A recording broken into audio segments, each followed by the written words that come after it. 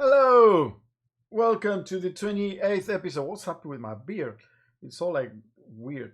28th episode of the Weave Tales of Voria. I don't know what's going on here. It is sideways. Look, it's just windy. Can't get mine to not be dry. So I've been putting all sorts of different oils. I got this other one, but I feel bad because I didn't check the ingredients before I ordered it, and it's got palm oil in it, so now I just feel bad. palm oil. Oh no. Now I'm just killed like a rainforest. Basically. Yeah, you killed 2 unicorns. Oh my god. Okay. We're gonna be without Jod for a while, so we're back to 4, which means someone will die, more likely. I don't know. Are we good? How are you doing? Everything good? You don't rebalance. It's just you rebalance the party by. I don't rebalance at all. By the way, let's synchronize our watches. What is the date, the campaign date, as per your notes? I want to make sure that I am counting correctly. The day of that fight was the 13th, and I don't know if we're on the 14th now. I don't know if we slept. Yeah, well, it's still the morning, isn't it? You slept twice. You slept on the night, that one night before the thing where Nielsen slept in a tree, and then you slept last night after the battle. So after the battle. So no, we haven't slept after the battle. Yes, we ended the last session as you were going to sleep. After no, because it's super early in the morning, right? We had the whole day to do stuff. Oh, so we didn't do anything. We didn't do any. So it is still the 15th of Blossom Tide. 15, yeah. 13 on 3. I think to be fair though, at the end of last session we kind of just said we're going to spend the day sitting in the tower. Okay. Yeah, but we haven't done it because there's stuff to do. I haven't signed that tower yet. I want to roleplay sitting in that tower. Yeah, we got a bit of. I think it's the 14th then. Definitely. I don't know. I do trust you counting it better than me though. I missed the day. Huh? I don't know. Maybe I missed the day. Yeah, I think that. The day where we slept from the hags before we get to the village, we did one night, didn't we? Yeah. Let's say 14th of Blossom Tide. In any case, welcome to the Weave. Let's just recap what happens. Last one. When we last left our heroes, the Wandering Academy had gotten fully involved in the conflict between the Bullywug and the Locathar, taking sides against the alliance between Master Druid Undertow and Queen Zinka. After Nielsen managed to steal the Staff of the Deep from Undertow, a powerful artifact that Locathar need to keep their underwater grotto viable for them, he was discovered and found himself trying to escape the druid and his followers. Fortunately, Spear was on his ways to help him, along with Coral, one of the Locathar druids that had, let's say, misgivings or questions about the Undertow course of action. At the same time, Elizabeth, Scon, and Coda had taken to heart the advice of Verna and were indeed stacking the odds in the trial of might combat between Queen Zinka and her son Vashk. That originally looked totally outmatched by his mother without the party's help. As Coda stayed behind to ensure Vashk's victory in the combat, Elizabeth and Scon also fled in the direction of Nielsen and Spear that were now in serious trouble. Nielsen had managed to hide and stay out of sight, so it was now Spear that was suffering a pummeling at the hands of Undertow's druids. But the tides changed when Scon and Elizabeth managed to get there, finally leveling the playing field. As Spear temporarily succumbed to the druid's onslaught, Nielsen hid inside the bag of holding while Elizabeth and Scon attacked them. For a moment it seemed that the druids would run away with the bag, with Nielsen and the stuff still inside, but between another well-placed drone strike fireball and then a chase after Undertow in eagle form, they finally smashed their hopes. Defeated, Undertow was surrounded by the party, and Vashk, the newly proclaimed king of the Bullywug, after defeating his mother with substantial help from Coda, sentenced him to death, executing him himself, not very cleanly. The party then attended a peace meeting between the Bullywug and the Locathar, where the Staff of the Deep was returned to Chief Barnacle, along with Coral, the last remaining druid, and the head of the traitor Undertow. Finally, the Wandering Academy could rest and put these troubles behind them, looking ahead, again, onto their original goal, which was dealing with the Bagai Web and his group of jackals. And that's where we left off, as the Locathar, you were given rewards and many thanks, and Vashk had left saying that please, I will need your advice in the future. If you are around, you gotta help me. Spear said his goodbyes as well to Coral, and they will come back again when it was time to pay back their promise and guide you through those underwater rivers. But at the moment, you are now on the shores of river. What was the name of the river again? The Baban Run River. And you are tired, you are exhausted, and particularly still muddy. All your clothes, all your boots. But apparently you have managed to broker a sort of peace while changing one of the leaders and helping the other leader for the Locathar to regain power and their staff. So what do you do?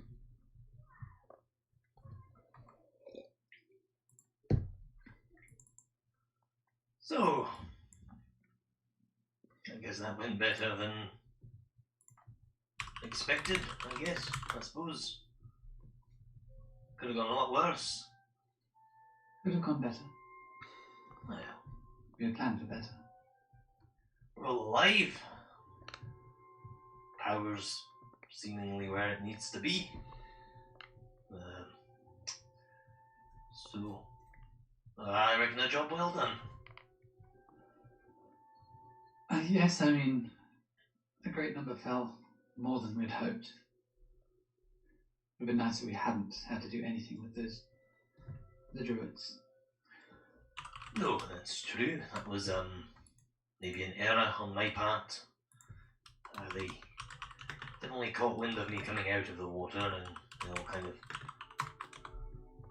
rolled a bit downhill from there, but Spear helped. Thank you very much for that. I think I would have been in a bit of a bind had you not caused a mighty distraction like you did, so you have my thanks for that. Oh yeah, no problem. It's a shame that we had to kill him. They didn't seem that there was any other way in the end, did they? Really? So No, they made it quite clear that surrender was not an option for them, so. Well, in any case, I suppose I'll start undoing all my fast things, taking the cape off. I better wash these clothes. oh yeah, I just went for a walk in the river. It's pretty good.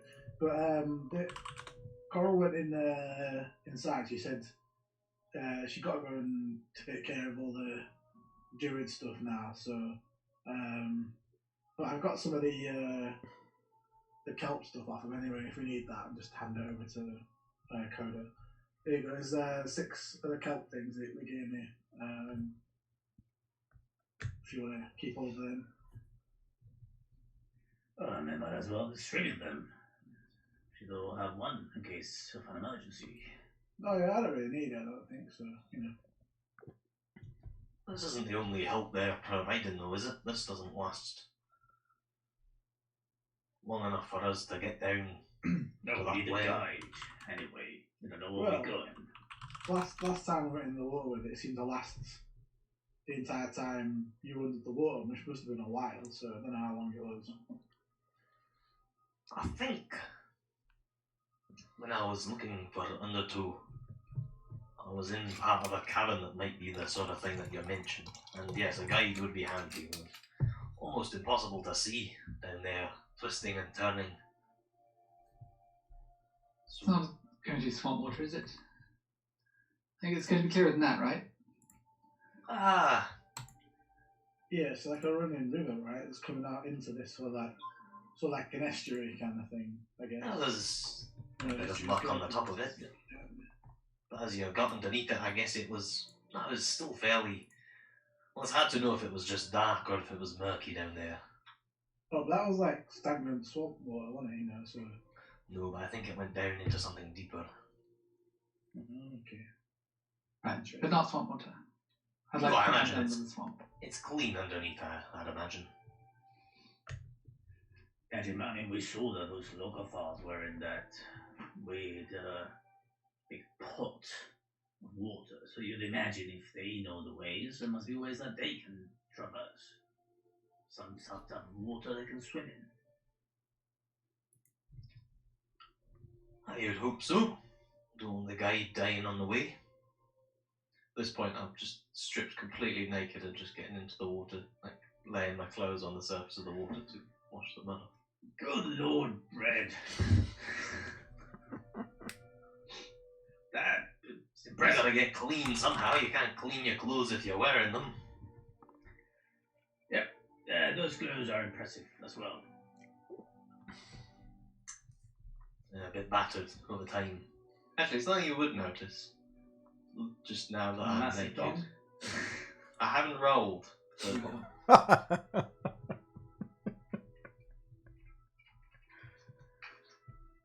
yes, apparently. Only 12.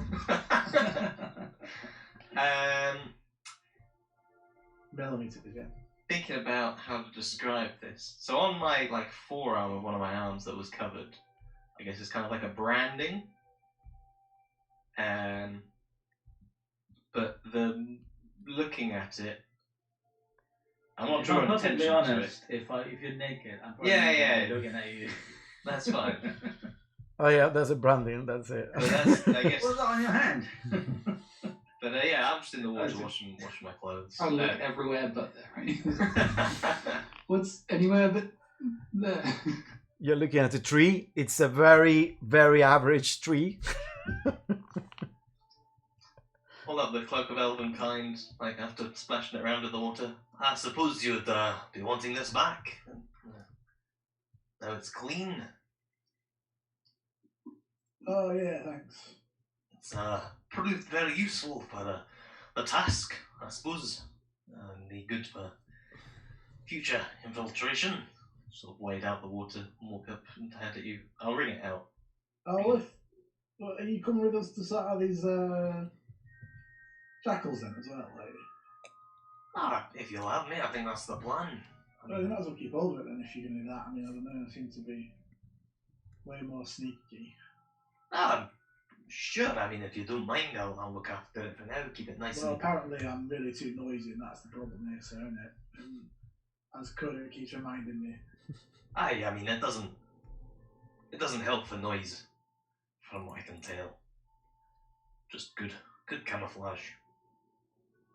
Very well. But yeah, I'm happy to come along. From the sounds of it, you've got a few adventures lined up. Let's talk about vampires, wasn't that after you mentioned?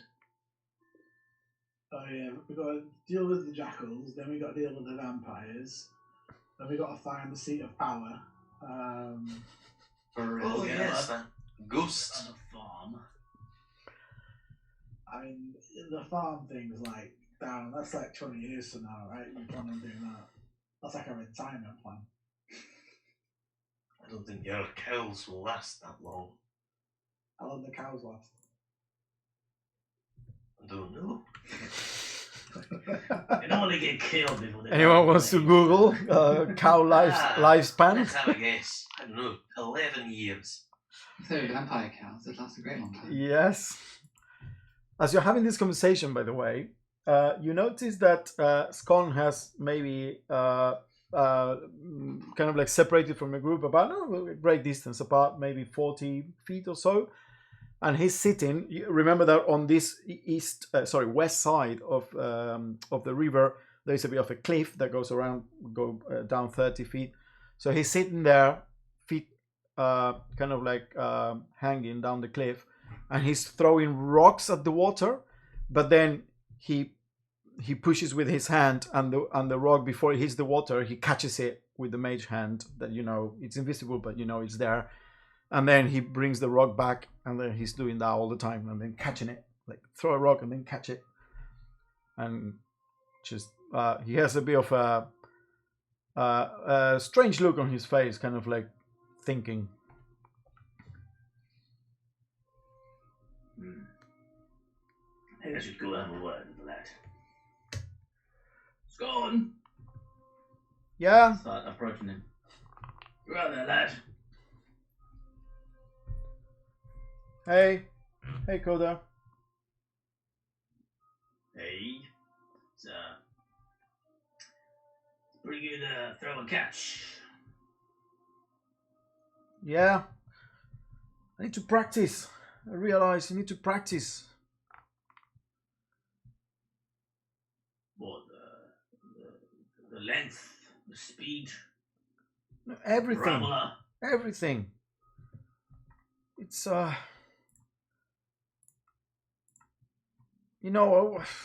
been thinking, and I've been talking to Nari, and you know how it is. This whole jackal business. They're not nice people, but I need to focus on my magic now, my power, and my nightmares. I feel like I'm being pulled into something I'm not ready for, like Vashk.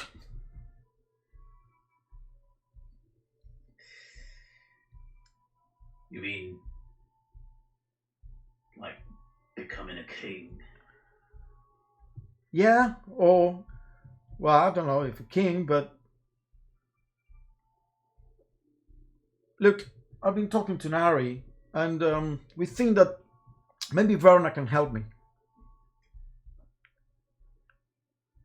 Are you saying you want? Look, I can hear myself every time I speak for some reason. Oh shit! Wait, I need to put my headphones on. I forgot about that.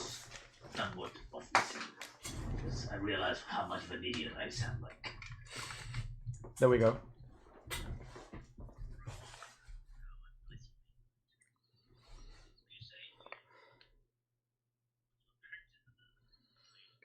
No apprentice. No, she said that would be for lifetime. But look at what Verna did for Vashk. Like, she prepared him to be a king. And I don't know a lot of what I can do, and Nari says that we are special, and there is these nightmares I have, and she's really powerful, and maybe she can help me.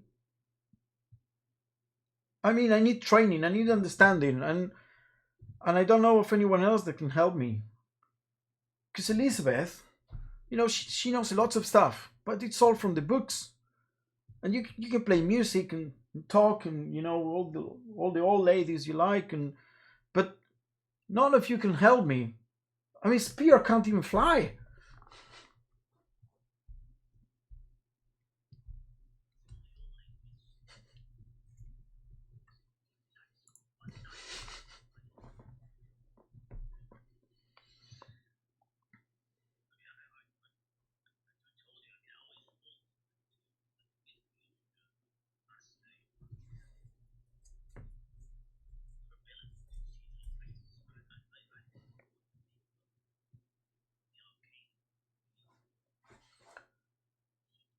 I don't know, because they're kind of. I've been thinking they're all like Elizabeth. They're all with their books and stuff, and also the few people. Elizabeth is all right, but the other ones we met, they they're not good vibes. Not good vibes. No. And Verna, she's so cool, and she has the hut, and there's Alfredo, and she knows like all this strange magic, and Nari says that we can make a deal, maybe because Nari knows stuff from like, you know, where she lives or where she's from. I don't understand, but maybe, you know, I can show Nari to Werner, and Werner can help me understand my nightmares.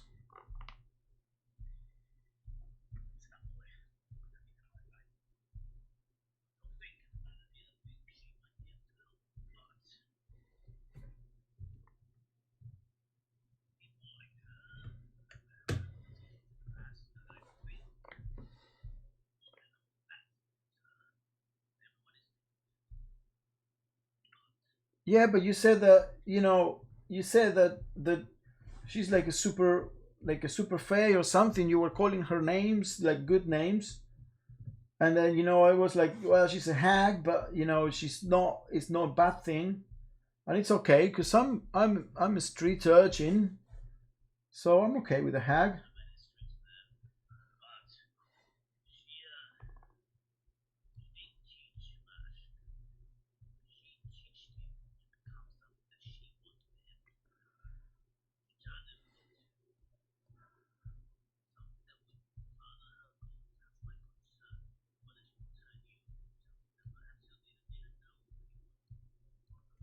Well, but I have Nari, and she can. Nari is constantly, you know, advising me and talking to me, and Nari says that you are all cool, and you know, traveling with you is good, and it's safe.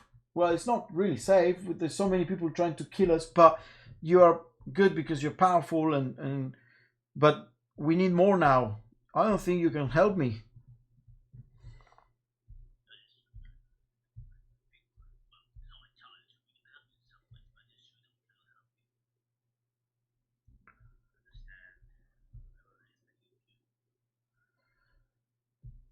Yeah,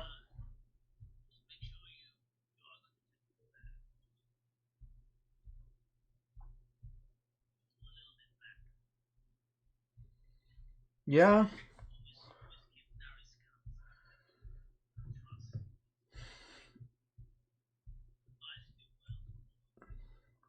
yeah. I will, and look, you know, you know, when I was with, like, you know, the group, no one can leave the group, and I think I understand a bit more now. You know, Violet and Quinn. You know, you all leave, and I understand when people have to leave. And and it's now maybe my turn to leave. So, you know, I leave before anyone else can leave on me, and then I won't have to suffer through them leaving me.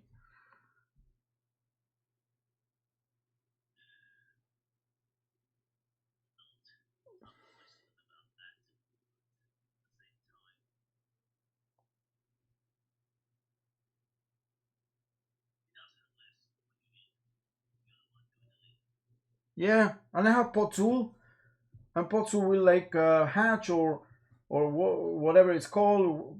You know, wake up soon, and because Varna has all these plants and stuff, she knows about plants, so maybe she can help me train Potul to tricks or something.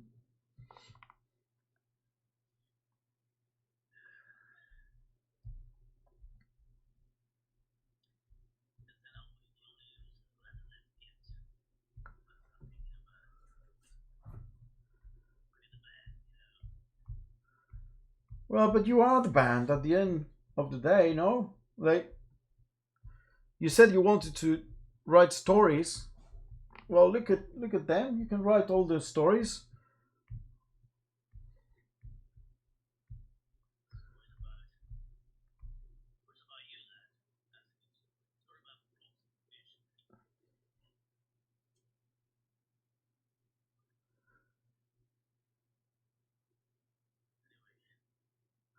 You know, I think um I don't want to go underwater, and I think I'll just go there, and I can send you a message. You know, I can send messages now, and maybe, you know, when I'm ready, I can fly back to where you are, or maybe I'll be so powerful I can just appear where you are.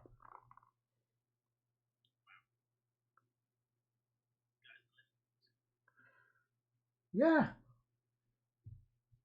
Anyway, it's close. I think, yeah. I think I need this time, you know. And when you kill the jackals, just come by, visit again, and we'll talk.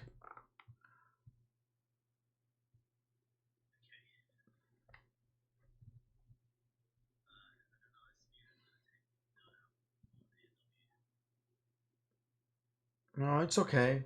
He couldn't learn to fly from me.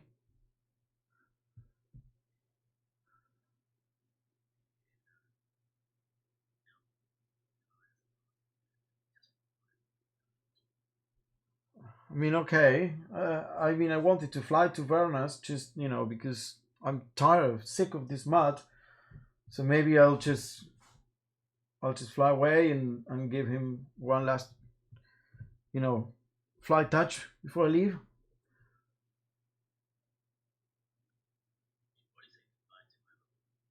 Yeah, yeah, I will. I will.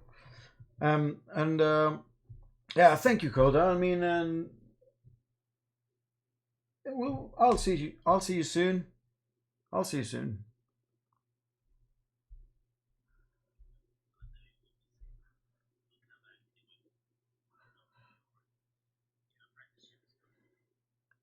Yeah. Okay. Let's go then. I'll say goodbye to them.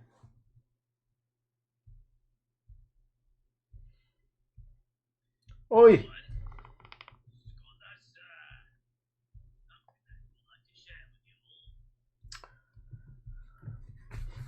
Hello.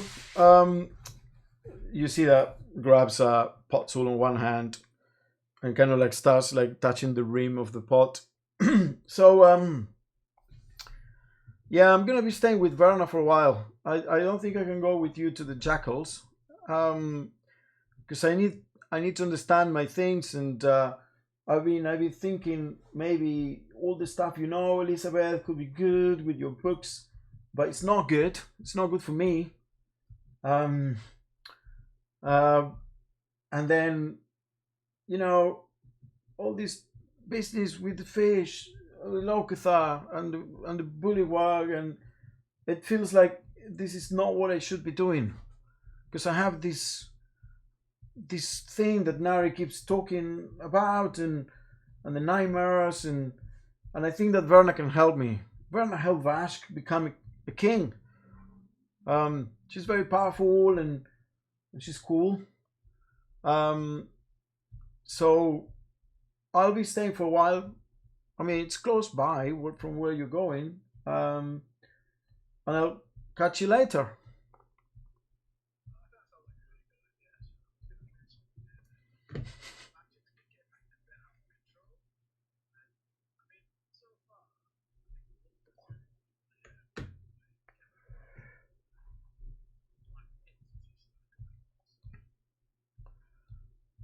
Yeah.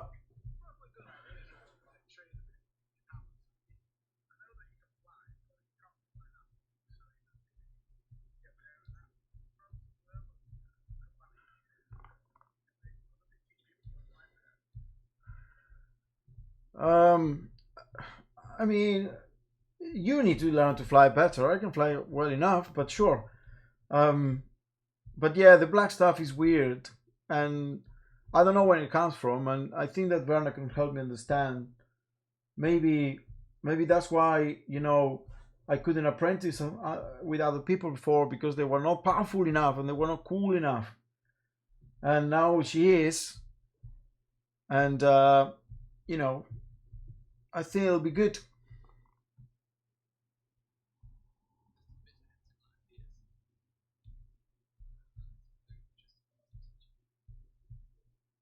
Yeah,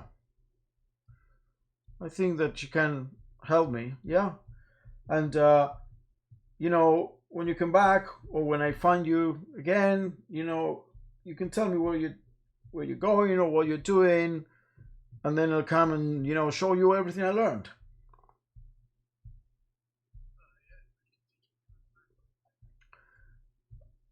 Yeah, that too. I mean, I don't know if you want to be my apprentice again.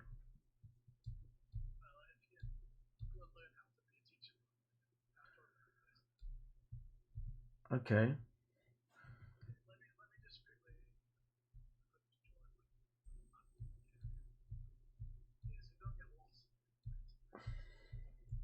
Okay. Yeah, I'll fly there. I remember how where it is, and it is easy to spot from the sky. Um, and maybe one day you'll fly too, and he touches you, and you feel the effect of gravity lessen a bit. Spear. I don't know if he had spell slot left. Let's say he did. Yeah, he pushes himself and takes 1 point of exhaustion so he can.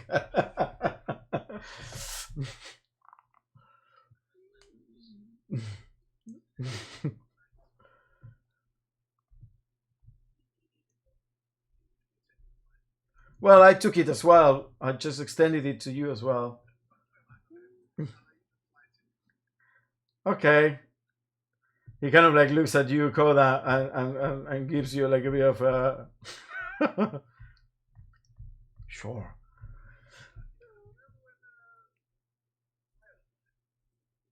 Yeah. Yeah.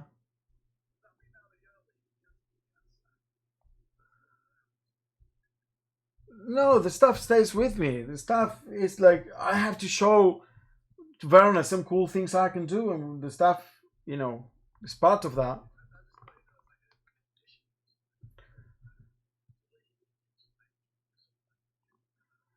No, what I can do is talk to you from time to time, send you messages,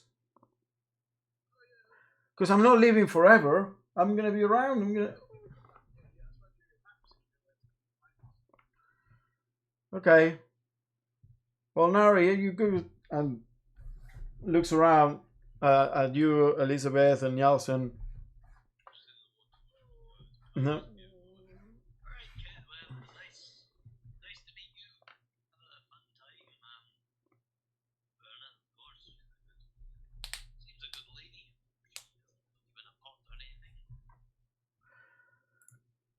Yeah, yeah, I think it's gonna be good. Um, Alf- Alfredo. um, yeah, it's gonna be all right. Bye, Elizabeth. Thank you for trying to teach me from your books, but I don't think that's useful for me. Um, but yeah, I'll write to you, okay, Koda?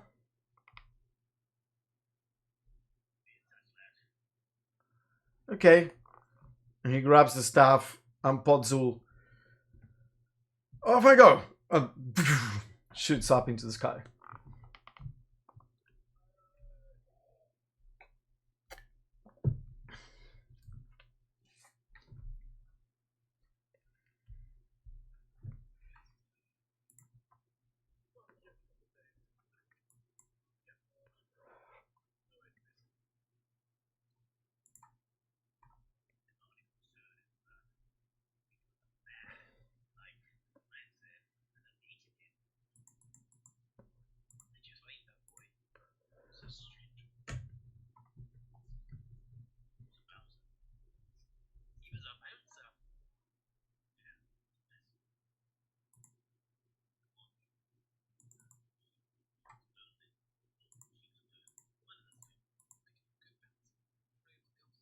If anything, I don't want the violence. There is a slight, I guess, inversely proportional effect that takes place when you see like someone powerless in a position of authority. It kind of makes people become less prone to do something wrong.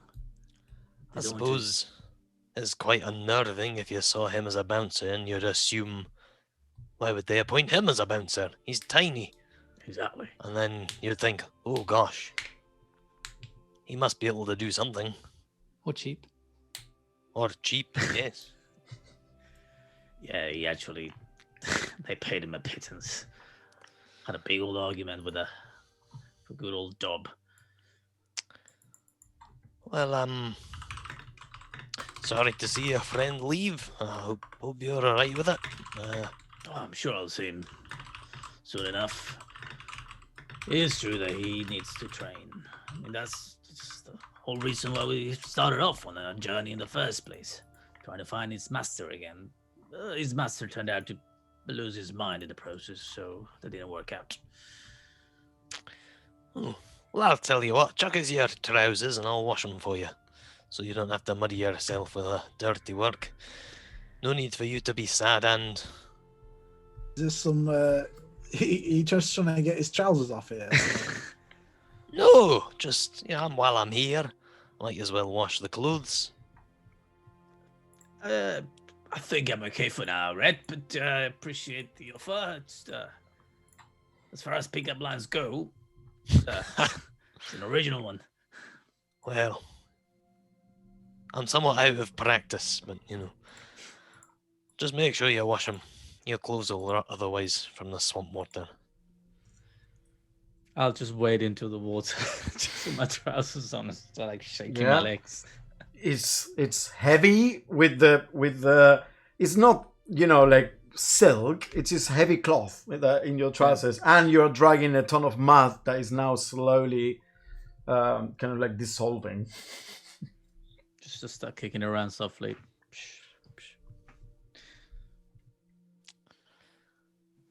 Once was a boom.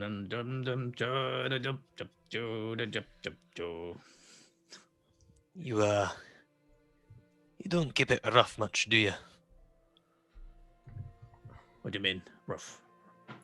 Rough You're and tumble. a soft boy. Live in Daddy's house. Oh, me? Aye, Yeah, Daddy and Mummy. well, it's good to get a bit of the cold water between your knees, Is it? so long as there's no leeches in the water. I didn't check Oh, those. I just jump out of the water. Bitches! Gonna look around for leeches. Yep. Make a survival check.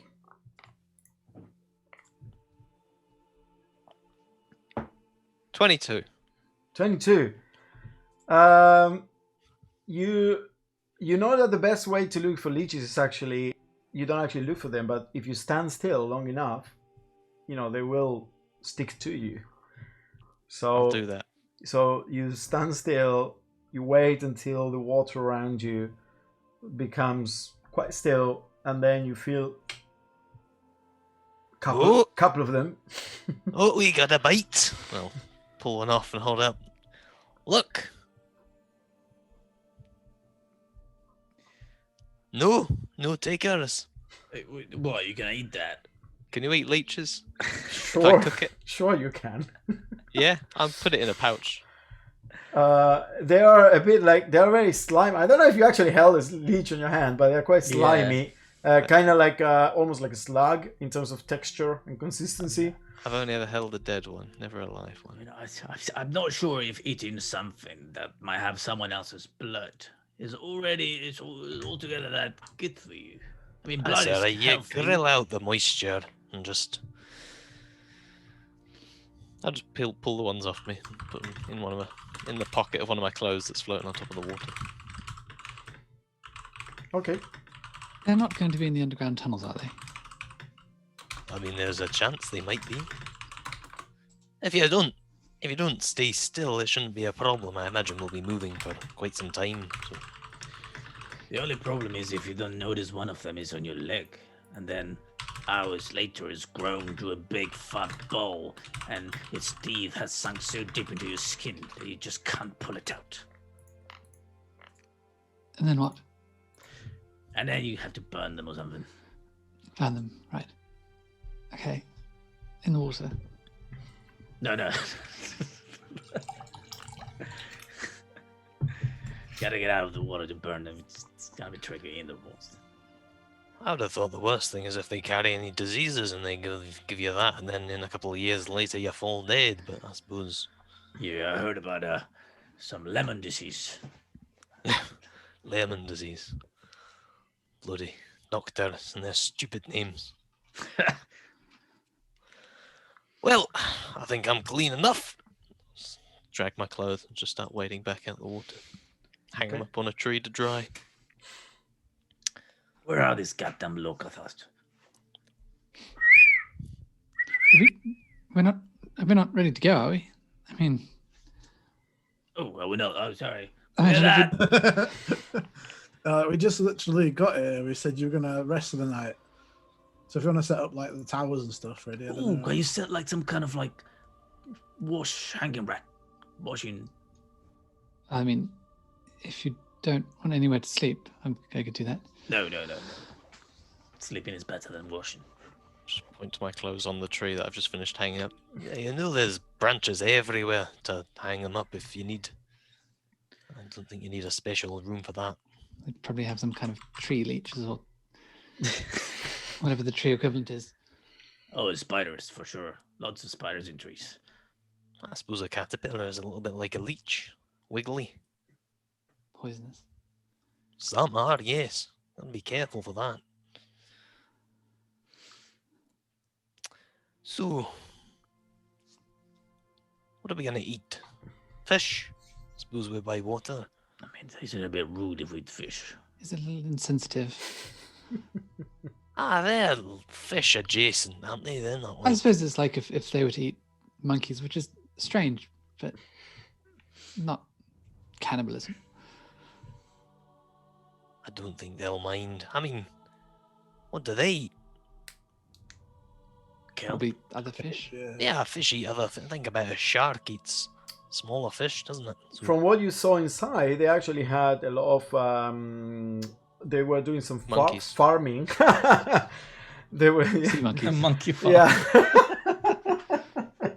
They were doing some farming with kelp and other type of algae and underwater flora. But there were also, when you were going through the caverns, you also saw that they had essentially fish traps set into the cavern, so fish can go in because of the shape. They can go in and not out. Basically, they were breeding fish as much as you could tell. So they would definitely eat fish. Yeah. that means there's fish in this river. Of course there is, and it's because of the type of fish that it has a bit of a. I told you a bit of a rapid that then goes still and then accelerates a bit more and becomes wider towards the lake. There are quite big fish that swim upriver, kind of like salmon too. Then I will take my fishing tackle and start trying to fish. Sure thing. Make a check with wisdom and proficiency. 19 plus 2 plus... Wow, do I have proficiency for fishing tackle? I got proficiency in survival, so I guess it's... Yes, it's survival. Yeah. Yeah, 24. It's super specific skills you have to. Yeah. And you spend a whole point of skills in it. Okay. I thought it could be like a tool for a second, like, it's blacksmithing tools and fishing tools. I'm sure a lot of fishermen would definitely think that's the way to do it. Yeah, of course. Yeah, 24 total. Okay, you're gonna spend some time there, obviously, but you're definitely gonna hook something. Maybe what is it called? A trout. Eventually, after like 10 minutes, it catches, and you can pull out a trout. I'm also still naked. I know it's not important, but just so everyone knows visually. While he's fishing naked on the stone, I'm gonna whistle. Yeah. Just gonna wait for Locathar to return up. Yeah, after about at around the same time, when Njalson said, "Oh, something caught," from the opposite bank, you see a Locathar kind of like emerge from around the fronds and the vegetation that is on the muddy opposite bank, and kind of like looks at you and like raises his head like, "Yo, yeah, what?" I mean, I can shout across the river if you want, but maybe. Dives into the water, swims very deftly, and then climbs up the cliff. Yeah. Hello, pal. What's your name?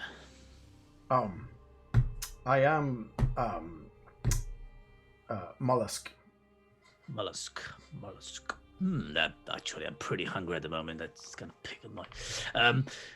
Considering that we kind of saved your people, is there any chance you can sort of like, I don't know, throw us a bone here, like literally, like some food, a bit of kelp, and on top of that, if you have a spare, I don't know. I like can't leave my breeches- post, but here I could probably give you some of my snacks. And grabs what appears to be some kind of like bag that it is oiled. Essentially appears to be like a small seal leather pouch that is oiled to keep the water out. And opens it and grabs a bunch of what appears to be algae and fish eggs. Wow. This is a snack for one. That's all I have. I mean, that is very appetizing, but I was thinking more of like you just. I'm you a know, go scout. back. I'm watching here.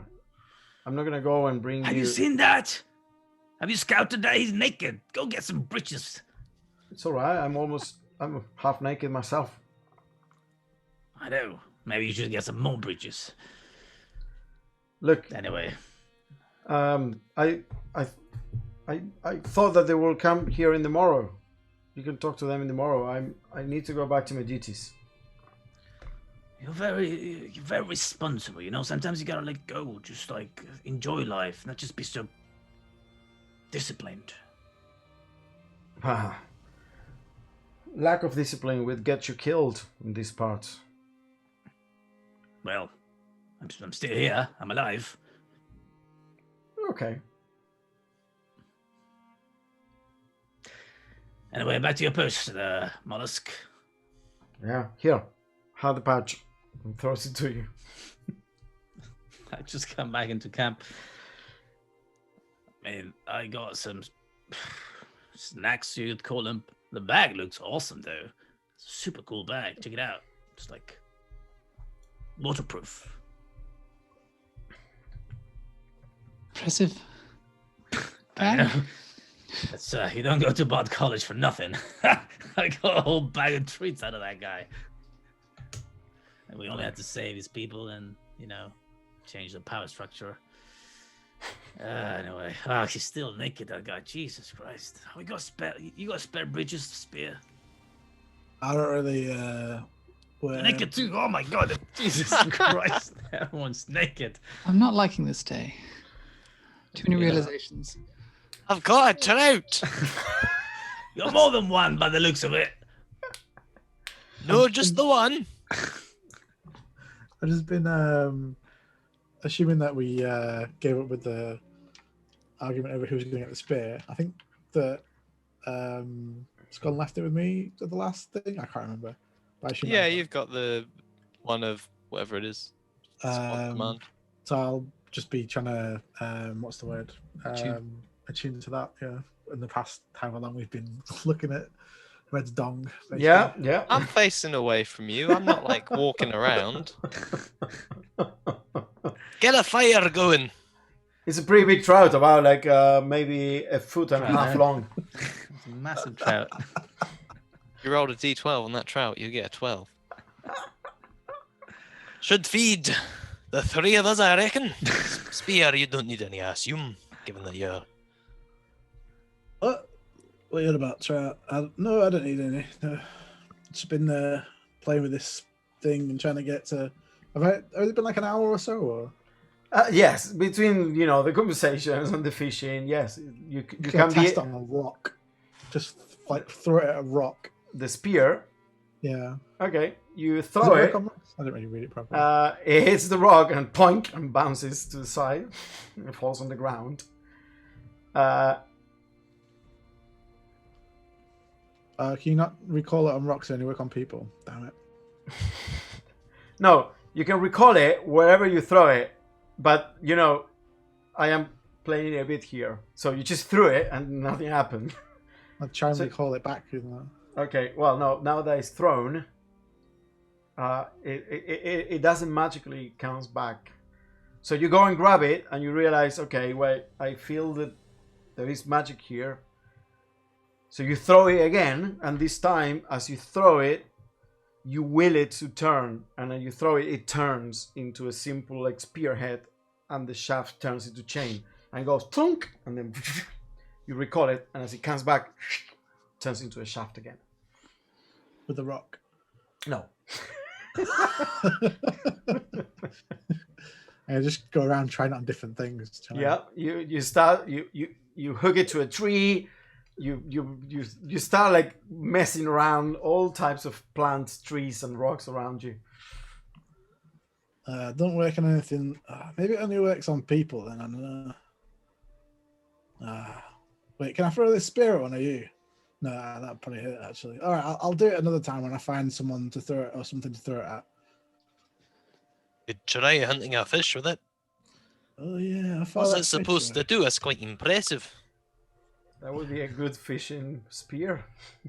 I'll run into the water and try and throw it at any fish I can see. Okay, you stand there trying to look for fish. Make a perception check. Absolutely destroy whatever fish you throw it at. I mean, the spearhead is like this big. It's a shark spear, a whale spear. Sorry? I don't see any fish, so I'm going to ask Bullseye if she sees any fish. Okay. Make a perception check for Bullseye. Bullseye rolled double 18. Double team. So Bullseye kind of like dives near the river and kind of like gives a squeal, an eagle squeal as it flies next to it, next to the very near the water, and you see there are a bunch of there's a school of fish that are swimming upriver. So make an attack with disadvantage because of the distance.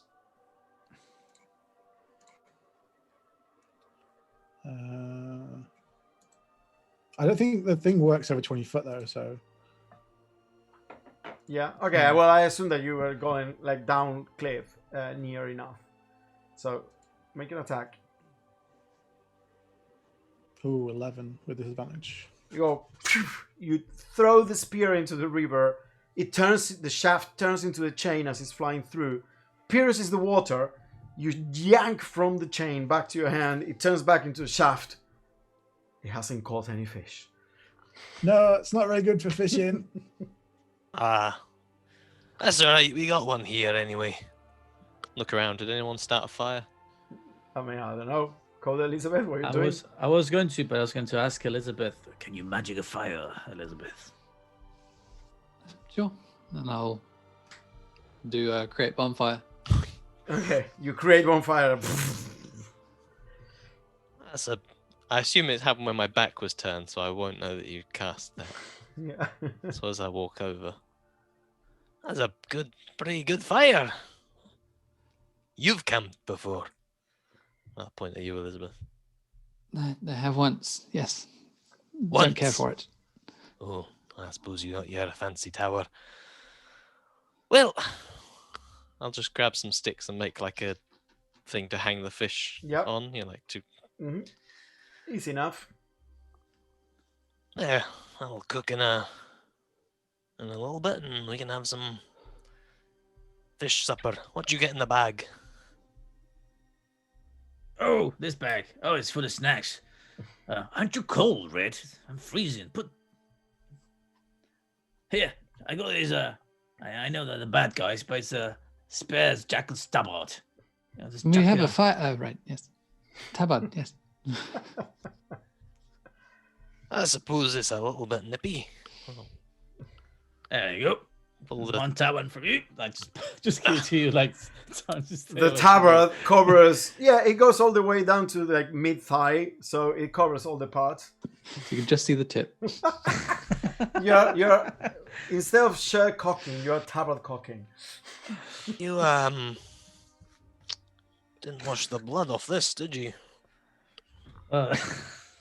It's red. It's fine. It's meant to be red. It's green. No, It's isn't it green? I On thought it was- Jackal's I thought tablet's it was green. red. Maybe Maybe I'm colorblind. Maybe color is colorblind. it is red. I thought it No, was no, green. no, no, it is green. Sorry, you're right. It is green. That's red. What are you talking about? No, I'm red. Little joke for you there. Anyway, you mentioned you had something about fancy leather or something. Some kind of Yeah, animal hide. I got some of the old Jull hide, and I start pulling it out of. I don't even know where I have it. Oh, actually, okay. Maybe we should decide what happened to that donkey and all the stuff, and where is it? No, yeah, we sent him. We sent him with the farmer. You send it to the town Abarum. You sent it to Abarum, the Abarum. farmer. You Yeah, we haven't paid been them. back. You haven't been back. We yet. pay them money to. Yeah. Yeah. The No, mule. we actually took the mule Your- with us. No. We sent the cart. We Oh took no, the no, mule. you did take the mule. the Out, but cart with no, the no, car no. as well. You said that you would leave the mule when you went to the bullywug for the fight and everything. You left it with Verna. Okay, so the mule is still with Barnum. Mm-hmm. Gonna be awkward Well, I seeing mean, Scott again. Yeah. Well, I don't really have the leathers with me. I don't carry them around everywhere I go. They're with the mule. I mean, in reality, I have them in my equipment, but I think it would be a bit weird if I did carry them everywhere I go. No, that's fine. I Bring just the mule. How heavy are the hides? It says 6. 6. No, but that's not the weight. Anyway, I don't know. It seems a bit weird I would have them with me, but no, that's fine. I didn't expect you to be carrying them around. I just was interested if you had any plans for them. Look, like just for the sake of brevity here, let's say that when you arranged to go to the peace meeting, you sent a message to Berna, and Berna sent the mule tour back to you, back here where the meeting was happening, or you went by her hut and you picked it up. We just Wouldn't hadn't noticed yet. They just Yeah. it's with us. The mule is there. It's just grazing some distance away because the mule doesn't give a shit anymore about anything. Is Neither do that is that smart? Would you ask to do that given that we're about to go in an underwater cave to the Jackal's house? Would you bring the mule here? Well, He's a survivor. 100% yes. Fred, you get the hide if you name the mule. The mule hasn't got a name. It deserves the name. you look into the mule's eye and you see insanity and despair.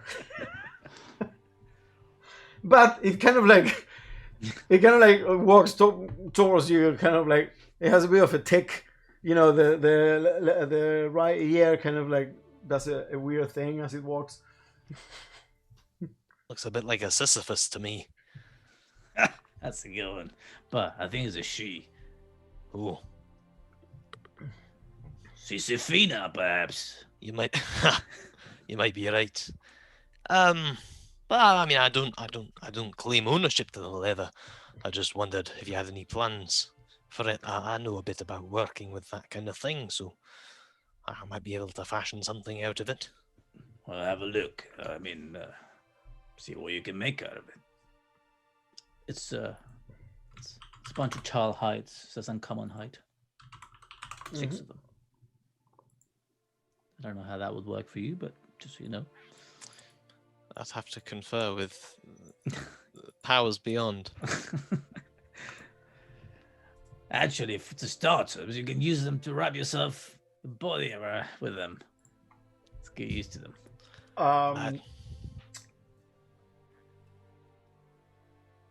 Do you want to make a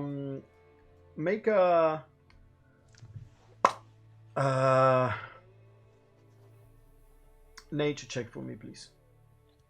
Nature, okay. 17. 17. So this is very hard kiting. This kind of it's almost like kiting plates that are joined by some kind of like tissue that is leathery and strong, but it allows the plates to be articulated. So you think you can definitely fashion any kind of medium armor with it. Any kind of medium armor. Dragon scale, maybe armor. Any kind of medium armor that, so you can fashion. Let's see. Well, not. Sorry, you can fashion height, or you can fashion scale. Not a breastplate. Not a breastplate. No. Scale mail you can fashion, which is 14 plus 2 dex. Just a regular set of it. Well, you notice that there is something to it that makes it, different and more interesting than any regular hide that you would use to fashion such a thing. You would have to spend more time with it in order to figure it out, but there's definitely more to it. It's not a simple hide or a simple set of like chitinous scale hide. I think I could work with this. Once I'm done with the little thing I'm making from Verna, then I'm happy to take it on as a project if you wouldn't mind. Might be able to make something quite nice. Don't usually go for scale myself because it can be a bit noisy, but there's something about this that might give it a little bit more of an interesting property to it. Do I remember if the Charles were like stealthy or noisy creatures? They weren't particularly noisy. They were very good at hiding underwater. You remember that it hit. Jin told you that when he went after it, it was hiding very quietly and ambushed him. Well, the last fella who wore this was not a very noisy fella, and he was pretty good at the old skullduggery, underwater skullduggery at that. Do I know what a churl is? I guess. Make an Arcana check. Oh no, make a nature check. Sorry. Ooh, 23. 23. Get some good rolls. Yes, you would. It is a type of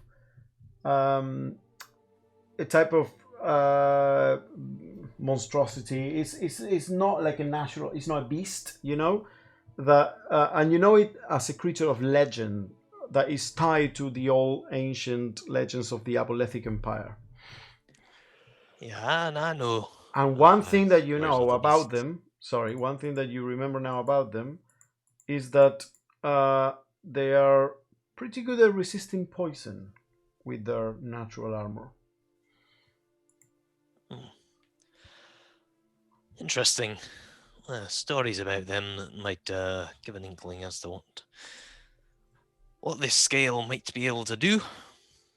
But I guess we'll find out when I get to work with it. Speaking of, for the meantime, I think I will let that fish cook and see if I can finish up this cape. I'll go get my fabric out of my bag that I was kind of working with, and then just spend some time working on that. Just so you know, I also have these bones from the same creature. Bones! Bones. I see. Anything I can do with bones? Make weapons out of bones, maybe? Bone sword? What is that? Is bones of which creature? Same, I got 2 chal bones. It has 6 chal hide and 2 chal bones. Oh, I don't think it was the bones. I think it was the pincers. Okay, it's okay. I mean, that would make sense for 2. The equipment says uncommon bone chal. But yeah, yes. Yes, they are the pincers that count as uncommon bones, but yeah. Yes, you can imagine that you can fashion weapons from them. Yeah, I could probably do something with those as well. Some kind of armament of some kind. Big claw hands, maybe. Or I don't know. We'll explore that one another time. Maybe you know what you could do. Maybe Make you a could fancy dress costume. No. Maybe you could make a bone boomerang for Scon. So when we see him again, we have a present for him. So instead of a farewell present, it's a welcome back, lad present. I suppose. Seems like a waste of good bone, but it's yours to do what you like with. So yeah, I'm happy to give it a go. Use one of them for the boomerang. It's not a waste. It's a boomerang. Just open one of the claws up and just sort of chuck it, see if it works immediately. It just sinks into the mud. Aye, might need a little bit more refinement. Sonny, look at the heights. Look back at you. Anyway, I'll go to my stuff. I'll get my cloak out. I forget what I have to roll for that. Okay. To craft my cloak. Which cloak? Which cloak are you crafting? Witchcraft. The one I got the storm essence from Vernon. Correct. Roll. Is it just Arcana or is it? Is is proficiency on your tools and intelligence in this case? Yes. Yeah. So like rolling Arcana. Yeah. Cool. In that case, it is 23. 16 plus 7. 23. Okay. How many? I've marked one off. I've only tried it once. Okay. 23. Mark 2. Ooh. So I'll just be doing that for a little bit. Yep. Someone else is doing. What is everyone else doing? Rest at this point. Waiting for Elizabeth to build us a cool tower. Try and clean myself without getting leeches, and then I guess I'll put the tower up. That'll be a 2-story thing with just kind of some bunks downstairs, and then upstairs is my room. Okay. So as Elizabeth starts magicking up her tower, kind of like grows from the stones as usual, like with the different room arrangements. You're working on your cloak, and is there anything else that you want to do? Considering it is now like close to noon, but you can't actually get a long rest just yet. I mean, I'd probably just be mapping out bits of the area with Okay. bullseye. So that's my like general question. Are you gonna spend like the rest of the day here just chilling, essentially? Okay, cool. So, any projects? Anyone wants to do any crafting apart from what Njalsen is doing, or any writing spells or anything like that? No, I need an extra ink. Okay. So, you settle in the tower, you chill, and you spend the rest of the day basically talking, maybe putting the kettle on, drinking some tea, relaxing, cleaning, drying up your clothes, and making sure that you're as comfortable as you can after an ordeal, the ordeal of the last 2 days. By the time night comes, you are more than ready to go to sleep. The tower, how long does it last? 24 hours. 24 hours, so it will last until the next noon. So, do you want to go on till the next morning? Yeah, I think so. Yeah, okay. So you're gonna make sure I get a good bedtime song from Kodo. Yeah. What, sorry? So you spend the rest of the day chilling in the tower and not doing much except resting. And now you're about to go to sleep, and Spear is asking for a song. A song. Okay, I'm working on this one. Goes something like that. Once was a lonely orphan boy, Scone was the name it was bestowed. His mind was wild, his boomerang bold. Go, my buddy boy, go. And with that, Soon may the, oh, soon may the dreamer come to save the world or come undone. One day when the line is done, he'll take his leave and go. That's brilliant. I think that'll be enough to give me lots of extra healing over my sleep. Thanks. you go with the tune of Scon's song. You go to sleep and feeling extra rested with Scon's song of rest.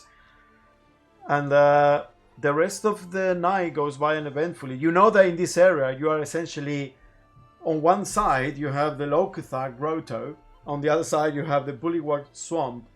From time to time, you see scouts from either faction in the distance or moving about, curious about this tower that has appeared on the cliff. But it definitely is a very, very safe place to rest, as you are now amongst allies of both civilizations. And the next morning... Huh? I was about to ask as well. I assume that you three are the ones that got the spies murmurs. If not, if Scon had one, we would have got it off him, I think, before he left. But I think you three have got them though, right? Yeah, we have them. I don't think Scone had it. Yeah, I've got one. Sorry. Yeah. Okay. So the next morning comes. You feel well rested. Your clothes are dry because it has been a very dry day. Next morning arrives. There is a light breeze. It's a bit chillier than yesterday. It's about 15 degrees, and there is a bit of the faintest drizzle in the morning fog on the 15th of Blossom Tide. So, what do you do?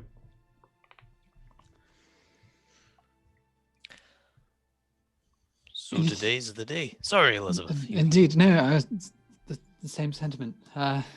Is there anything we wish to do before we go? I mean, I'm eager to go, but I'm not eager to go in the water now.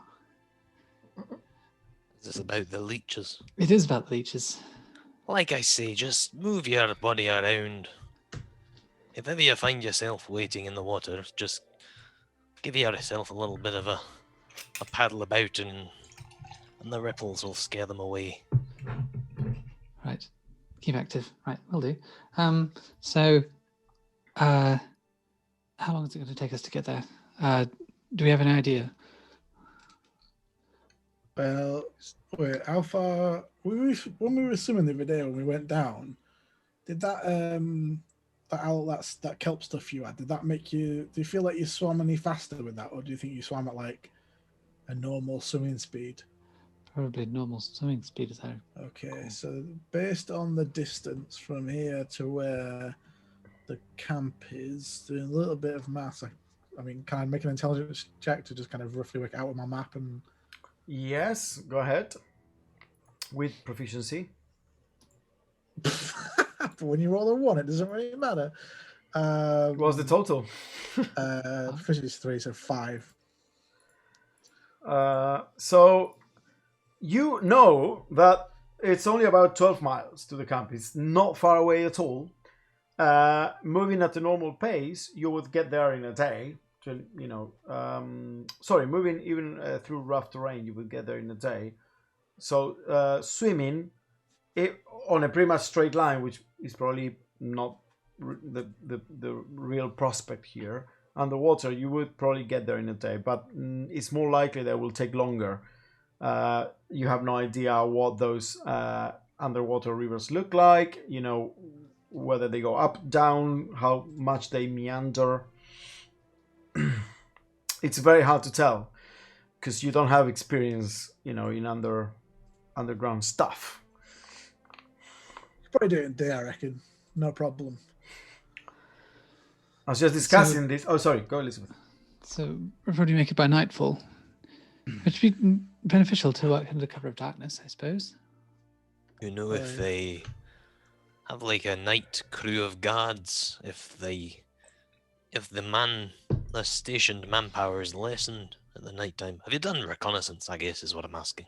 Oh, we did some, but we didn't do it during the day. We didn't check at night. But usually with these kind of things, right, if you got like an encampment or something, you'd have less people at night because, you know, you'd have guards going out doing reconnaissance, like patrols during the day. So they'd be sleeping, and then the people on the night shift rotate. So you probably wouldn't have as many people out and about, but you might have more people guarding the guard towers. But inside the camp, you usually be all right, I reckon. Aye, that makes sense. And the well itself, you said that's what we had planned to come out of? A well? Have I got that? Have I got that right? Yes. Is it a well-lit area that it exits? Oh, I wanted to avoid it, but there's no easy way to ask. yeah. Well, when you come out of the well, you can be seen by a number of the guard towers, unfortunately. But the guard towers are facing the opposite direction, which is to our favor. I don't know as if it would be particularly well lit. I mean, we know that there is a light down the bottom of the well, so there is someone down there waiting. But if we can get to the top of the well, then we are near the tower. So they know it's a point of weakness. Well, I think they use it for something. So we may see more activity as we approach. Okay. So we want to be as quiet as possible as we approach. So if there are people, we want to dispose of them quickly and quietly. Or sneak past if we can, I suppose. Yes. Then we'll only find Look at the out. sphere. Sneak past. We'll only find out what the best course of action is once we are slightly closer and we have more information at our disposal. Aye, there was originally a plan, I think, that I had mentioned that you said that maybe you had suggested before, which was we don't all have to go through the well. The worry now, I don't know what we expect to find during a day's travel in these underwater caverns. If we travel with a skeleton crew, are we going to be... Aye, that's true. Might be a big beastie down there. Maybe there are other ways up, other than the one at Bagger's Web Fort. So I'd say we stay together, and if we then, seeing what we see, we realize that we should split, I'm sure we might be able to find other exit points. Aye, yeah, that's probably sensible. Not used to working in groups, so not sure how Scally's gonna fare in the water, but if we're going as slow as we normally do, then I'm sure she'll be alright. As you're discussing this... Oh, sorry, again. Sorry. I was going to say, I guess we need to go as quick as we can if we're to get there before it gets too late. Well, I'll just take the tabard off and start putting my regular clothes on from the tree. Suppose now's as good a time as any. As you walk out of the tower and go get the clothes that were hanging there, you now see that there is going up the cliff and then approaching you about like 40-50 feet away. There is a small committee. You see Coral there, and you see another hunter, Locathar hunter, that appears to be of a certain rank just based on the decorations of the armor, and two other hunters. And they're approaching you, and Coral kind of like raises her hand and like waves at you. Oh, hey, all right, how's it going? Oh, hi, hello, Spear. Hello, everyone. How are you doing this morning? Oh, you had a really good night's sleep in the tower, thanks. So. Yes, great. Yeah, the scouts were talking about your tower. It wasn't here last night. It's yes, I explained that you command great magic, and they were they were interested in knowing if you can do stuff like that underwater as well. So maybe you could help conjure up some defenses down there. Whoever did this. For what duration? Well, you'll find this won't last. Oh, by midday so it will collapse. Well, safely. Okay. Oh, that's very unfortunate then. Okay, well, sorry to distract you with my questions. I'm just fascinated by all this magic you have. Yes, so Barnacle has sent me here. Basically, I am going to be casting a spell on you that would last for a full day, 24 hours, so you can breathe underwater and communicate and everything. It is more reliable than the kelp. And then these two hunters will go with you and guide you. If if that's all right with you. How long's the swim, do you reckon? Um, Just asked one of the well, hunters. it is. We haven't explored all the way to the fort, but we know that the river go all the way there. We understand the current. The current actually goes downstream from here, and we believe it goes past the fort and all the way into the other river. Oops, sorry. The other river, the river Ulushar, down south. Um, so the some parts are like a cavern with the river, but you can walk. On some parts, the river goes deep into like small gorges where you need to swim underwater because there is no like space above your heads to like poke your head out. It varies, but we only know until a certain point. We don't know much more. And also the hunters have orders to lead you as far as they can, but retreat as soon as we find any like hostile presence, like the jackals, for instance. So I'm afraid that we cannot like spare any forces to help you in whatever you're doing there, but they will guide you all the way. So is it like upstream or downstream for me? No, from here it would be downstream. Oh, right. This is higher ground than the south, where the underground river meets the collector, which is the river Ulushar. Well, that's good to know. I'll make a note of that on my map just to. Mm-hmm. If we put Elizabeth's fear of leeches aside, is there anything down there that we need to be aware of? You know, big beasties, water, swimming monsters. We only really know the streams as they go past, just a bit past the Bullyquag village, the swamp. We don't know much beyond that. But from here to the swamp and the ponds that connect there, it is safe. Beyond that, we haven't really explored that much.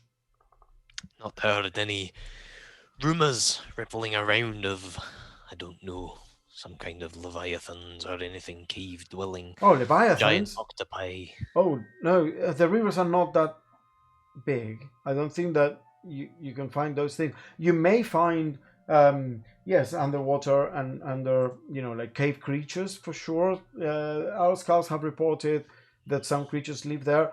One of the elders theorizes that back in ancient times, these rivers were used to transport things between the two rivers and connect them.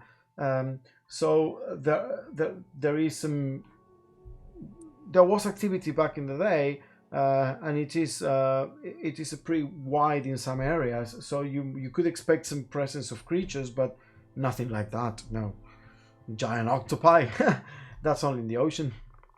A sunken treasure trove, then. A shipwreck. Oh, no. The only way to traverse this, it's too shallow for that. It's probably just underground barges that you just push with the pole. A barge wreck, then. Sure, you may find that. But not the treasure trove. Not that we could find from here to the swamp, at least. But again, as I said, this goes past the fort and all the way down south, and we don't know about that area. I'm sure there are some long lost treasure you can find. Sure. Are there any ruins of the elven kind? Not in this tranche of the river we know of. Okay. Speaking of this trench of the river you know of, we got a old sister Sisyphus here that needs to go back to our old friend Werner, but maybe you can one of your now that the peace has been brokered between the Bullywugs and the Locathar, you can send one of your people to Vash with Sisyphus here, and then Vash can make sure like he's or she's taken to Werner. Sure. I mean, we can call out to the Bullywug scouts and then just tell them to take her. Yes, that works too. Equally, we could call it out to the scouts ourselves. That works as well. Yes. Cut out a middleman. Anyway, I'm ready to go. Okay, very well. So this is Hunter Anemone, and this is Hunter Algae, and they will go with you.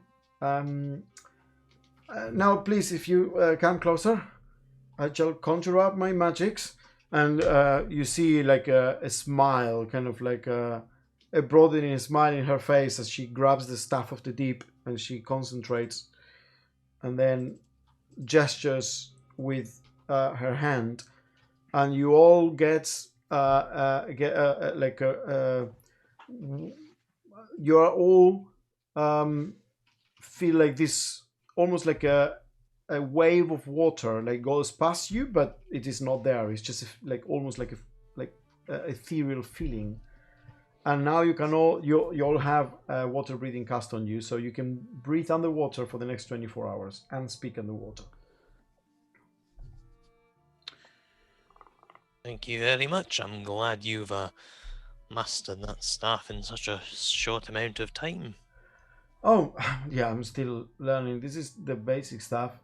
For the other stuff, well, you know, and as she starts talking, the elder hunter kind of like looks at her and goes, yes, I mean, anyway, like private stuff. So, Well, yeah. Don't let the power go to your head, or we might have to cut it off. Like we did the other one. Yes. Okay, we shall be going then. And Spear, thank you very much for your help, of course. And I'm really sorry that you felt that they couldn't help you as much as, but I think you all worked out in the end, and we are good here. And please visit again. Oh yeah, we'll do. I'll come back and yeah, we can hang out and you can tell me about all the cool stuff you've done. And yeah, no, don't worry. Yeah.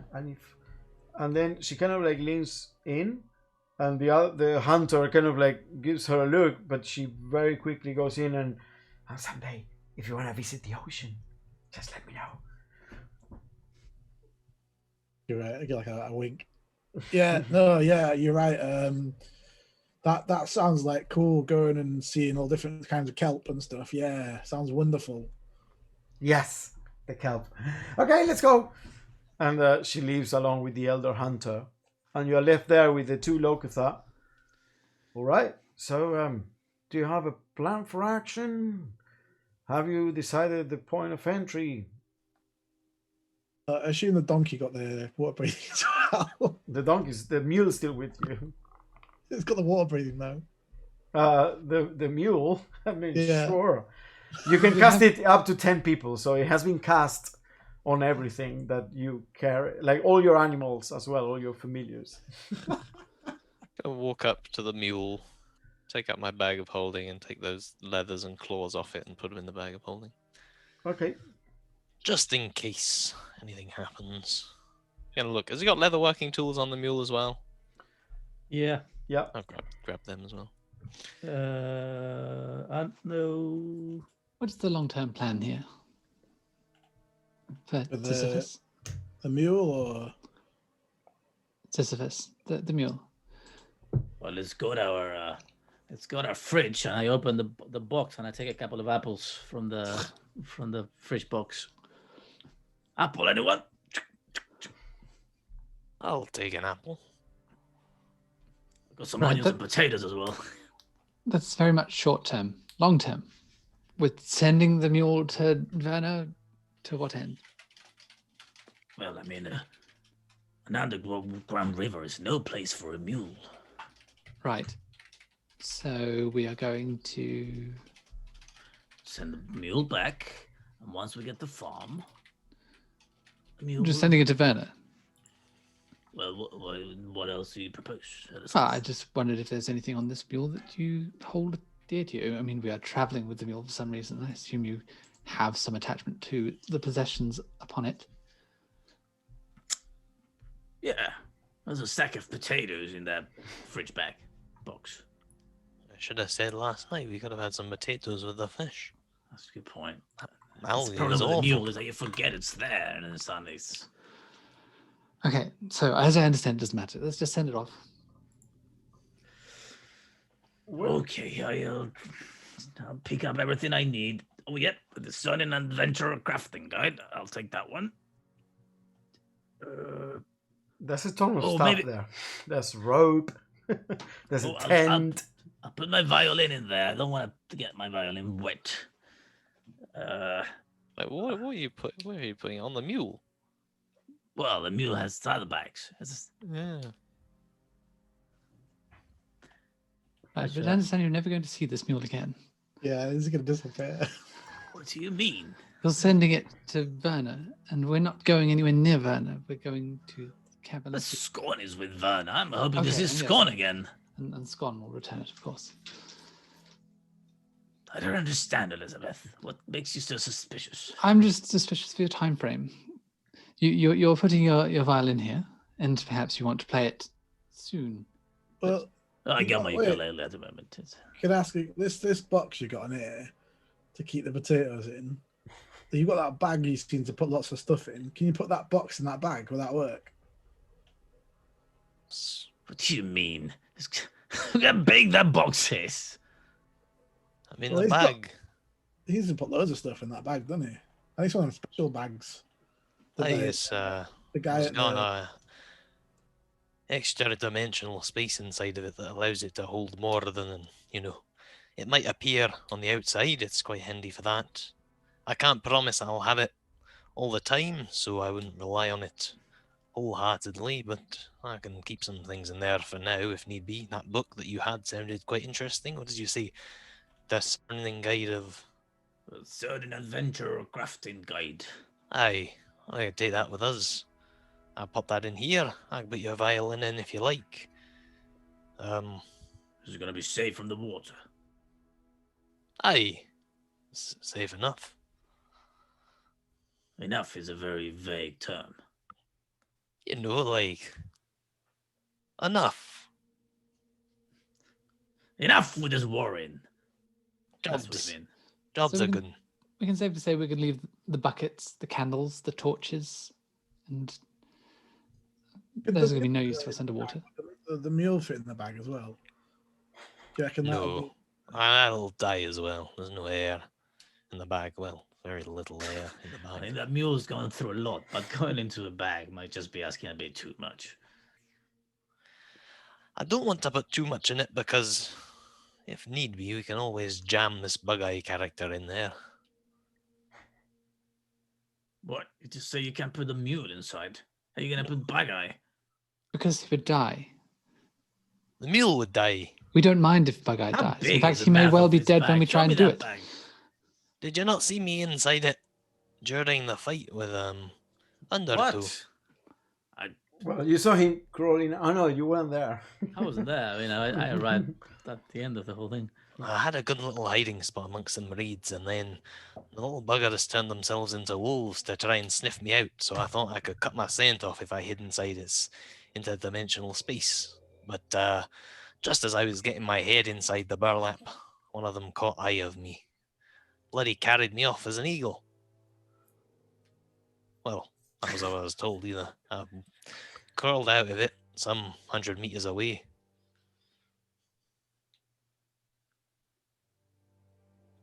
Look, and I'll just mean- step inside the bag and like sort of pull it up. Listen, pal, I've seen plenty of magicians pull that trick with bunnies and all manner of birds, but It's a you know, whole human, that's impressive. aye, that's no handy haversack, but it does the job in a pinch. Well, I'll trust you then. Here's my violin. Here's the two-person tent, my tinderbox, my tinker stool, my woodcarver's tools, Oh, my no, smith's whoa, tools. whoa, whoa, There's a whoa, bit of whoa, whoa. soap. Let's slow down. A violin? Check. Woodcarver's tools. No, I've got a set of those. You don't need that. Okay, we'll put them with a Sisyphus. Tinker stools. I've got some of them. Bloody hell, Probably. Sam, you Chuck don't them in have for good measure. So gonna think Smith's of that. stools. Do you have them as well? Yeah, I've got some smithing tools. Fuck this guy. I have 2 books I would like to keep dry, if possible. If this might be able to help us with that. Okay, so we got Coda's book. I might as well put my map stuff in there just because, you know, it might. I've got my maps are sealed in here, it's watertight, but all the stuff in my backpack, the paper and stuff, that needs to be in there. so Okay, that's- map stuff. I'm writing this down like on a piece of paper with some Yeah, chalk yeah. as well. Map stuff. Elizabeth's book. These books torches as well. Yeah, you might as well Times take these- 2. Here's 6 torches. Six. Elizabeth, you have Ursula's book, right? Yes, that's one of the books. Oh, okay, good. I also have some jeweler's tools. You got them as well, don't you? You got everything. right? I've got a set of jeweler's tools, yes. Yeah, Actually, this guy. I don't have my smithing tools on me, so you can drop them in the bag. Okay, and I'll give you my bedroll. I don't want it to get wet. And a bedroll. Okay, is that everything we've got? These leathers, the claws, your tools for leathers, violin, tinker's tools, smithing tools, maps. In the mule, Elizabeth, your 2 books. Coda, a book of yours. 6 torches and a bedroll. if you look at the mule inventory, there's also a two-person tent there. Oh, that might be my tent, perhaps. I've got a tent already. 2 people can fit in there if need be. The tents work underwater. I don't think they do. So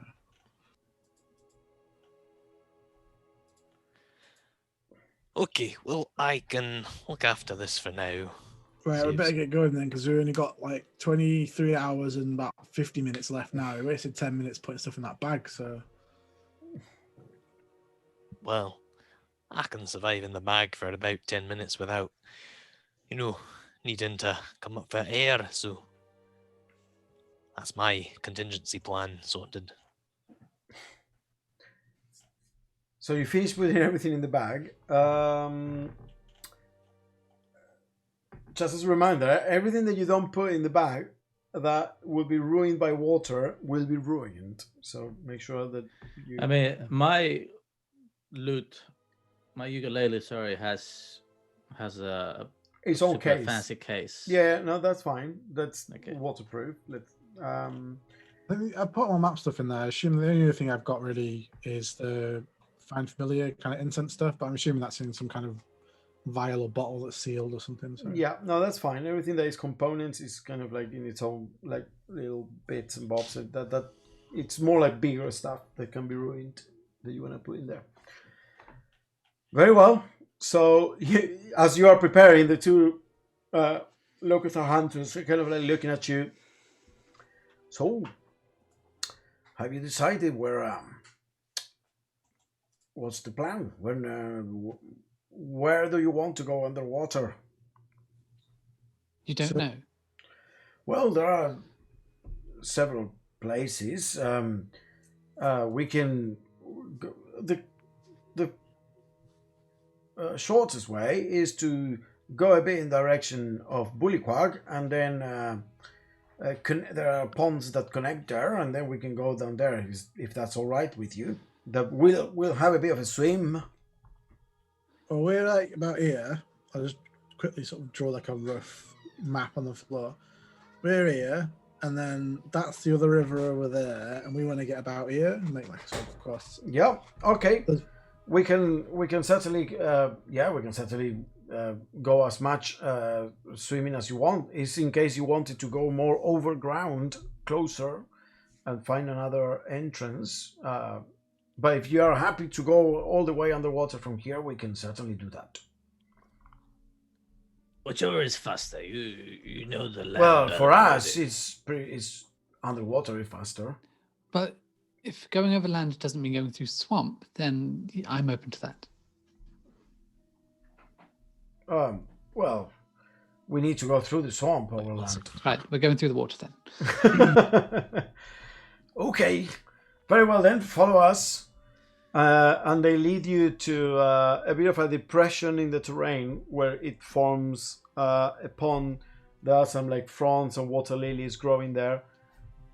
Okay, so you can breathe underwater. So I guess just follow us. It will be murky down there, so make sure you keep very close to each other, never more than 5 foot away, so you can see the person in front of you, as that's pretty much the range of visibility.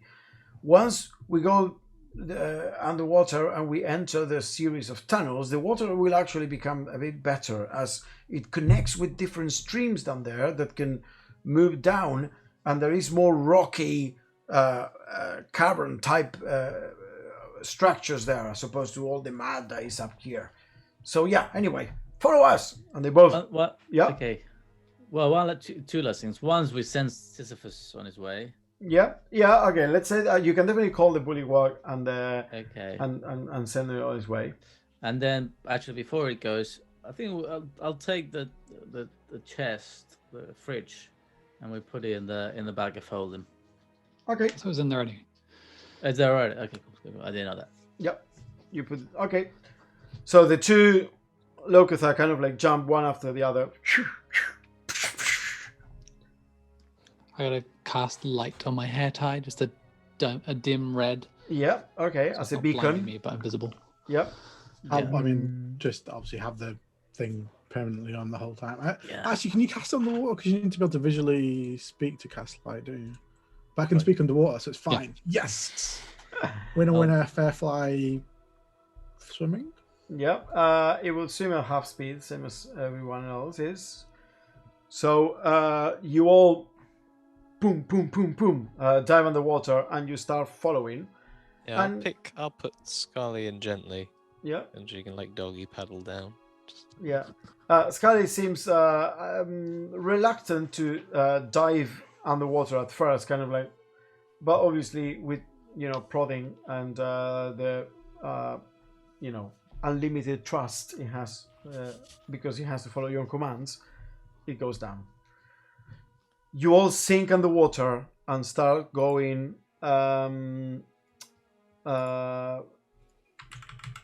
You're following each other, 5 foot from each other.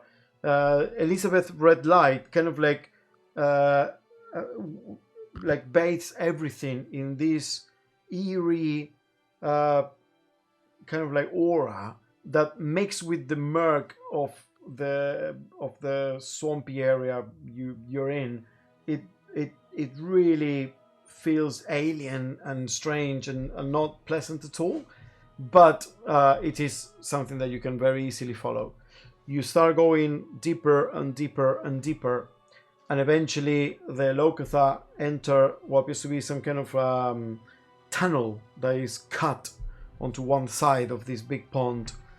And then the water starts becoming clearer and clearer, and about maybe an hour or an hour and a half in, you go up and you start going up and up again, and you emerge into a cavern that has quite a big of an echo in as you emerge. You kind of like go woo woo woo woo.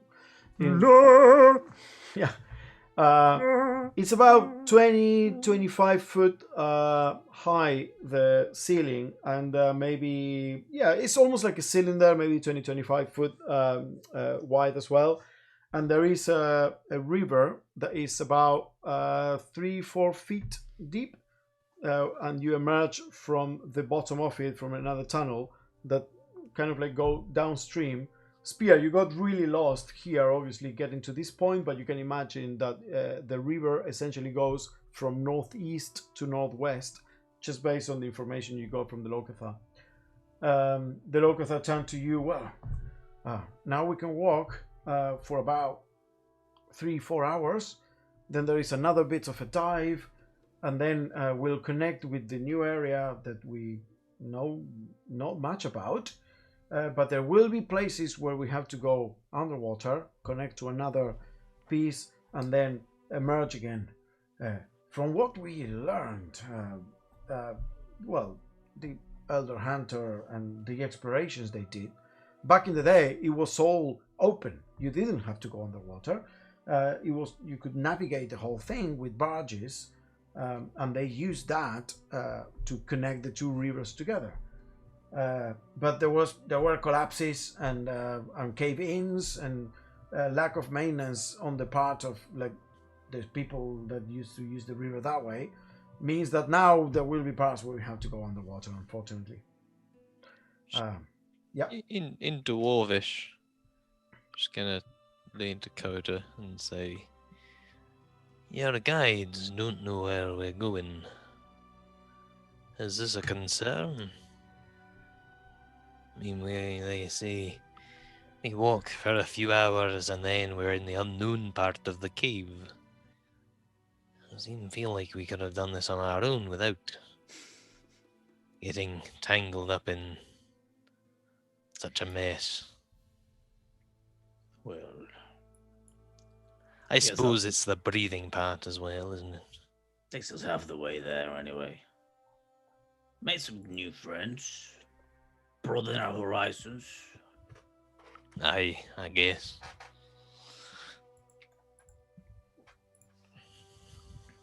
Well, let's hope we get there soundly.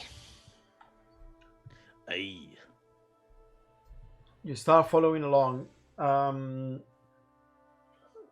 You have about 80% of the time you're walking next, on the little banks of rocky banks of this underground river. They are very narrow as immediately the cavern turns vertical, but you can mostly avoid water and walk there. And then eventually there are bits where they have to say, okay, now we go down underwater, and you all dive, and you have to go past an area of collapsed caves where they find their way through the narrow tunnels that have not been collapsed and blocked off, and you make your way. It becomes a bit claustrophobic. At one point there is a very, very narrow passage where you have to push through rocks, and it scrapes all over you, and then you emerge on the other side, and on the other side it becomes walkable again as you emerge from the water.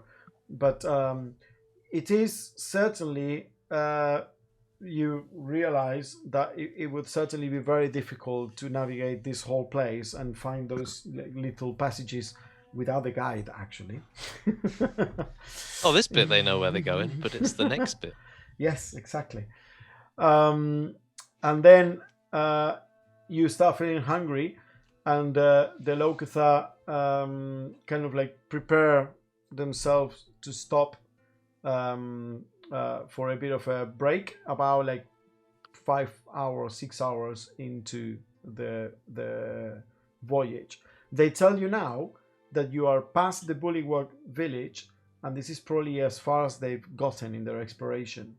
The tunnel turns south now, and you should be about 4 to 5 hours away from Bagay Webb's fort. So they stop there. Well, this is the part that we don't know much how it goes, but from what we can guess or assume here, it seems that it is pretty much a cavern that can be followed with the river. We might still find cave-ins and collapsed segments where we have to go underwater, but it looks like it's all walkable now. But we don't know about anything here, so gotta stay, alert now. Is there like a small bit of water near, like we're in kind of on the ground, but have we come out of any water recently? Yeah, yeah, but yeah, there's always water. So even when you come out, Oh, it's just shallow. yeah, it's shallow. It's maybe 3-4 foot of water, but there's always water. Oh, that's shallow. 3-4 foot. Just gonna sip some of it. Is it salt water? No, it's fresh. How are you guys coping? Being away from salt water this long. Oh, I mean, it's not ideal, but we can cope. It's all right. You going to make it back okay? Oh yes, for sure. We have adapted to fresh water. We just prefer the coral landscapes of the sea. Okay. Just didn't want you dying on us. No. Oh no. You see, in the grotto, we need the salt water to grow and farm all the species that we like as part of our environment. But we can definitely survive in fresh water. Interesting to know. Aye. Seems we were slightly off about some things. Well, I mean, what do you mean? Oh. Just when Undertow was in Bullyquag, we thought maybe if we captured him and kept him away from his saltwater bath for long enough, it would drive him to a point of madness that he would give in without violence. Well, it can happen. Yes, that could happen. We certainly are not comfortable enough in fresh water where we can survive. But survive is different from being, from being pleasant. Well, good to know for the future, I suppose. In any case, what's on the menu? We have some fish we brought with us. We never expected to have to feed you, but I guess we can share.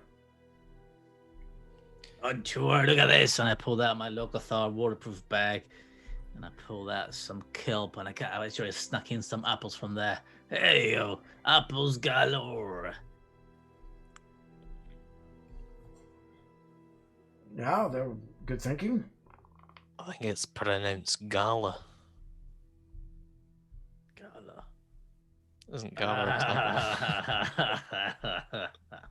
type?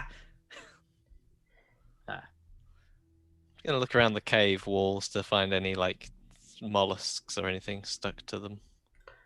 Make a survival check. Or like crabs or... Well, I don't really know what's in caves.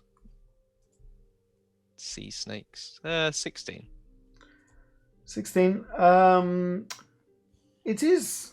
You realize there's a lot of bugs and life here, like centipedes and all type of worms and snails, slugs of all types. There are some creatures that have they're very pale, almost transparent or translucent, kind of like carapace, not crabs, but almost like small creatures with some kind of shell and 8 legs. It is weird. Kind of like a little crayfish, or? Yeah, kind of like a crayfish, but it's all quite small. But you can definitely start like foraging and grabbing a bunch. Yeah, I'll just start grabbing a bunch of those. Yeah. Like all sorts of... Anyone want any... I got a bit of a selection here. I know you weren't fond of the snails back at the Bullyquag, but I found these little... Hold that up to my eye. A little see-through guys. Oh yeah. A little bit of a crunch to them. These Cape Dwellers bugs, those they won't have any color, no sun, but you can throw them in the pot, and you realize that the Locathar have a pot there that it's boiling, and they have put all the fish in there. I'll drop those in the pot, but I'll just eat the snails as they are. Yep. Between what you find and what they have, you can definitely have a meal. Is there anything else that you want to do, or just wait and continue? I got some playing cards with me if anyone wants a. They're not wet from the water. Oh, I know. I put some of my stuff in the bag as well, just whilst we're swimming. So are we stopping here for a bit? I thought we were going to keep going. Oh, we're just stopping for a bite and rest. Okay. Yeah, it's what we people that need food do. We had to stop to eat. Okay. Bit of a bother. Maybe I'll just walk ahead a little bit and see if there's anything down here. Ooh, that seems foolhardy. This is the last of the known terrain for the Lokathar. Who knows what lies beyond these shores? Okay, I'll stand guard then and wait for you to finish your fish and apples. It's a strange combination when you say it out loud. Throw some of those potatoes in the pot as well if you brought some. No, I didn't bring them. Sisyphus is carrying them all the way up the hill. Probably above us right now. Hey, donkey! Throw us down a potato. Any response? Any potatoes? No? Okay. Well, what do you mean? The donkey's not with you. No, but it could be above us right this second. Yeah. I'm gonna point to Yeah. point Send a somewhere. message. Send a message. Sisyphus, Nope. can you hear me? No Go to response. text magic, see if you can sense the box. You had your meal, you had your break, and then the locusts are kind of like prepare. Well, very well. You good to go then? Is this a good time to take a break for us, or Yeah. You want to take a break now? well, just before we go into this next cave and find some kind of sea monster we have to fight? So Okay. We're Yes. eating at the same time as them. It's like Yeah. part of the story. It's part of the The story. lines have blurred Meta. between game and life. Yes, the Leviathan. Yes, I actually had planned this more or less. Do you guys want an apple? Yeah. Okay, go grab an apple and prepare for the cave Leviathan that Nielsen is afraid of. How long are we doing? come back at 7 maybe. 7. Yeah, I was Time? going to cook some food proper this time. I got some chicken prepared just to whack in a pan, so 7 works. Okay. for me. Do you want what do you want? A half an hour or 7. Yeah, 7? 10 past then. Yeah, it's like 20, 20 minutes? 25 Okay. minutes. Alright, cool. Let's go back at 7. See you in a bit. See you in a bit.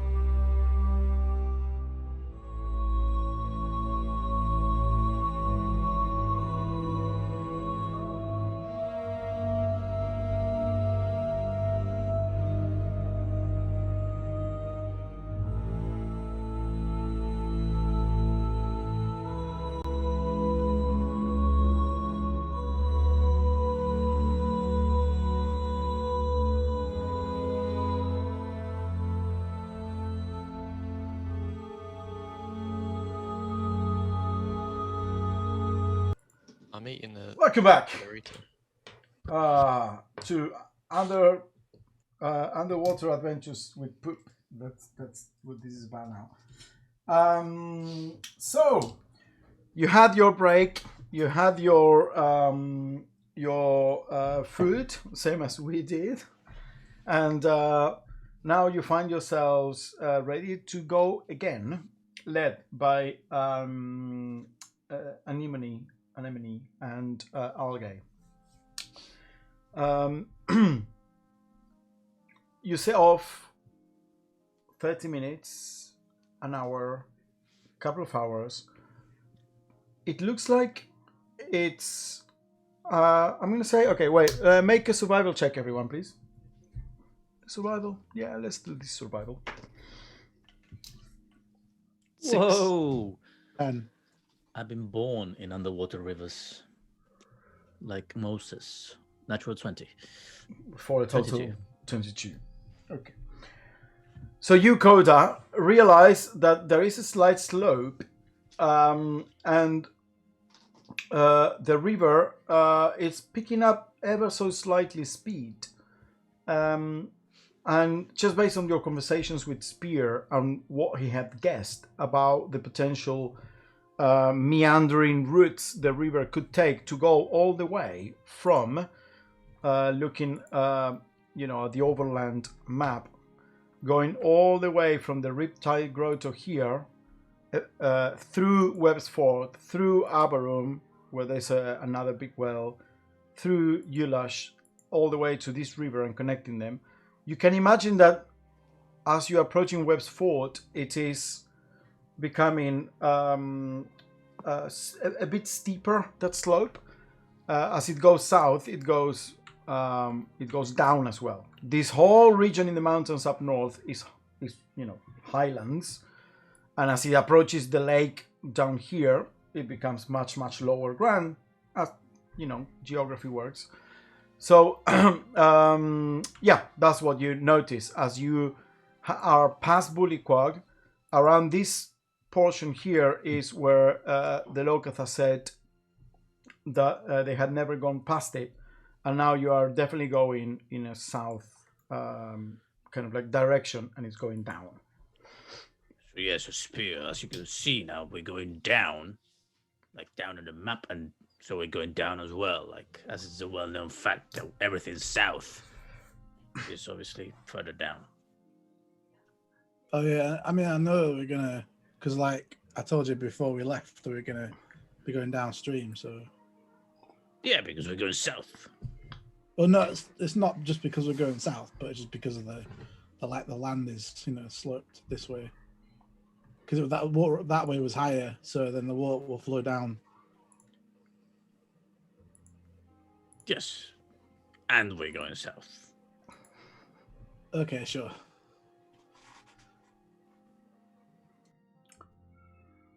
Nielsen, as Koda and Spear are having this conversation, you notice with your passive perception, you notice very small bones are now.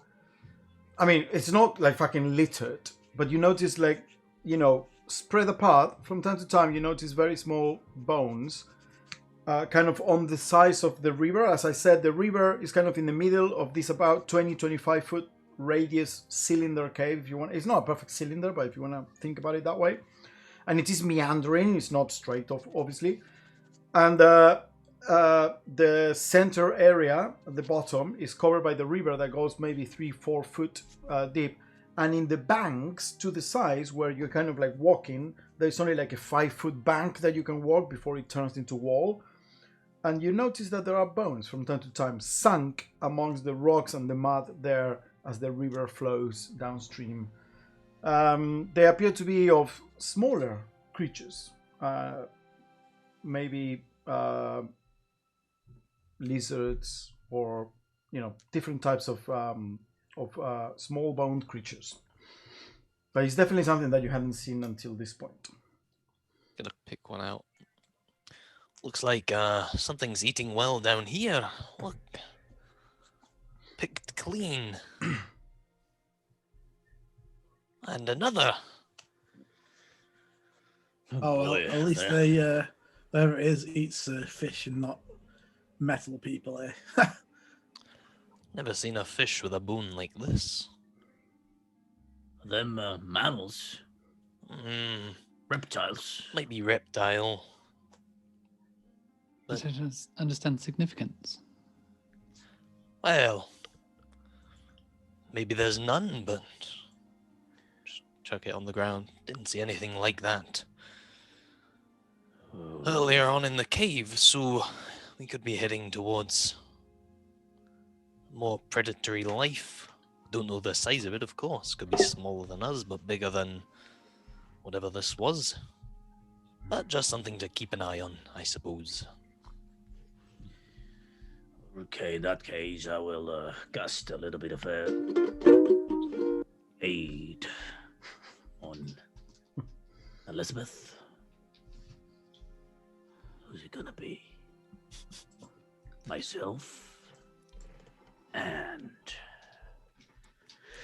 Algae. Red seems to have be quite well equipped already, so it's gonna be spear. How long does it Level last? 3.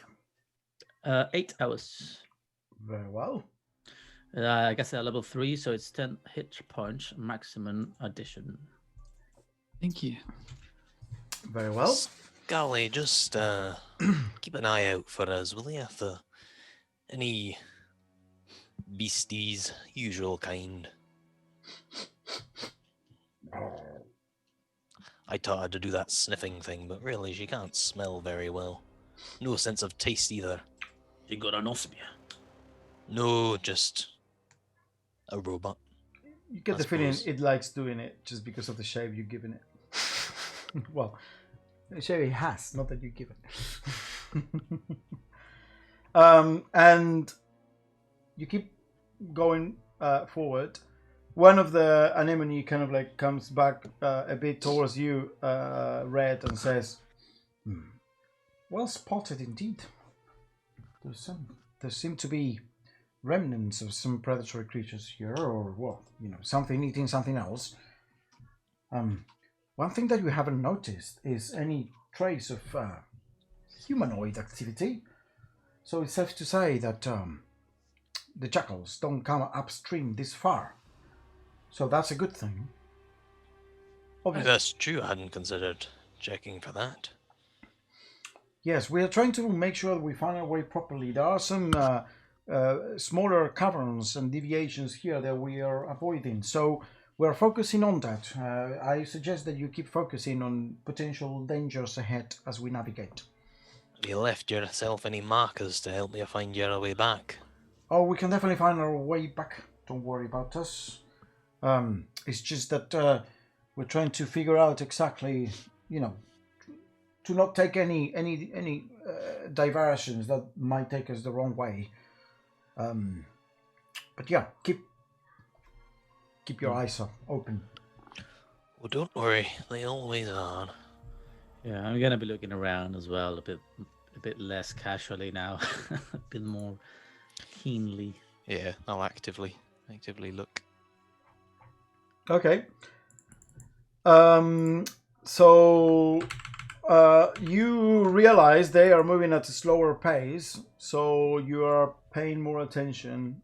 You are trying to focus more on your surroundings. At this point, though, it is total darkness, and the two Locathar are carrying torches. That's the reason you can see as well, Koda. I mean, I presume whenever it's dark, I'll generally cast light on the path. Oh yeah, I mean, I will weapon not. or Yeah, anything. you have your Firefly. Yeah. Yeah. Okay.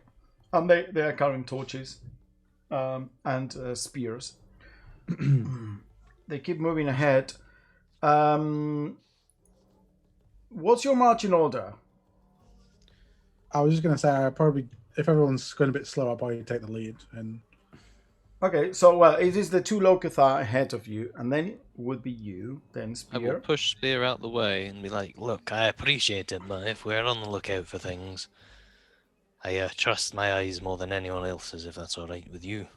By all means, if you want to, but whatever things eating these little creatures, if you want to have to fight it, go ahead. You can take the brunt of it, no problem at all.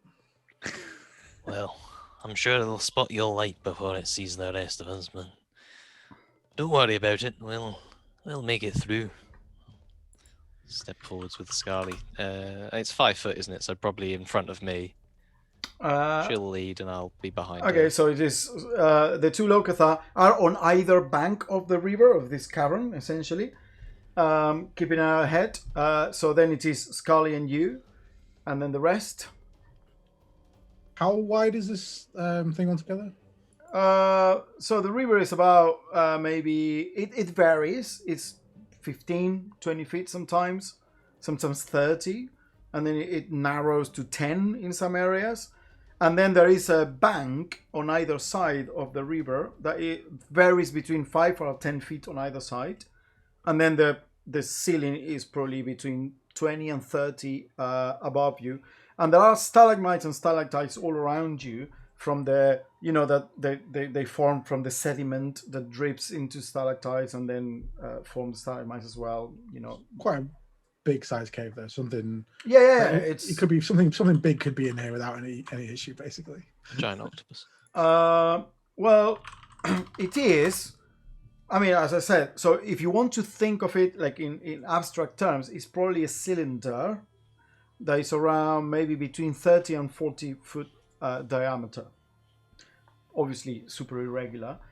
And the water in the middle, in the bottom. And the water is not deep enough for any big sea underwater creatures, for sure. From time to time, the Locathar go into the water and then come out on either bank. And you can definitely tell that it's not more than 3-4 feet of water. So yeah, it's mostly that.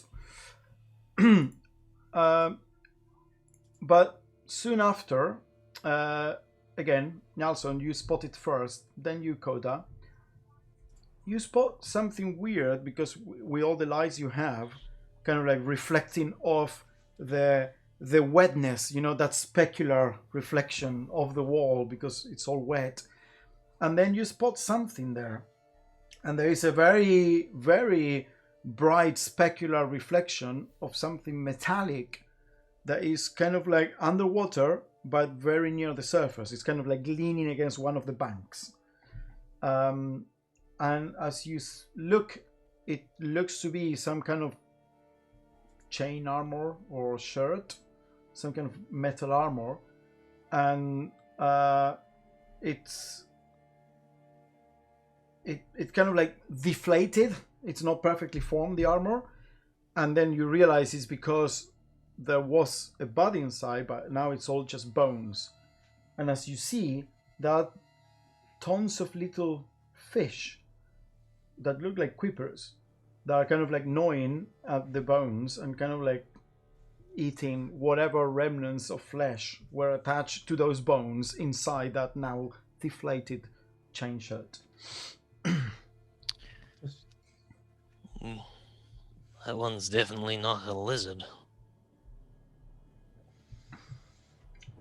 Does the Fish wouldn't have eaten it, would they? Seems like there's something in the water that's a little bit hungrier than leeches. I cast mage armor on myself. Okay. does the Yep. chainmail look rusted for being underwater? I mean, it doesn't look it is in tip-top shape. There's also tatters and remnants of some cloth that was. It wasn't just the armor. There was also leather and cloth, but it's all tattered and destroyed. You realize that the little fish and whatnot are also pulling at it and Yeah. slowly eroding it. Yeah, my question was whether like if it was like pristine because it was magic. No, okay, make an intelligence check. That is a chainmail. I'm pretty sure. 6. 5, sorry. 5. Yeah, you can imagine just by the stages of it when how long it has been here. Are these fish something I recognize? They make a nature check. 8. They are fish, right? They are Aye. little fish that obviously eat remnants. I mean, and most fish do this. Scavenge the remnants of a creature. But it doesn't look like. Okay, I'm gonna say this. It doesn't look like the fish could have killed this creature, dragged it into the water, and then eat it. It looks like they're scavenging the remains of it. Have you seen Jurassic Park with dinosaurs? I mean, there's a lot of them and they kill someone, so... I hope we didn't need to roll for that. Yeah. I see you all looking at that chainmail down there in the water. Are we just going to stop and stare at it all day, or are we going to keep going? Or don't we get it out of the water for you? And I think it's more of the concern of what killed the wearer of the meal. Are the bones visible? Some Like of the them skull. are. Yeah, some of them are, and they're being like. And can you see any nipped at. like damage, like a clearly broken skull, or like any kind of very obvious? Yeah, you gotta get closer damage. and examine it a bit closer, but you can do that from the bank without setting foot in the water if you want. Yeah, that's what I'll do then. Make a medicine check. I'll help Coda. Or do you want to You help can me? roll as well. Yeah, well, You can you can lean next to him and kind of like point at things like, ooh. Whoa, that's a 20 non-natural. I'm pretty sure this guy died. A horrible death. It's dead. So, two things that you notice. As you look around, you realize that the rib cage is all inside the armor, and it is being picked at by all these little fish, and all deflated. And it is a bag of bones, the armor, but it appears to all be there. One of the arms is still like loosely attached by very little remnants of like cartilage and like flesh that the fish are still picking up.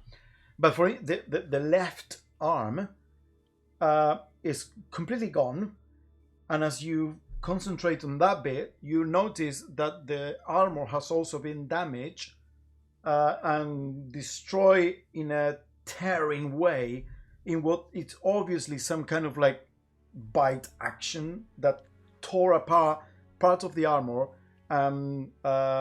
Just the way it's kind of like floating and hanging, and the all the bones of the armor missing. There was a big maw that completely destroyed that area.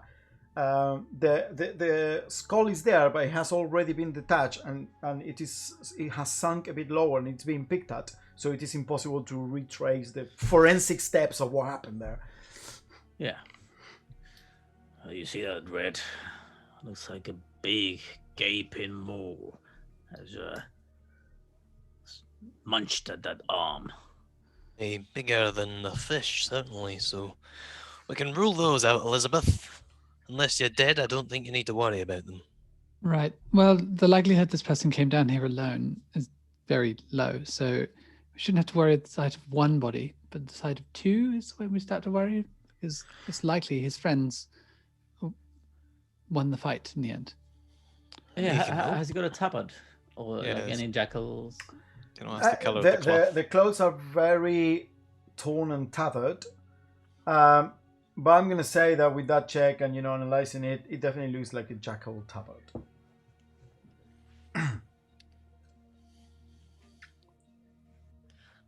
No loss then, I suppose. Well, we should be very, very wary.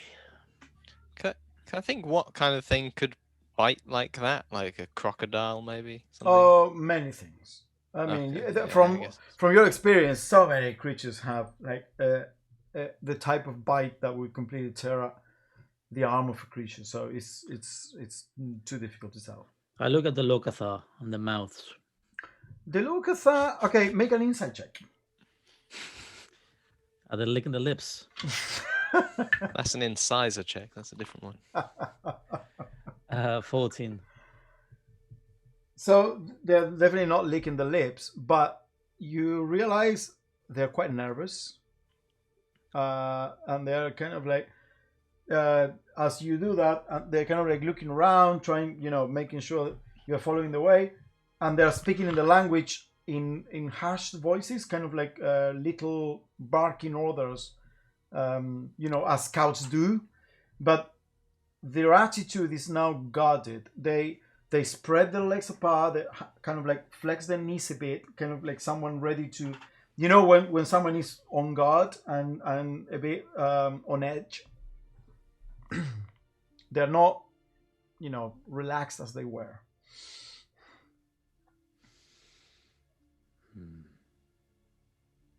Continue on for now, right? You continue? We've seen this. I'm gonna draw my my Merlin lunger. Mm-hmm. Marlin lunger. Yeah. En garde, touche. I suppose in the spirit of preparation, and I'll activate my Crimson Right on my halberd. So, like, a blue lightning energy will go through my Okay. halberd. And I've got to roll 1d4. Well, if the someone that's gonna fall upon us, we might as well be ready. We Wince slightly as the lightning takes hold of the Yeah.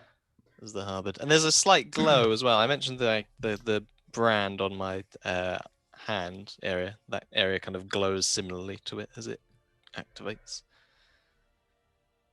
Okay. So onward then. You continue moving forth, and about 30 feet ahead, you see a discarded weapon. Again, it is your light that reflects on the metal of it, and it is again kind of like leaning against the bank, maybe 1 foot underwater, and another more pieces of tattered clothing. You see a boot, a broken shield, maybe 10 feet ahead. There are definitely all appear to be signs of the same struggle. More weapons, and then at the very bottom of the river, in the middle, you see another body similar, maybe another 30 feet ahead, that just is sinking at the bottom, and it's also being picked up by this same fish. And again, it is like armor and bones. This one is in a much worse condition, being at the bottom. It seems like tons of fish and different like underwater creatures are going at it and picking all the bits of flesh that remain. So it is very hard to tell from up here, from the bank, how it died. That's that then. Guess we're Perhaps. anticipating trouble. They didn't. Well, it could have been more than 2, I suppose. Still a chance they won. It's the distance between them. I mean, it's a battle over distance. That's what worries me. I wonder which one died first as well. That's the question. Since they've been here a while, it's likely impossible to tell.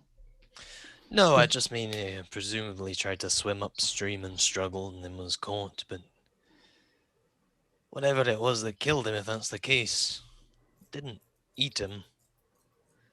Left his body. Well, it may have eaten some of him, That's or true. eaten his friends and just wasn't hungry for the rest. But cared enough to give chase. Protecting young, perhaps? Just means that if we find ourselves facing the maw of it, running may not be the best option, given its likelihood to pursue.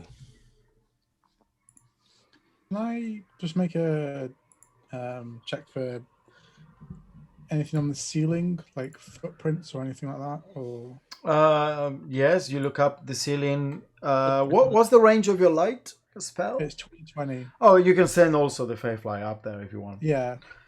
Yes, you send the Fayfly up there and it illuminates the ceiling. There are, as I say, stalactites that are kind of like hanging off the ceiling. Make a perception check. I suppose we can't rule out a pack of things and 4. 4. It's all like stalactites that are covered in this water that gives everything like this weird, eerie, specular reflection of your Fayfly light, and it's all wet and dripping. As you can imagine, that this river is not only fed by the downstream you're following, but also from the underground water that filters through the ground and the rain and eventually drops down. So nothing else you can tell apart from that. Bring the Fayfly back to my shoulder. Mm-hmm.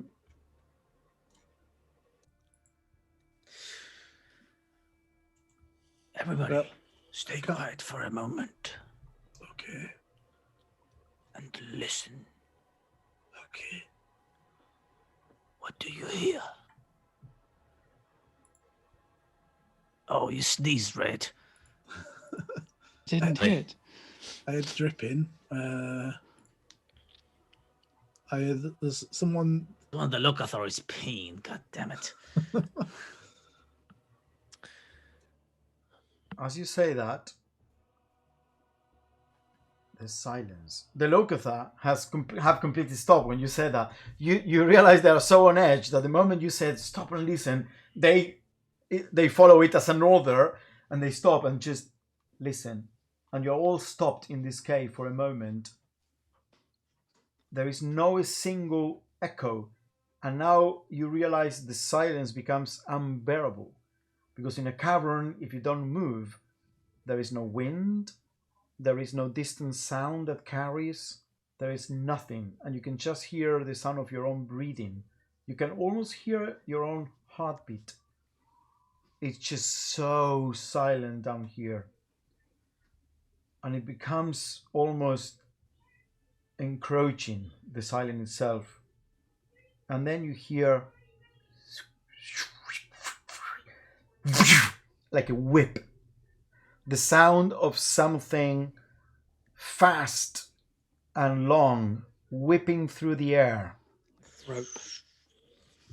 I And got my trousers on. every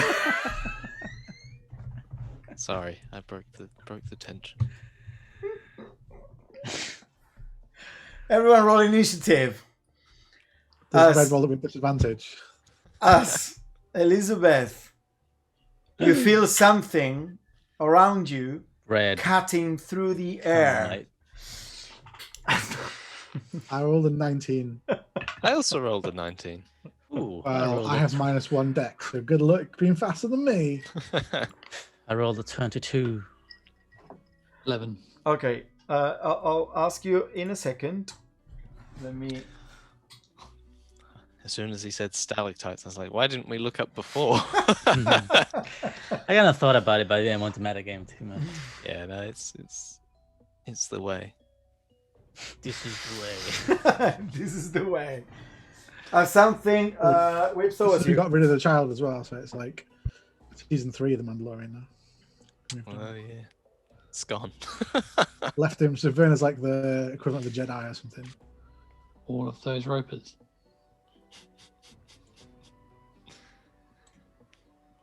That's very cool. Yeah, that water looks great.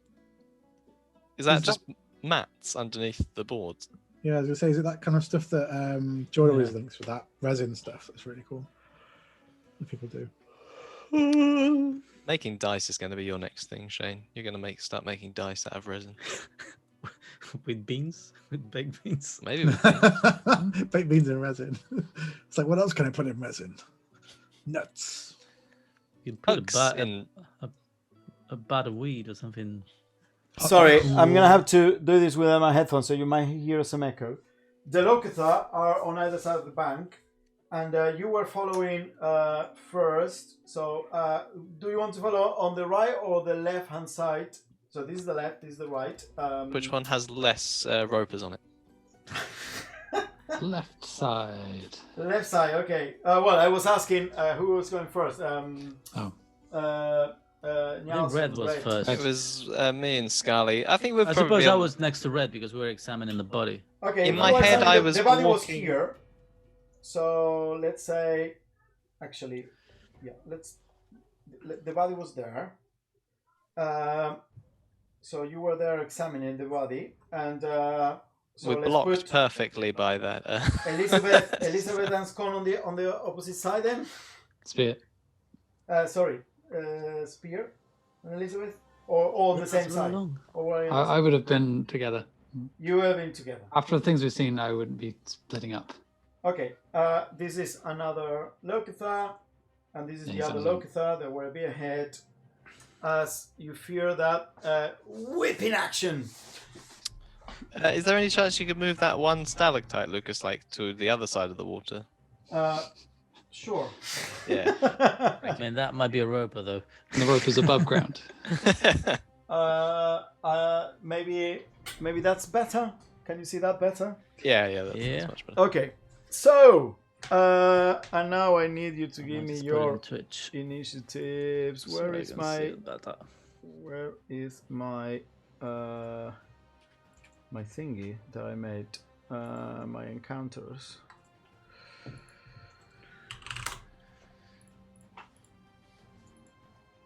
Okay, Coda initiative. 22. 22 spear. 19. 19. Oh wow, you were all on edge indeed. Yeah, right. Elizabeth 11. and Nelson. Also 19. 19. Sorry, my dice. Oh boy. What am I doing with Elizabeth. the ropers?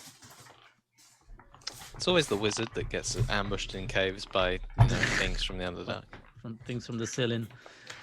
Yeah. Classic evil DM, just like trying to kill the wizards. You're a wizard. Just stay away from caves. Never Just go into stay a at cave. home. There's nothing Just stay at home reading in the library. You're safe. I've learned how to make a tower. Now I never have to leave. Yeah. Ooh. Until you become a lich, and then you can go anywhere you want. It's fine. Needs a few more levels. Couple more. Okay. 1 second here. It's freaky watching it on the Twitch because you look at yourself expecting it to do what you're doing and it doesn't, and it's kind of like a really odd disconnect.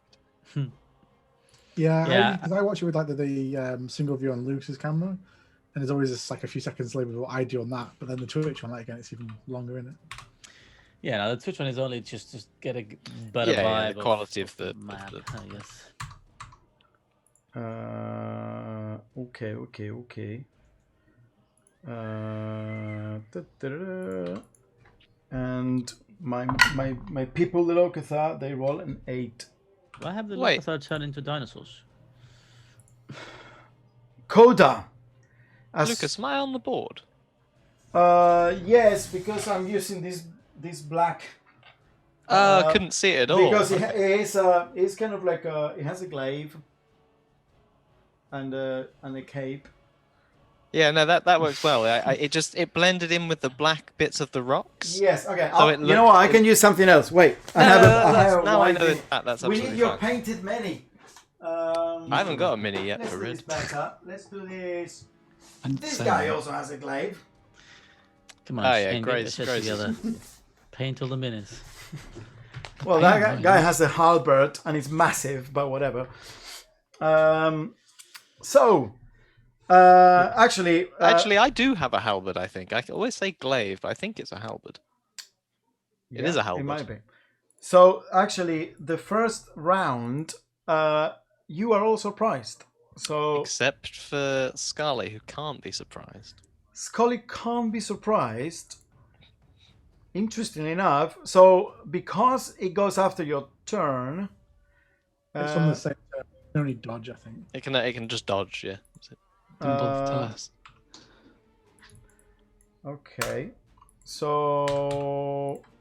Okay, so give me 1 second then. I need to finish setting this up. If anyone ever wondered, Scarly is a mix of Skull and Hearty, the two Norse wolves from mythology. Sure. Sorry. Oh, you have.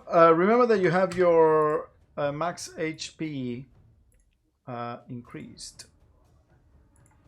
For me. I don't know who has that, but Yeah. Yeah. Okay.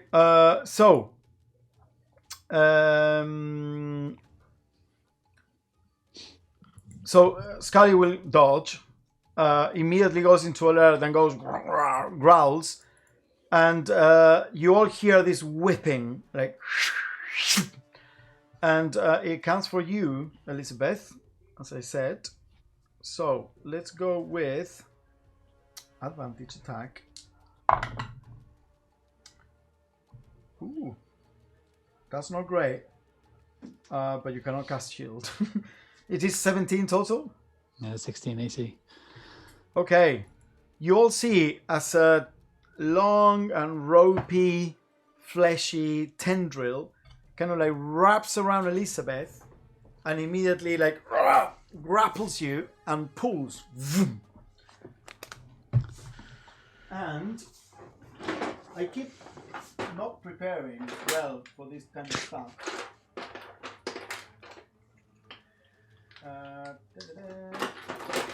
Does that mean the robot doesn't have surprise? It's not prepared. No?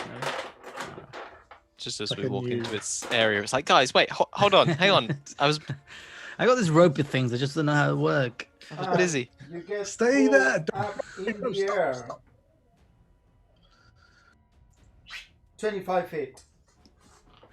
How tall is the cavern? By 40 feet. Nice. Right next to it, all the way. what appears to be a creature that looks like a stalactite hanging from the ceiling with multiple tentacles and a massive gaping maw. It looks like a massive dong. That same creature is going to whip another tentacle to who's there that has the least armor would be, well, the least looking armor, so leather. Probably me, Coda. homebred. Coda or me. Coda, Both yes. studded Locathar, leather. maybe. Either Don't of know you if and the Locathar Locathar. So it's going to go for Locathar as well. Also hits. Grapples, but doesn't pull. Only pulls once. And Coda, the other tentacle. 15 Nope. with advantage. Fucking hell, misses you, and the other tentacle to Nielsen. Four. That's going to be a 24. It will have disadvantage. Or regular. Because, sorry, you rolled before I could say. Scarly will No. have their reaction. No, but Has to be next to it. it has Yeah. kind of has to be next to the creature. Oh, is it next to the creature? It's For not some reason next I to was the thinking it's next to target. me. It has to be next to the attacker. Yeah, otherwise she could parry arrows, which would Yeah. be pretty insane. That would be great. Impose a... So you are grappled, and the Locathar. Wait, why am The I defender imposes disadvantage on the attack of one creature it can see within 5 feet of it. Yes, provided the attack rolls against a creature other than the Yeah, defender. that makes Yes. sense also thematically. Yes. I'm with you. For some reason I always think it's the wrong way around. So yes, it grapples me. It will hit. The tentacle grapples you. There we go. And it grapples the Locathar. Oh dear, I really need other types of markers. These are shit. Okay. You are grapple, I remember. Then another You grapple me as well. another roper appears What? How did we not see that one? It's just a man. because they are indistinguishable from stalactites if they are No. unmoving. Isn't that model? I might be looking at the model wrong. I thought it was just a guy. We are indistinguishable from False humans. appearance. While the roper remains motionless, it is indistinguishable from a normal cave formation such as a stalagmite. This one will attempt another the Locathar, and it will pull. So this poor Locathar gets pulled up. I have to do something there.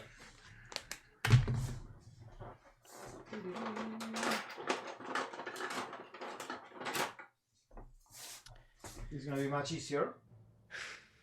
I know if these are There we go. swamp beasts. Locathar roper. And is gonna go with the other tentacle. Who's there? There is no grapple. We have spear and Scully are metal and wood. That's not something they can eat. I'm not grappled, so I should be. Yeah. the target. Coda. Natural 20.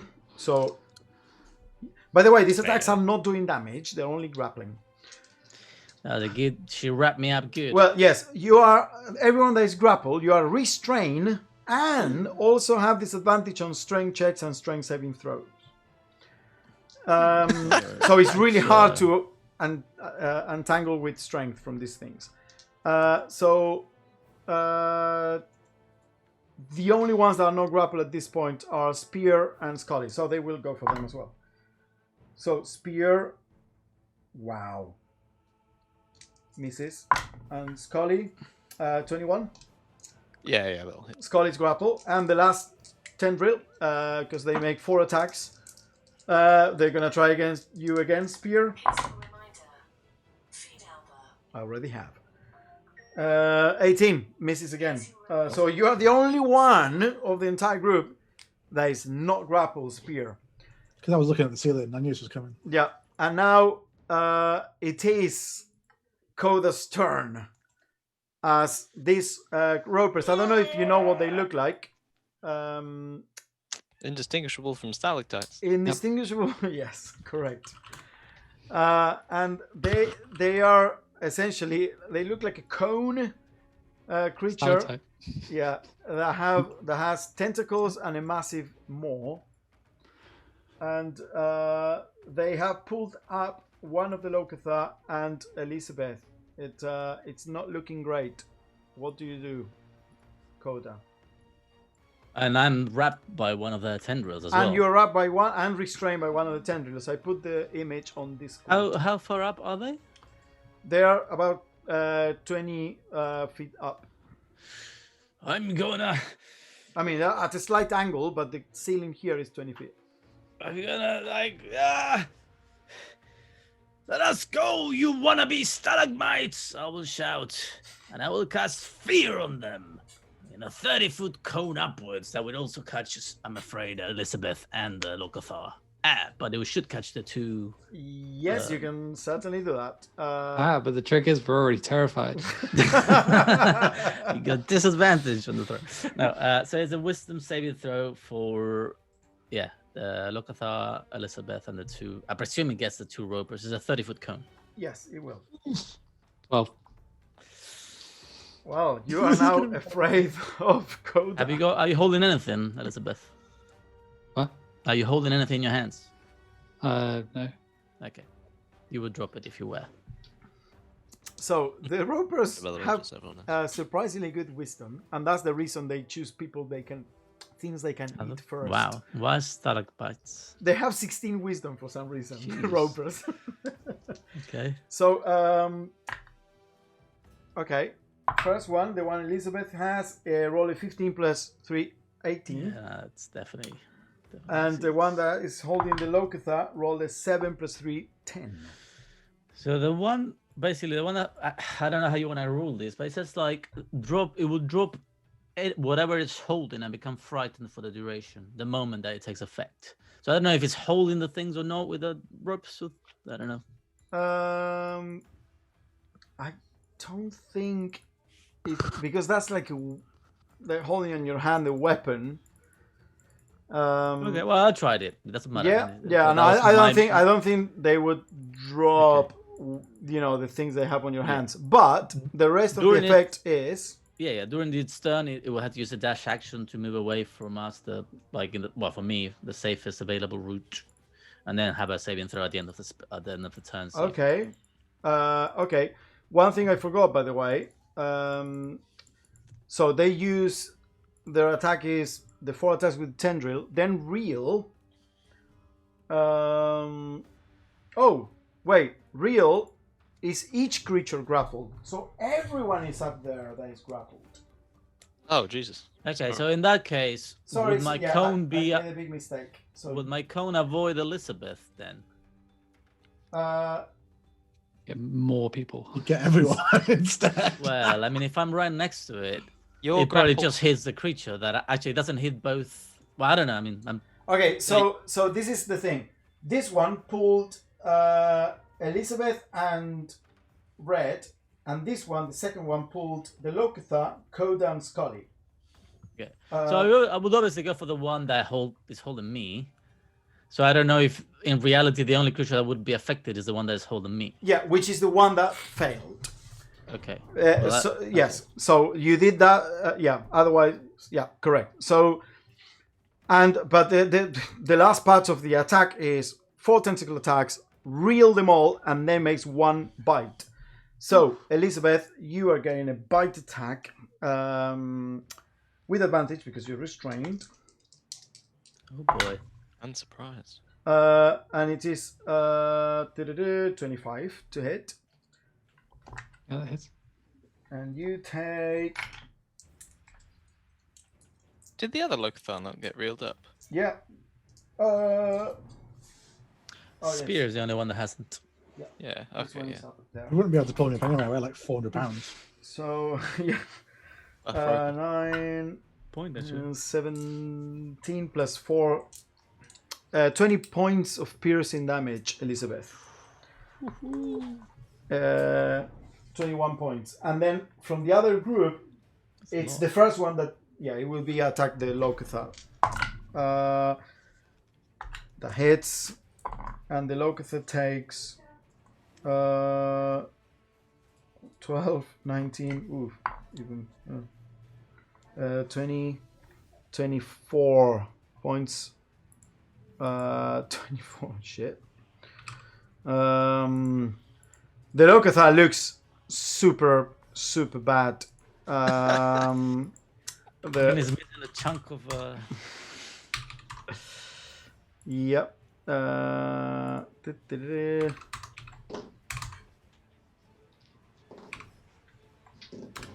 EPK. Feels like that. Okay. Okay, there we go.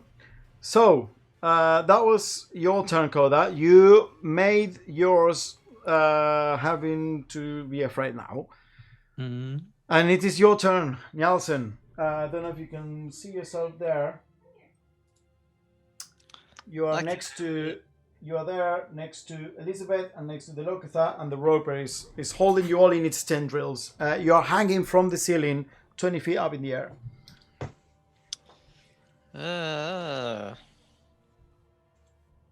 I'm restrained, aren't I? Yes, and you have disadvantage on strength checks and saving throws. I'm just going to try and whack it then with my halberd. Sure thing, with disadvantage, please. Yeah, just try that to start with. Oh, I rolled a 14 and a 15, so 14 plus 27 is 21. 21, that hits. Neat. And I do... Why does that not have the plus? That was this one. Oh, and a good roll. 8 plus 4, so 12 points of what kind of damage is this? Slashing? I don't know if it's important. Slashing damage. And 4 points of lightning Okay. damage, or thunder. No, maybe lightning damage. So 16 total. It appears that both forms of damage are damaging the roper as you go. As the maw closes on Elizabeth and manages to bite the shoulder in what it looks like could have been the same thing that it did to that poor bastard that you saw dead before and tore their arm. But Elizabeth manages to push and still, keep her arm attached to her. And you go like, release her. You manage to stab with your halberd. Doing good damage. Shit, I should have hexed it beforehand, but I didn't. But I'll do that now. As I jab it, I'll speak some eldritch sounding words and put a hex on it. I could have done 1d6 more damage, but that's fine. Okay, I'll let you do it. Come on, it's fine. Okay. Well, Still I'll learning do the that. character. You have to say the eldritch words, though. You have to say the Eldritch words. Ooh. I don't know. What's That's the one Lucas does? Ooh, Cathar! Lucas always does one that's kind of like that. There we go. Roll you 1d6. An extra 4 damage, and I will hex its strength. You will hex its strength. Okay. So that's, I forget, hexes on ability checks, isn't On it? ability checks, correct. And then Scarlet goes right after me, and I use my bonus action for that, so all they can do is dodge. So Scully will dodge. It is still grappled by the creature. Spear, you're up. All your friends just went up, like vroom, pulled by tentacles, and they're up in the air. And they're not in these nice platforms. They're hanging right next to the creature that has reeled them in, kind of like hanging from ropes. And they're all like, wow! Up in the air from the ceiling. What do you do? The one that's got Coda was the one that took a bite of the Locathar, and the one that looks like it's about to lose that battle. What do you mean the one that looks to be like what? It took, you say one of them bit Elizabeth, the other one bit one of the Locathars, and that Locathar didn't look too good now. This one bit the Locathar, and the Locathar, when it bit, almost the entire body went into its maw, and it looks like it's about to munch and cut the Locathar in half. Okay. There's blood pouring, and I'll just move so that I'm within 20-foot range of it, which I'm assuming is set to the side, because yes, you can. So you can go you can wade into the water, so you're below it, 20 feet, exactly below it. Okay, and then I'm gonna attack it with the spear. So you're gonna throw your spear. So 18. 18 misses.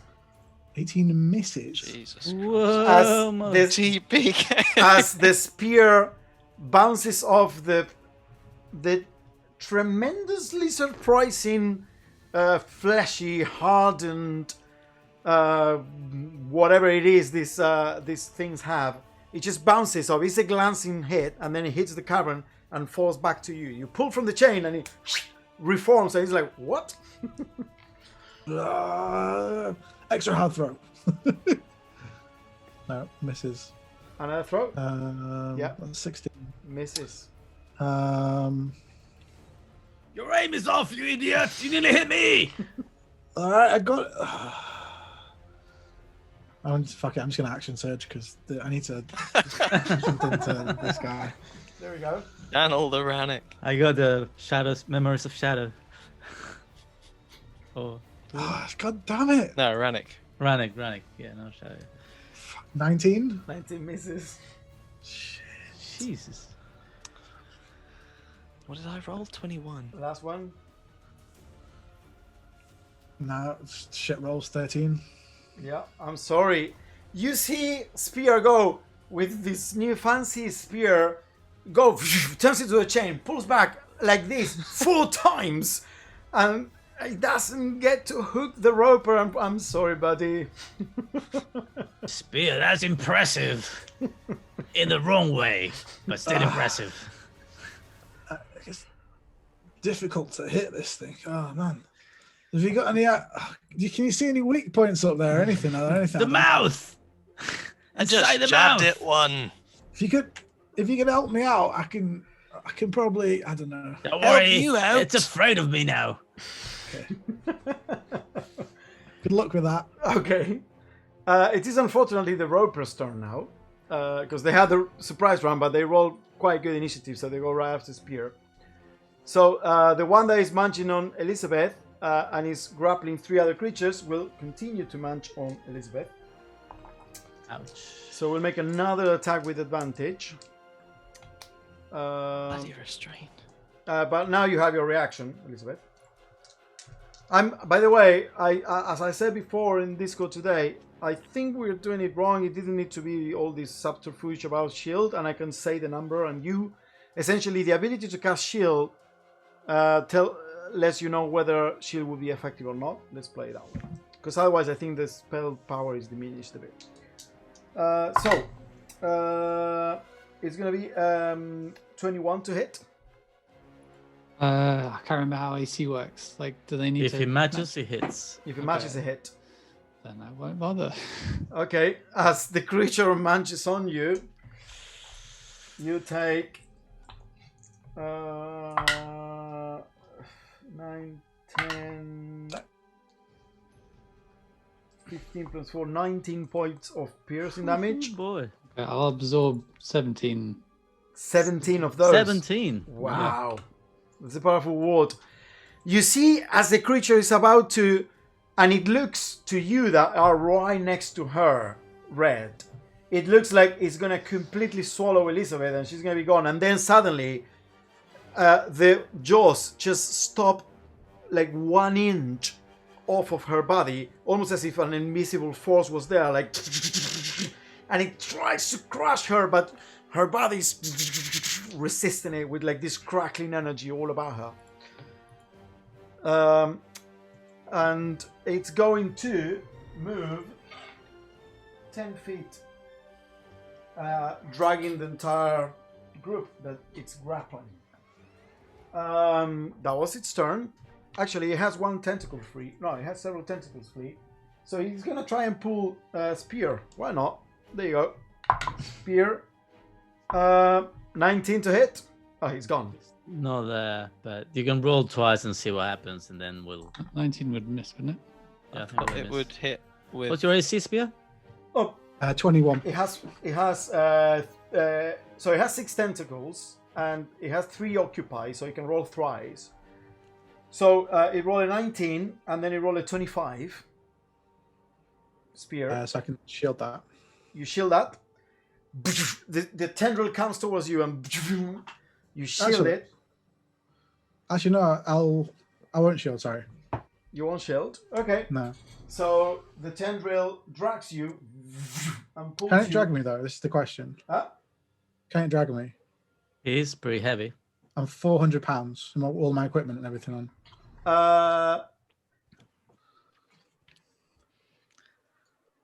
It doesn't have a weight limit. Okay. It doesn't say. I'm gonna say that it is strong enough to drag you. So you are being dragged by the 1 second by the one that has Elizabeth. I think it's be a very strong racial bonus. But To... the one that has Elizabeth considered. and this whole group here, the Lokatha and Red. Easier to get up there, getting close. So this Yeah, Roper. definitely waits for you. Oops.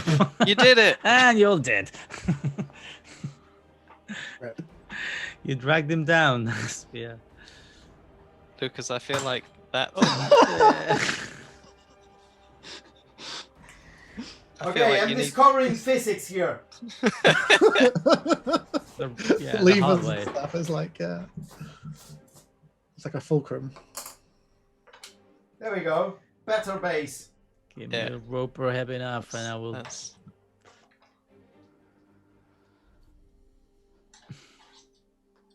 Color was in the middle. What are you gonna do now when you have to move the other roper? Do you have another base for that one? I feel like it's going to fall again and again.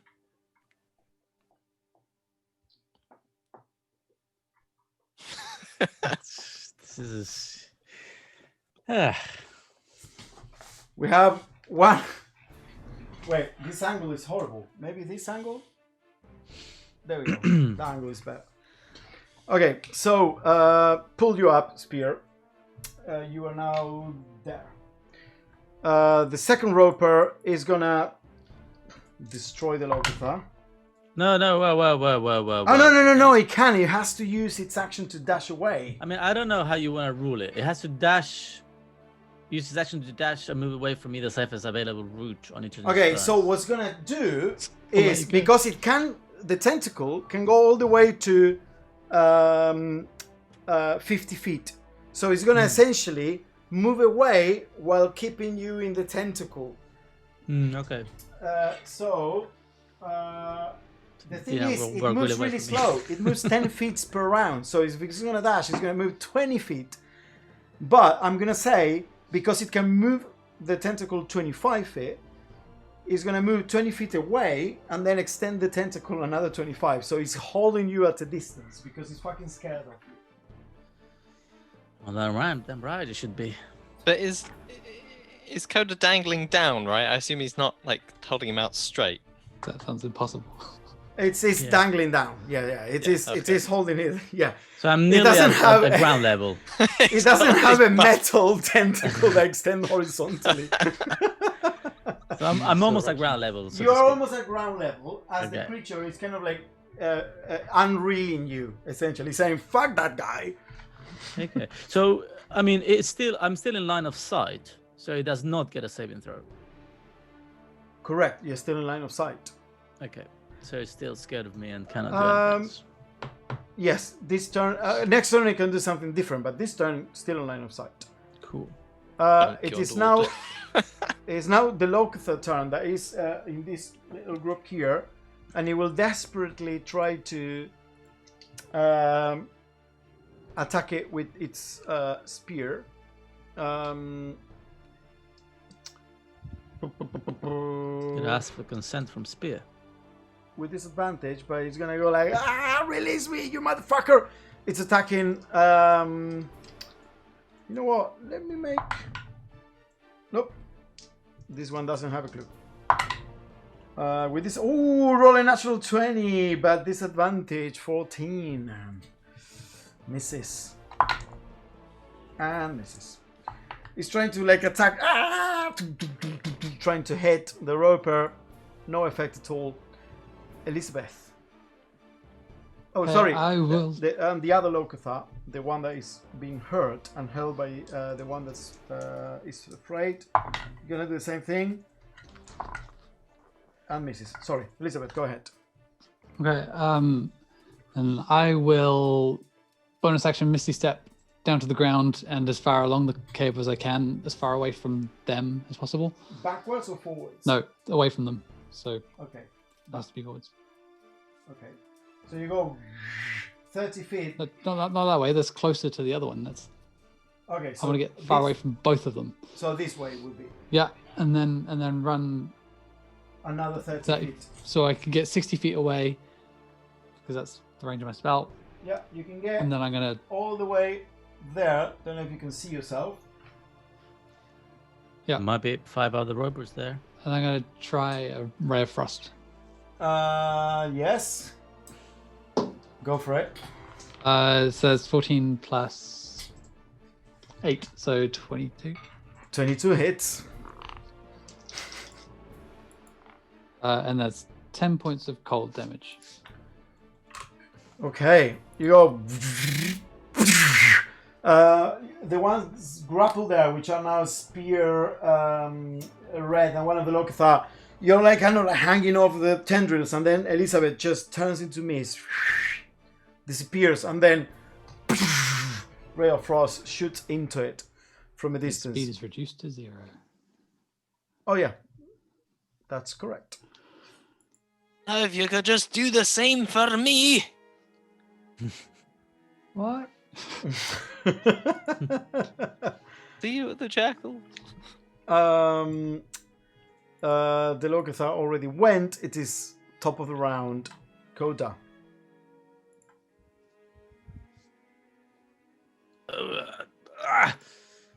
Damn. Oh, Elizabeth is fine. All right, I'm just gonna keep on running. Just gonna run along the water just to make sure I stay sort of like. So In I'm the gonna water, get it's close to difficult the- terrain because it's 3 foot. It's 1 meter of water. It's Oh. up to your waist, and so you kind of have to wade through. So, but you can jump into the bank and run around the bank. Okay, yeah, I'm gonna run around it. Yeah. 1, 2, 3, 4, 5, 6. You can get there. Yeah. Have you still got the thing like tied to you? Oh yeah. Do I have the?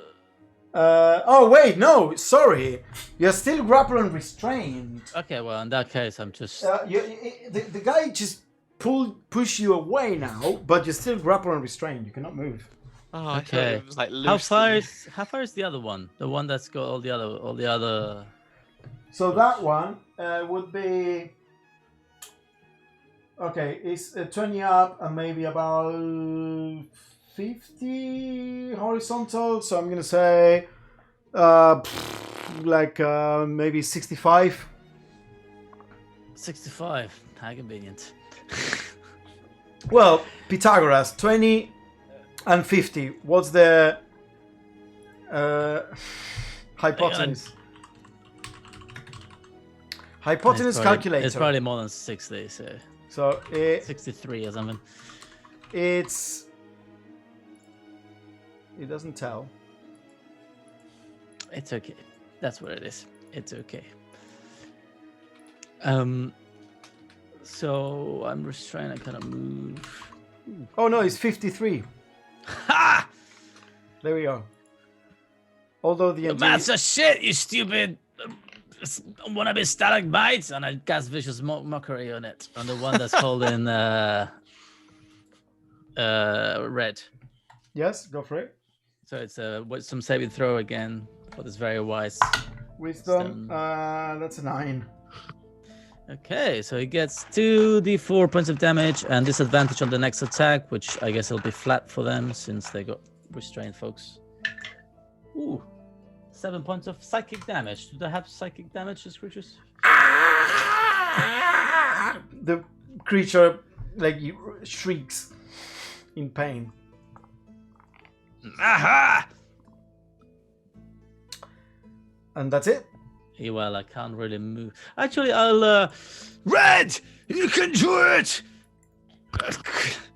Come on, I've seen your dong. You must be strong enough to get rid of that creature. And I inspire him. Okay. Apparently, talking about your dong is inspirational, Red. Take your D8. I get super embarrassed and skip my turn. Doesn't look at weak wieners. Red, it's your turn now. I don't know how we're gonna get out of this one, to be honest with you. Other than cut our way.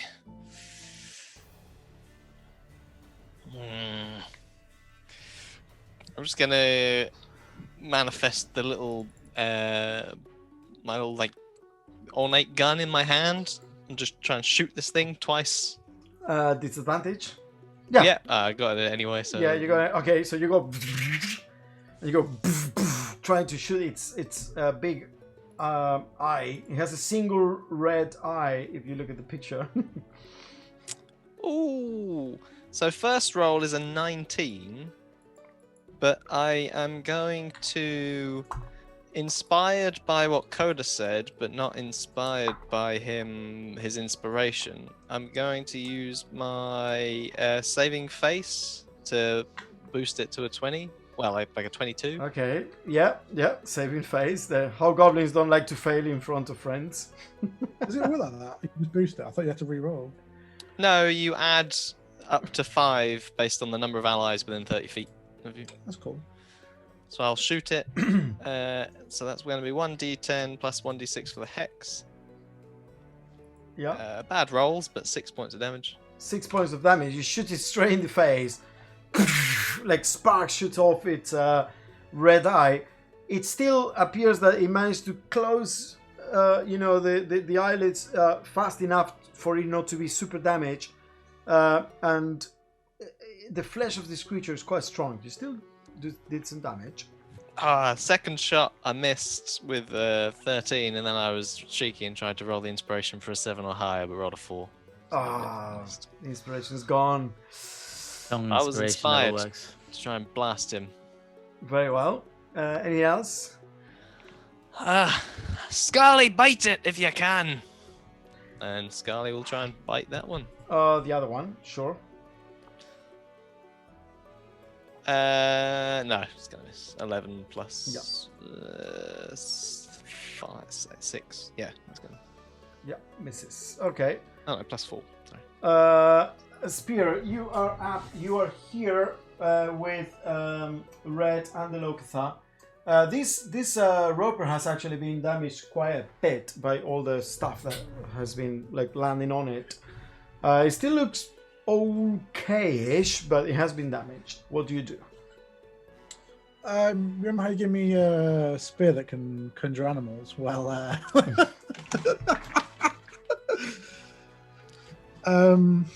want to try and conjure. Now it's getting on. I want to try and conjure something flying that can attack this, but I don't know whether I can pick this or is it something that you'd pick? I don't know. Okay, so you want to... I'll pick it. So you want something flying. Yeah. From swamp. Let's see. The only things I can see is either like... the only thing I can see is you can select movement type as well. So there is a sturge. Oh yeah, let's get... How many... The sturges are 1/8. Oh wow, so I can have 8 sturges. Okay. You're gonna conjure 8 sturges. Very well. Apparently they are swamp creatures. So it's these suddenly 8 large bats with like the long proboscis. What's the name of the thing they had? Appear all around you. That was your action. You have to roll initiative for them, if I'm not mistaken. Yep. Look up the spell. Remember what it was for a game. I can't remember. So 13 they've got. Okay.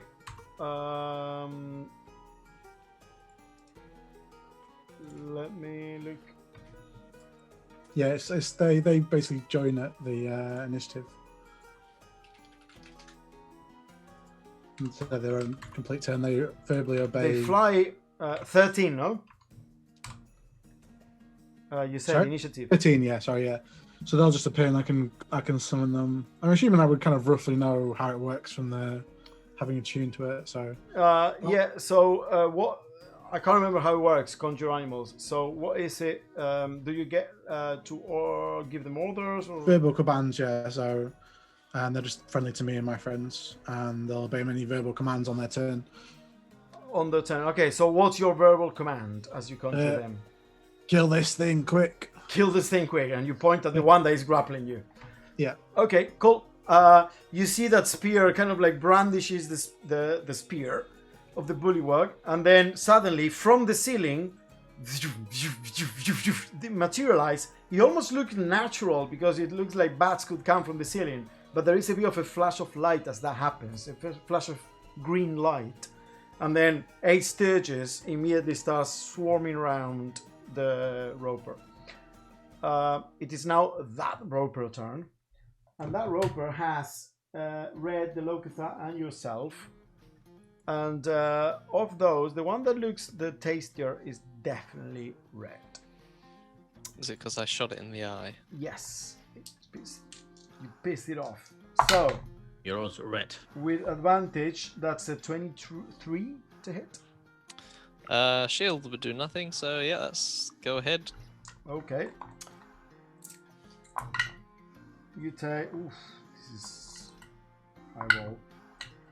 26 points of piercing damage. Oh, thanks for the extra hit points, Cody. Down to a healthy 15. Wow. As the creature bites your shoulder. Actually, we'll have to roll injury for this. Oof. Wait, how many points of damage was it total? 26. Yeah, my max is 42. So roll a Constitution saving throw for me, please. Oh god. 17, not too bad. 17. You're fine. The creature is munching on your side. It's basically trying to completely tear off your ribcage and one of your lungs, and is holding you sideways as it's trying to like eat you, Just cut you I in mean- half. sorry, I don't know if I don't want to be the annoying redcon person, but you remember that he had this advantage, also it would have been a flat roll. Well, I rolled a 17 and a 6. Yeah, both Ah, would have yeah, hit. cool, cool. Yeah, sorry. You're absolutely right. But both would have hit, unfortunately. Cool. And the other one is still afraid. So what you see now is it pushes you another 10 feet back, and it disappears in a crack in the ceiling. Going out of sight, trying to get away from you. And that was their turn, so it doesn't get to eat, but it does Well, get... he gets to repeat the saving throw. Correct. It was natural 1. You're still pretty scared. Yeah, it's that creature is going away with people though. He went into the crack in the ceiling and he said, I'm gone, but I'm taking these guys with me. And now is So, the... Yeah. Sorry, did it release me? Yes, it went beyond the range, so Alright, it released cool. you. So now you are free. It's now the Sturge's turn. So if you're gonna make 8 attacks, try to make them like, yeah. I don't know if you can make them as a group or yeah, just You What's can the roll AC them I all need to in hit? D&D Beyond. they need to hit 20. Okay, so 1 hits. Because plus 5, yeah. So it takes 1d4 plus 3 piercing. So 5 piercing damage, and that one Sturge is attached. And one Sturge is attached. Okay, so the Sturges are like swarming. There's so much going on there around that poor roper that it is fucking scary for everyone that is still held by his tendrils. As these Sturges are now like... And one manages to somehow latch onto a piece of fleshy bit that was exposed. And it starts sucking blood. And it is now Elizabeth's turn. I will pull out the Aboleth idol and hold it up towards the one that's holding red, and cast command and just say, "Drop." Oh god. Okay. What is the saving throw? Wisdom. 16. Roll a 2. So I'm gonna drop one person randomly. Just one. So it is the Locathar, spear or red. So 1 2 the Locathar, 3 2 spear, 5 6 is red. The Locathar. He was the most important one. I wouldn't have bothered if I knew it was only going to do one. And the Locathar takes some falling damage. You're not landing in the water. Not too deep. Well, it lands on the bank. There is only 1 foot of water on the bank. So it only it doesn't take that much. It takes just 4 points of bludgeoning damage. But now the Locathar is free. Anything else? Then I'll just make sure I'm at least 70 feet away. 70 feet away. Okay. Yeah. Which I think I was. Yeah, you can move there if you wish, a bit more. You're definitely away from their tentacles. It's now the Locathar turn. The Locathar that is being pulled in the crack in the ground, that is being like eaten. But the first round was eaten, but then after that, you know, it stopped being eaten because of the fear. It's gonna try. It's desperate. It doesn't like going in there. It will have to make. It will attempt to break the grapple. The thing is, it has athletics, but not dexterity acrobatics, so we'll have to try with strength and disadvantage. Because that's what... It goes like, oh, release me, you motherfucker! Oh, no. Yeah, with disadvantage, no way the Locathar is Probably being... die on the fall anyway.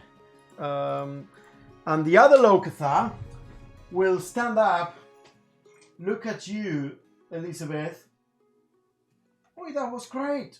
And then get his crossbow out, aim upwards, and take a shot at it. Oh, no, with disadvantage, with flat. Oh! 21 hits.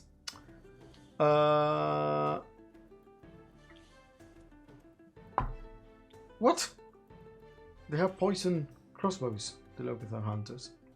Okay. It's all that algae. So it's 6. Let's choose 8 points of damage. 8 points of damage. That roper, the one that is still holding you, Spear, and Red, that was holding the Locathar a second ago, is now blooded. And that roper has to make a con save. So, and it saves. Okay. So that roper is not looking great. I mean, it's not on the verge of death, but it is very hurt. Coda, you're up.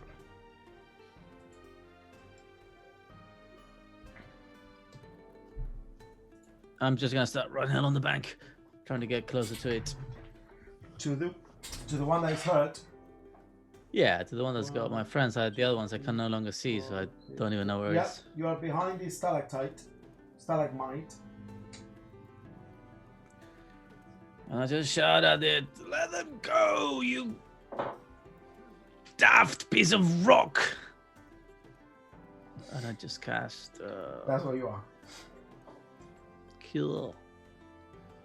Just gonna cast another of the vicious mockery. Okay, go for it. It's a wisdom save.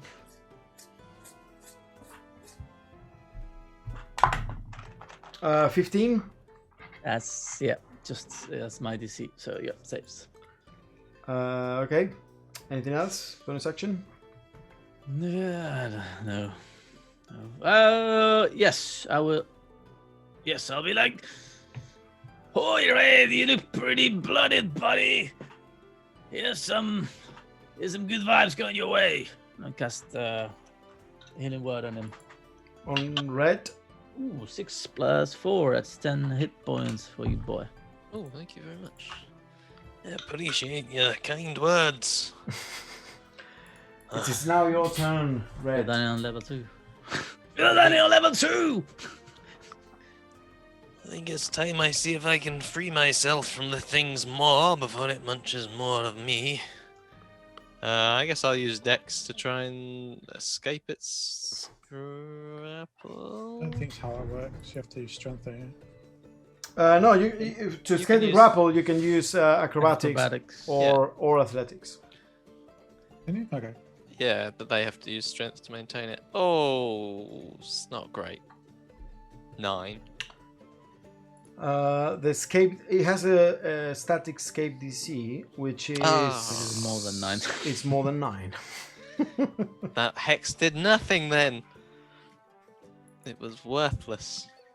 Yeah, most creatures that do grapple with tentacles have a static escape DC. Well. Okay. And then I can't see Scully, but I'll just shout to keep trying to bite it. Okay, so go for it with disadvantage, please. It is up in the cracks. Nah, that's nice. Very well. Spear. Oh boy. You are here, being next to Red, being grappled by the blooded roper. What do you do? I'm gonna try and distract it, taking the help action. So one of the one of the Sturges gets a better attack. Sorry? I'm gonna take the help action and try and distract it, so one of the Sturges can get a better attack. Sure thing, you can definitely do that. As one of the Sturges dive bombs, like a Japanese Zero in World War II, or yeah. you are like Look at me, Roper. Okay. Okay, the stages will go in a moment. It is this Roper turn now, and it has red and you, and it will definitely bite red. That's gonna be 26 to hit. Yeah, there's no stopping that. Even shield couldn't stop that. Yeah. Really bad roll, actually. This music's very funky for this fight. I have to say. 14. This is Joaquin's battle music, but it's very funky for this battle. What are 18 you points of listening to? damage. Don't even know. Ambush. Ambush. Alright. I'll put it on. 18 points of damage. Oh, I've got a different song. I've got Mead, Gold, and Blood, Ifan's theme for some reason. Even though yeah, 18 points damage I've taken. Just finished. Yeah. I'm gonna continue to my. Yeah. Not quite for a roper attack. Weapons drawn. Sort of Robin Hood being chased through the woods. Yeah. Battle more than. Change to another list now. Nelson, it's still biting on you and it is hurting. You can definitely tell how you would end up like those other bodies, discarded bodies for the fish to pick at bones if, things kept going this way. Dead. And it also moves 10 feet in this direction as it's dragging you away. I don't want to end up being picked apart by fish. Will it take some opportunity attacks from that? I mean, I imagine half the stages. Well, I don't know how many, but No, because you know how it becomes It's with quite these. large, I They're suppose, just okay. like flying around like. yeah, okay. The other roper, does he still need to move away from you even if he can't see you, Kota? Yeah, he gets to repeat his saving throw at the end of the turn, but It still I needs mean, to move the. it still needs to dash Okay, away from so that creature is like, fuck it, I'm taking this prey with me, but I'm moving away. It goes up the crack, and it will attempt the saving throw again. And it rolled a 14 total. Nope, that's one below my DC. Well, I guess the Locust and Scully are just gone. Oh, Scully's with them. Oh shit. Yes. My turn! They just disappear into the rock. At this point in time, Hey. Red's a bit too preoccupied and can't see, Yeah. so I'm not angry at you. Is now the Sturgis, so you can roll one with advantage and the rest with normal. Roll 8 attacks, please. One's gonna get it. The advantage. The advantage got, yeah, and oh shit! Fucking hell! 2 nat 20s and an 18. So that's 1, 2, 3, 4, 5. So 64. Plus whatever they have as a bonus times 3. So Yeah. you have plus 2. It's So plus 6. 15. Sorry. 27 piercing. 27 piercing. Yeah. As the Sturgis now are sucking the blood out of this roper. And there was one that was attached. One that was attached, so you'll also take that guy will actually suck blood because the first ones they just pierce, but that one will actually suck blood. So that will suck out Has it got 6 blood? Huh? Well, I assume it's got some sort of blood. Yeah, it has blood. It sucks out 6 blood with that one that's attached already. 6 blood, okay. Bloods. The Sturgis, you see now the Sturgis are kind of like, and finally there is a lot less movement as the Sturgis now become attached to the roper and starts like bloop bloop, and the roper is kind of like writhing about desperately. He's gonna do something about it in a second. Elizabeth, you are up. 5 of them are attached after that. I'm going to cast fog cloud between each group. So in the middle. Yeah, so everybody is fog clouded. Yeah, pretty much. Okay. Then I'm going to run a little bit to safety. Sure. I mean, you're way. But he moved 10 feet, so he's now 10 Yeah. feet. Like he could move and get me next turn, which is So too you scary. can move like behind that stalactite. That stalagmite there. Yeah. Okay. Yeah, you're away from the action for sure. So now they don't get advantage. Okay. It is the Locathar turn. The one that is being held up in the cracks, and is desperate. Will attempt to disadvantage, break the grapple, and well, roll a natural 20 and an 8, unfortunately, so doesn't break the grapple. The other Locathar, now with the Sturgis there and the fog cloud, we'll try to. He really wants to go away. Nope. Koda, you're up. Suddenly, a fog cloud appears, and you can no longer see any of the ropers holding your friends. It's just a fog that has completely covered, side to side, the entirety of the tunnel, the cavern. And you are... Oops. I think I lost my image. That's right, that's the fog cloud. Yep, that's the fog cloud. There we go. You are there. And here is a fog cloud. Okay. I'm gonna shut up. I can't see anything. But wait. I know where that creature was, and I know that he can hear me. So I will whisper a discordant melody. That only one creature of your choice within range can hear. And if it is within range, it will hear it. Sure. And it's another wisdom saving throw. It looks like I only have wisdom saving throws pretty much. Okay, so what is it? I'm casting Dissonant Whispers. Dissonant Whispers. So the same one that you were... Yeah, the, I mean... The hell one, the one that is still like holding red and... Yep. I roll... Oof, 18. Yeah, no, definitely bad success. So, and a success will say, oh, it takes half damage. Alright, cool. Roll the damage.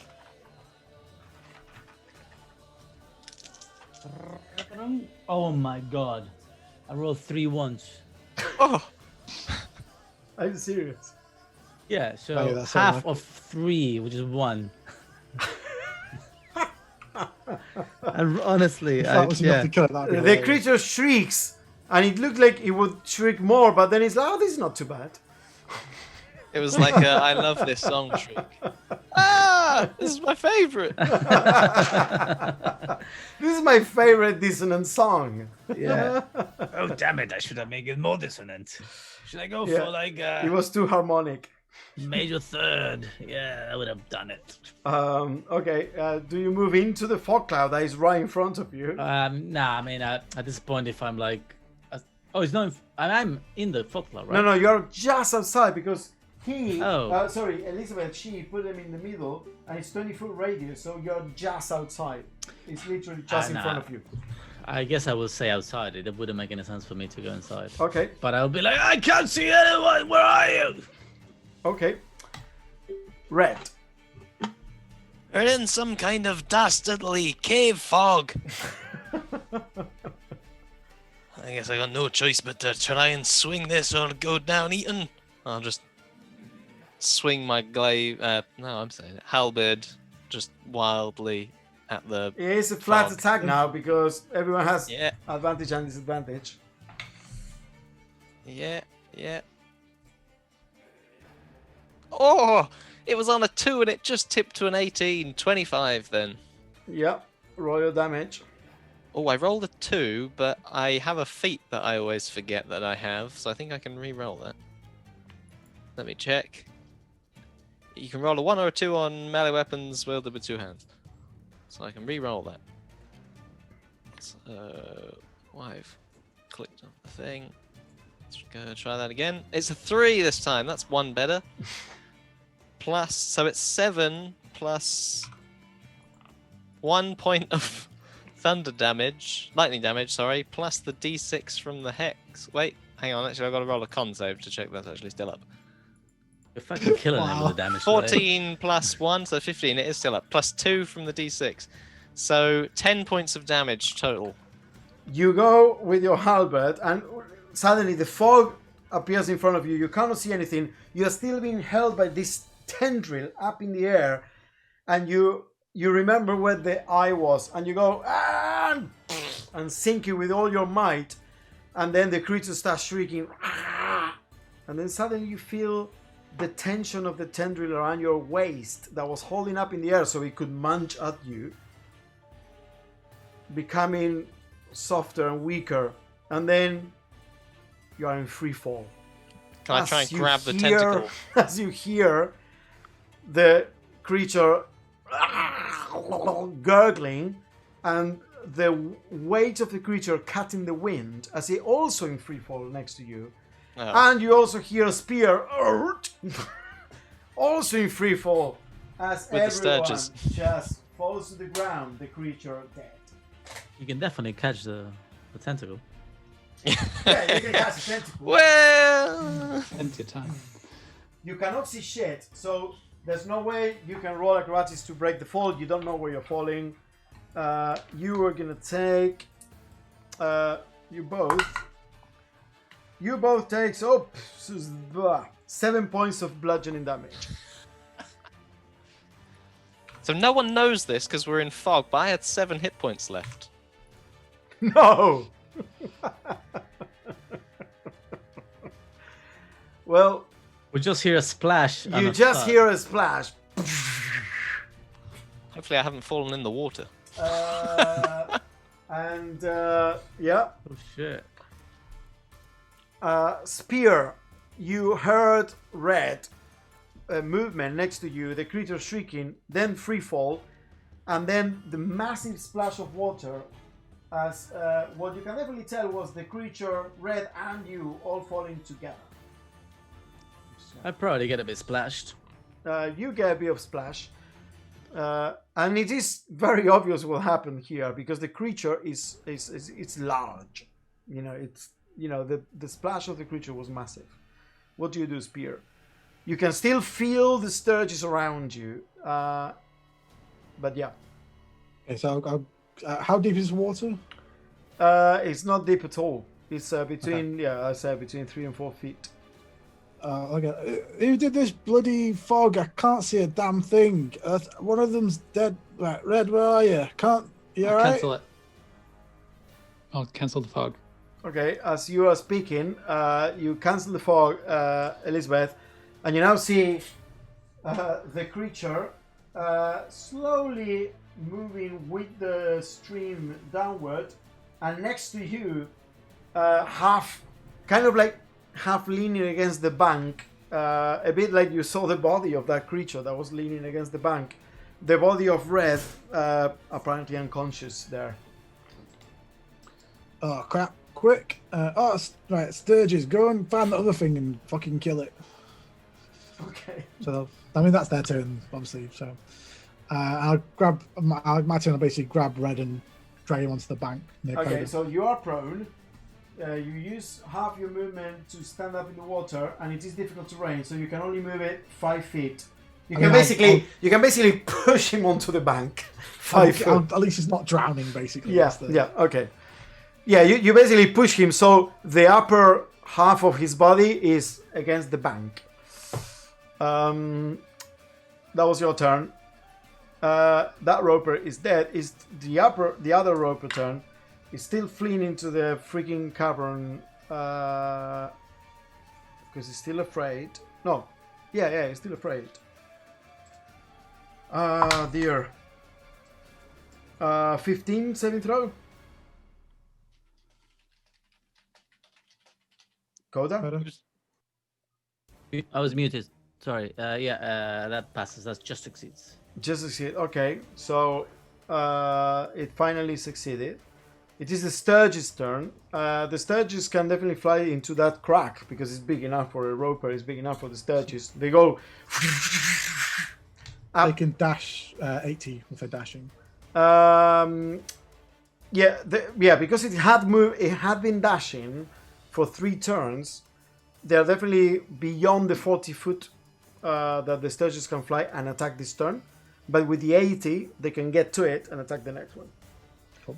Okay, so the Sturgis go like disappear into the crack. Now suddenly the cave appears empty as all the crazy movement has disappeared. The roper is nowhere to be seen, and all the Sturgis flew up the crack like and disappeared from view. So Elizabeth. I forgot one thing. Is it okay to retcon it at this point? Because I wasn't dead at this point in time. I was supposed to tell Scarly to try and free themselves, which they would have done. Yeah, I can assume that Scully can keep trying to free themselves, yes.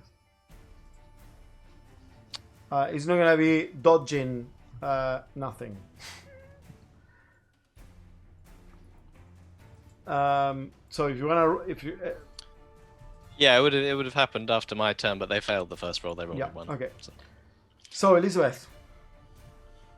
Okay. So can I hold a spell from the harness? Is that a thing I can do or no? I don't think so because it is activating a magic item, which is a different thing than holding a spell. Okay. That would be like holding an activation of a magic item. I don't think you can do that. Let's say for now no, and we'll look it up for next session. Okay. I'm guessing there's nowhere I think I could run to where I'd actually be able to see what that. Okay, you can get I'm closer. quite far away. So you're here. If I run 30, see where I can see. You're here. You can move 1, 2, 3, 4, 5, 6 to get back into the fray. But no, because these guys went up into the crack. So from this angle, it's impossible to see at the time. Okay. Can I? Where would Pepper be right now? What? Where would Pepper be right now? I mean, technically, you can dismiss them and then, as an action, bring them back, which I assume you would have, because it would be stupid for both Pepper and Bullseye to go underwater. So you could have. I'm gonna say that it's around you because you dismiss them when you go underwater and then you bring them back when you're again in like firm ground. Okay, I'm gonna send Pepper up to the roper. Okay, so what I'm gonna say is because you didn't say anything before, it was next to you. It was essentially. Well, I can use my action to bring it in. Yeah. Okay. And then send it. Okay. So you use your action to bring in. It can appear how far from you, like 30 feet or whatever. 30 feet, yeah. So I can do 30 feet in front of me, and then it can run. We can fly. 80 is a sprint. Okay, so it will definitely get into the crack, following the Sturgis like movement, like. Oh, hundreds. And it can definitely reach as a dash the roper up there. Okay. That's it. That's all I can do. Okay. Is now that Locathar turn. That Locathar now sees a ton of Sturgis, and the roper is bringing us to his lair up in the cracks, still trying to get free desperately. Oh! With disadvantage, I roll an 18 and a 17. The Locathar breaks free, and from the tendrils, and starts dropping down the crack. He didn't have like 3 hit points left or something. Yeah, he was really fucked. And as he drops down the crack, he gets away from the range of the roper that gets an opportunity attack. With the bite. And that hits. I mean, would it be with the bite or just a tentacle? No, because he had him next to his mouth. Yeah. Sorry, I think it was like dragging him along. As that's it 'cause he tries to get away, the roper turns its head and bites again. And unfortunately, Algae is dead. I mean, he would have been dead next turn because now the roper could attack. But yeah, the other Locathar now runs. Well, jumps to the water, swims, and looks up the crack, but it's impossible to see anything there because there's a bunch of sturges covering what's going on. But he can hear the shouts of Algae, the cries of horror of Algae up the crack as it dies. No, Algae! Nothing he can do. Koda, your turn. Gonna look at Rich and then go like, get up, get on up, get up, get on up, stay on the scene now, get on up like Sex Machine now, get on up. And then I cast Healing Word on him. Red chooses to fail a saving throw. You only get 6 points, boy. How do I? Oh, wait, 2, 3, 4, 5, 6. I'm up. You open your eyes, Red. Your mangled and bruised body is lying against the bank. Half of it, because it's your turn now. Well, sorry, Koda, anything else? Well, yeah, I was going to wade across the water and trying to see what's up there if I have. Yeah, okay. You move 15 feet, look up the crack, and it's just a cloud of sturges and now Pepper flying up the crack. That's all you can see. I'm going to, as my action, because actually that was bonus action to cast Hidden Word, I'm going to prepare Vicious Mockery. So if suddenly like the creature sort of whips at me, I'm gonna cast a spell of Vicious Mockery. Okay. I'm gonna prepare some pretty biting words for that stalagmite. Sure.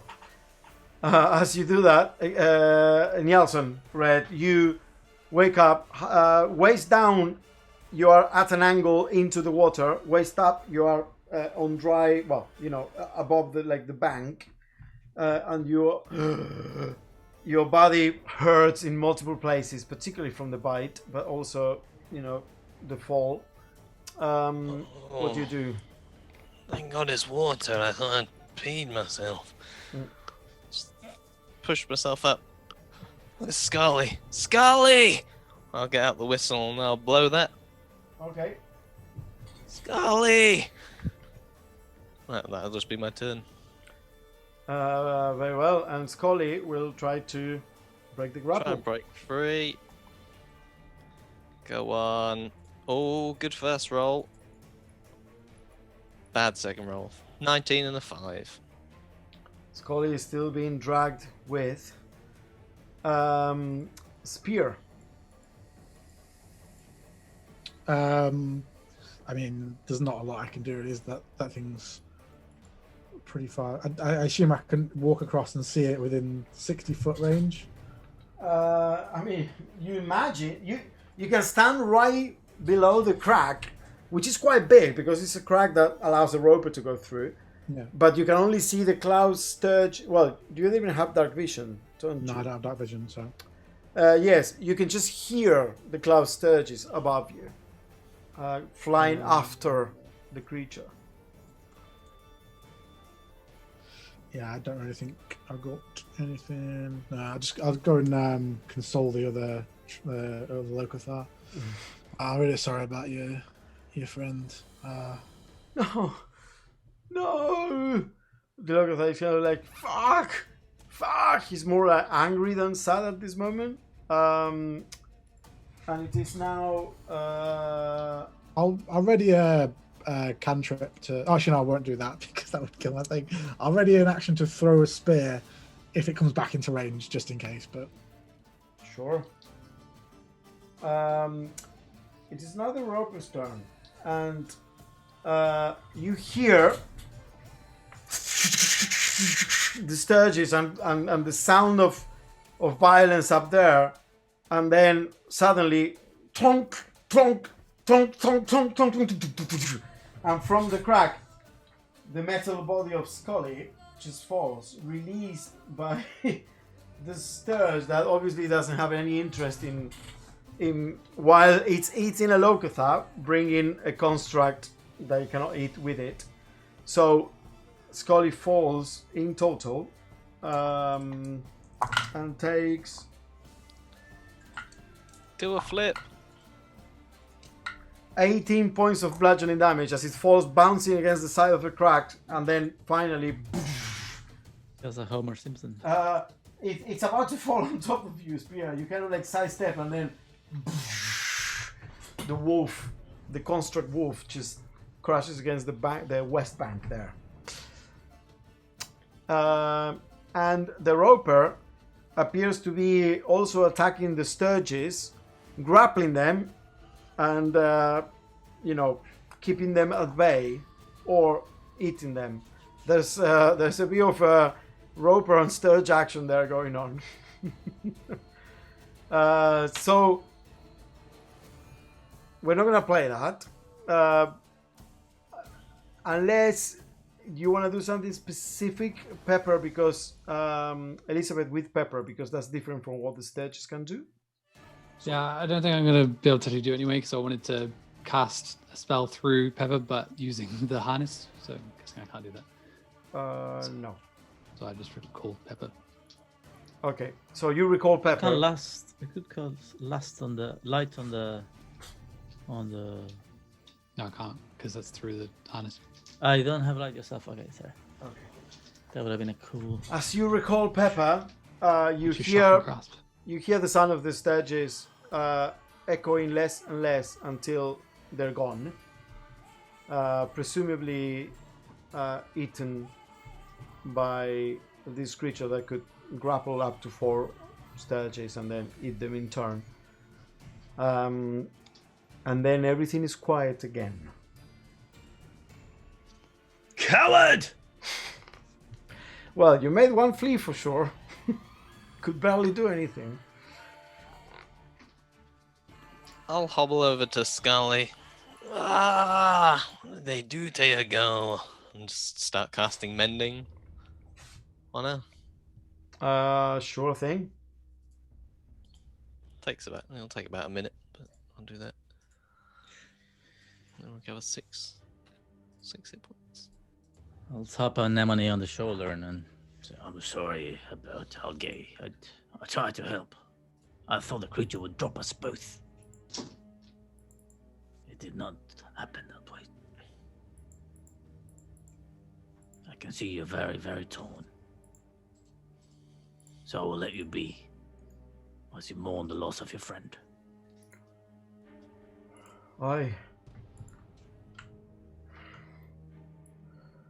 Well, it was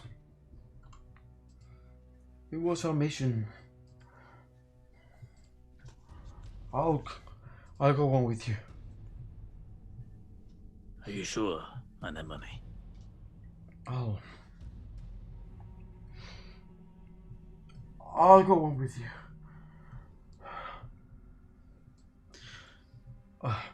Kind of like composes himself, stands straight, look up the crack, where you see a bit of blood dripping, but it could be the sturges.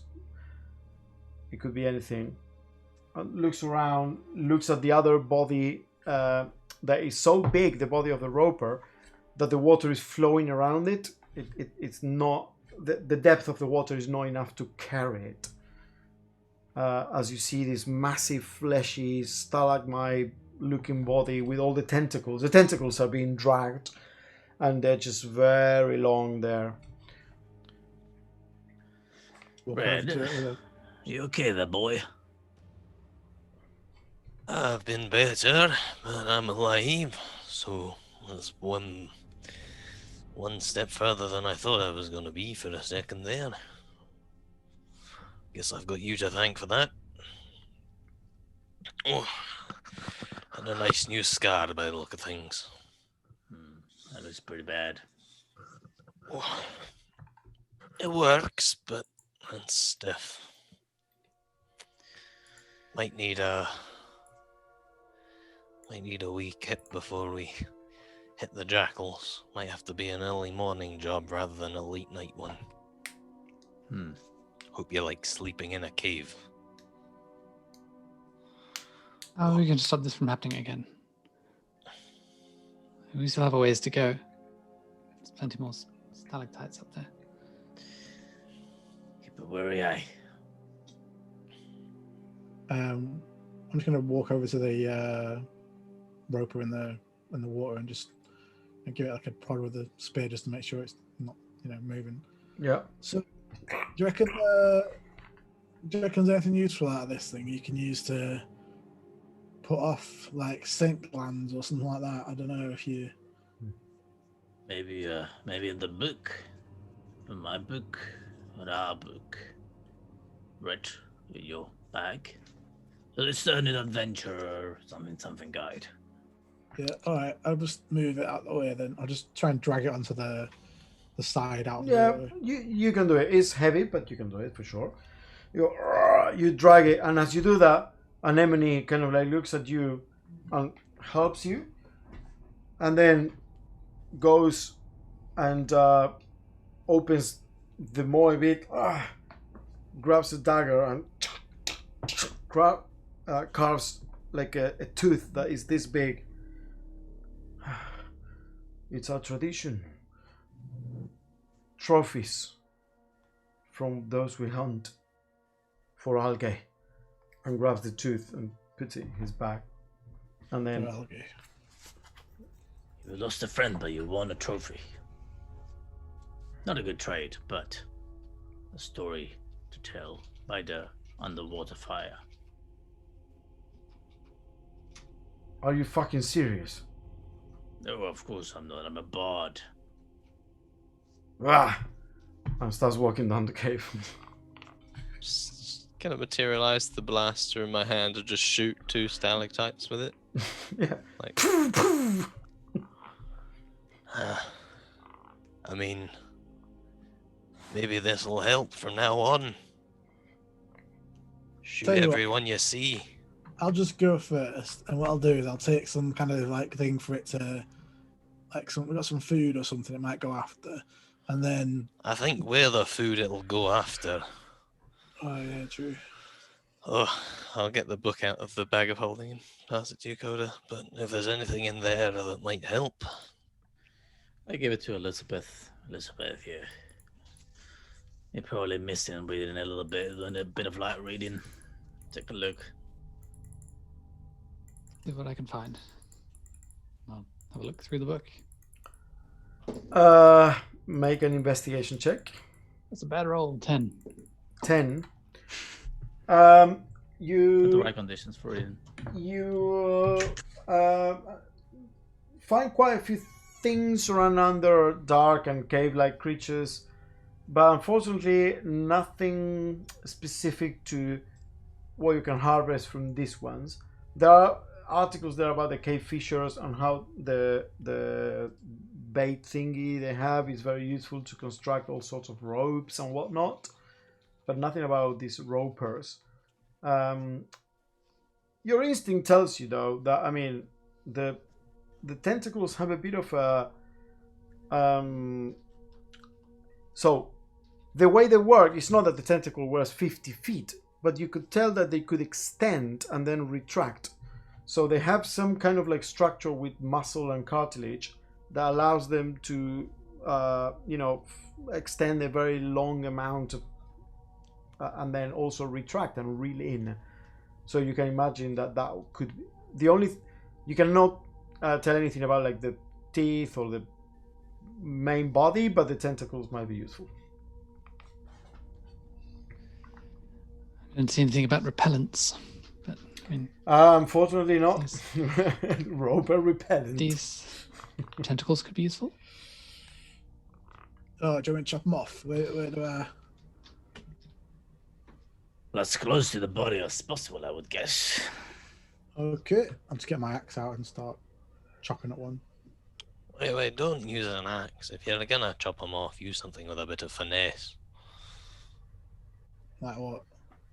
Maybe a dagger, sword, something a little bit less unwieldy. Well, Or you do one, I'll do one. We'll go that way. Save My time. scimitar's out. Rapier. Perforate. Rape. You Cut can. off like a stamp. Yeah, exactly. You pierce it enough times, and then you can just go. Brrrk. Yeah, it's like a die cut. It's fine. Okay, so whoever wants to cut a tentacle, make one roll per tentacle with your proficiency and your dexterity. It's- Can I just use a battle axe and just use my strength to just chop through it? Yeah, yes, you can definitely do that. Okay, I was going to cut 2 tentacles. The first one, I roll a natural 1. Yeah.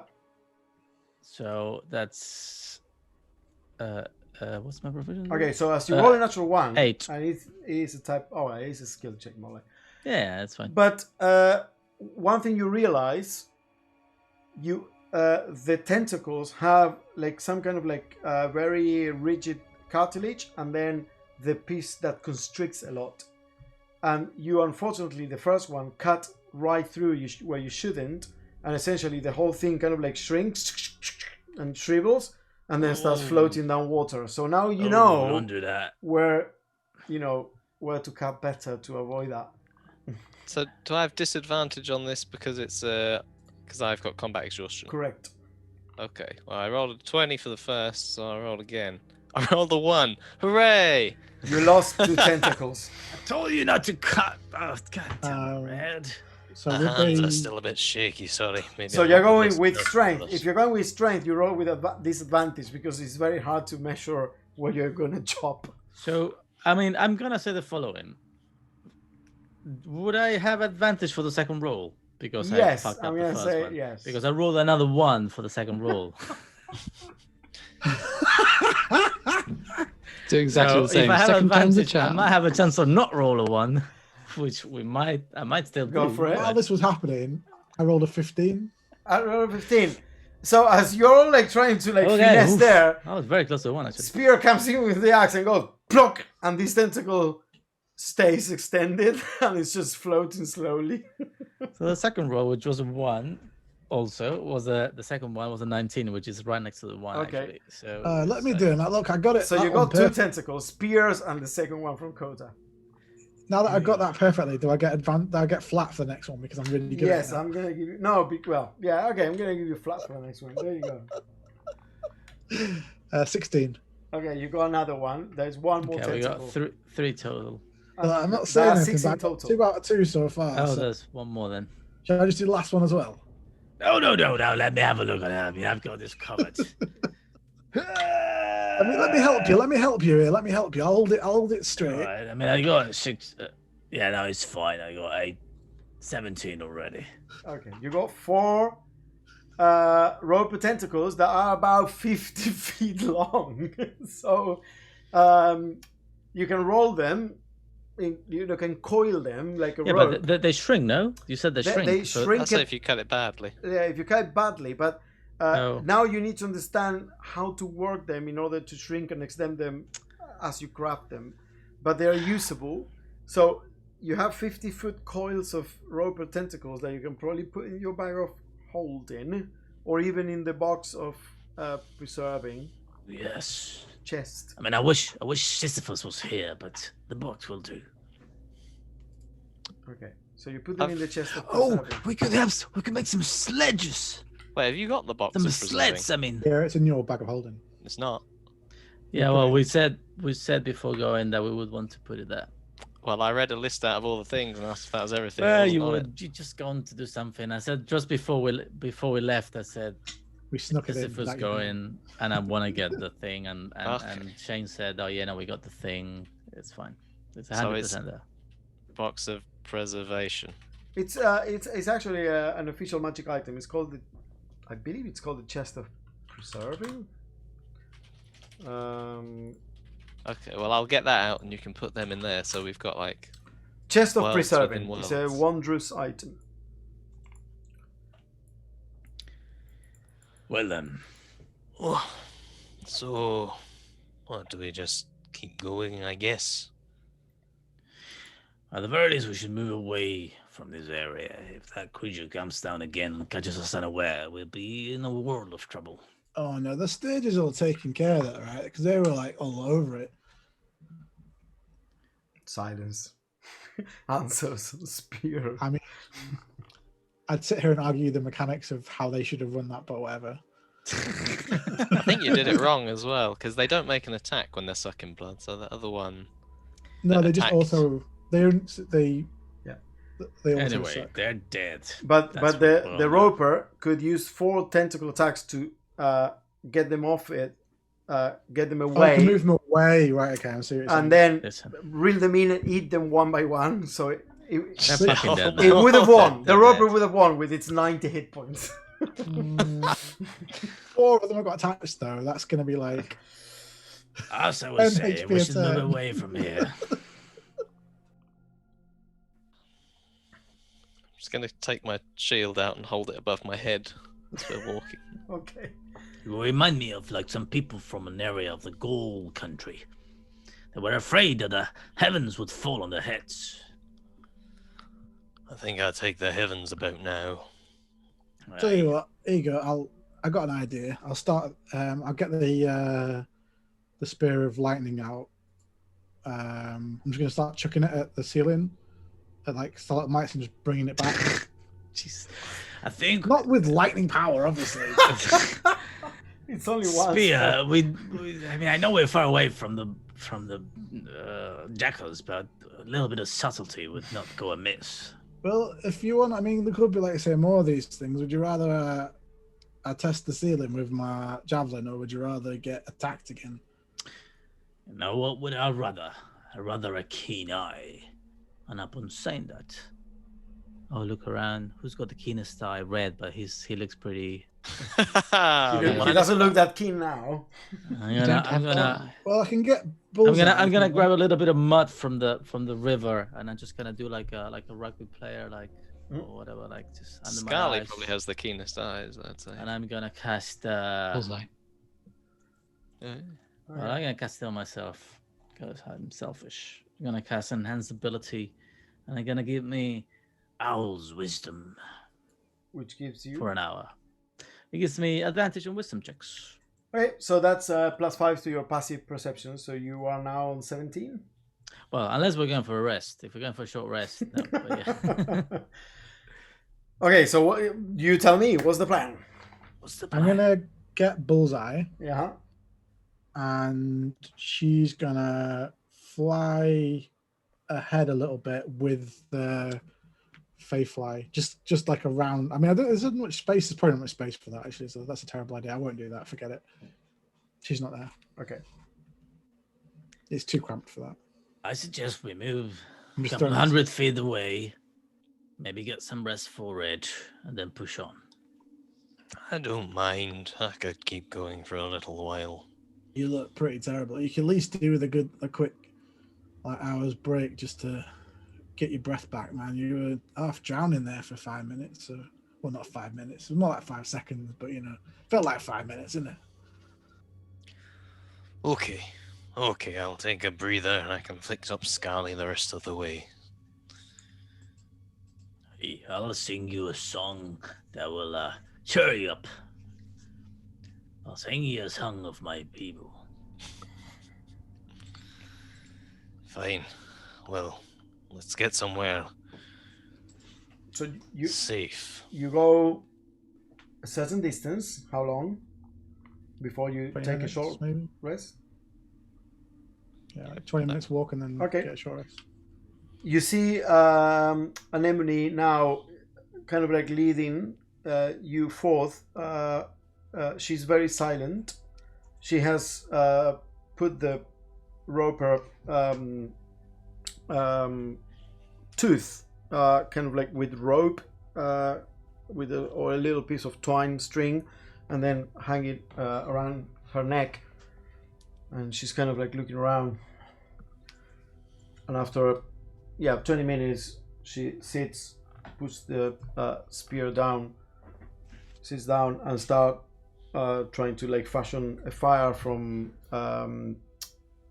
what appears to be mushrooms and some some kind of like very cave-like growth that there is here. She's kind of like drying it and doing something with it. You're not entirely sure what she's doing, but she's fashioning the fire.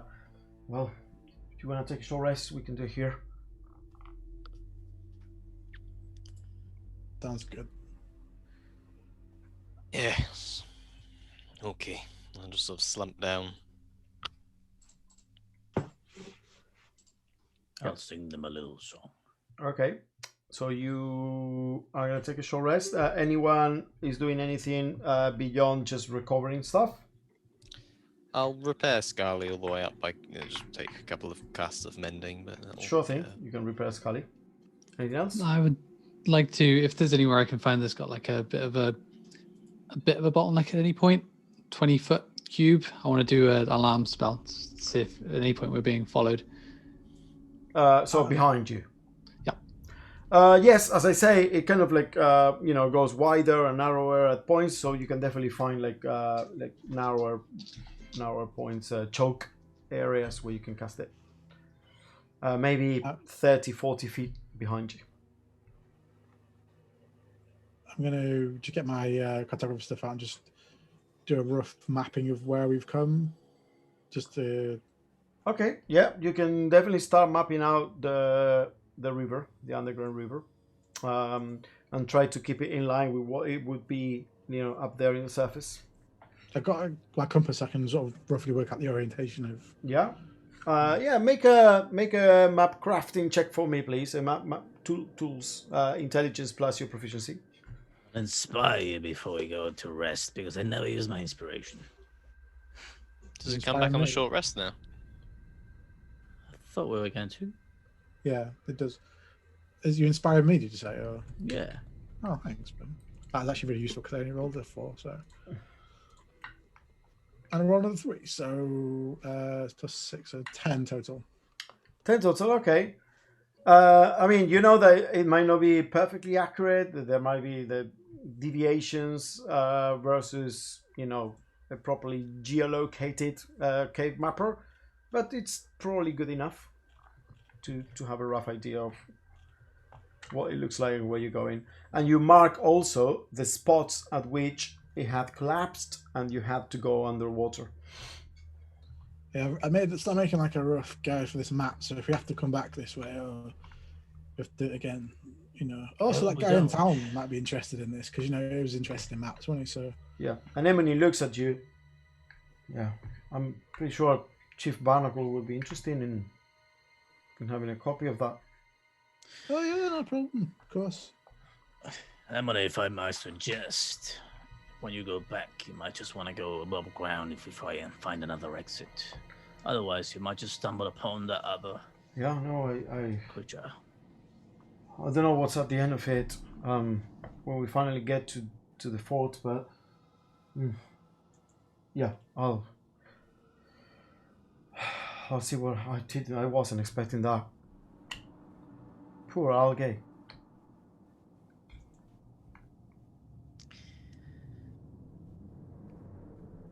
Sorry about that again. Yeah. It's alright. We swear an oath as hunters and scouts. This is part of our job.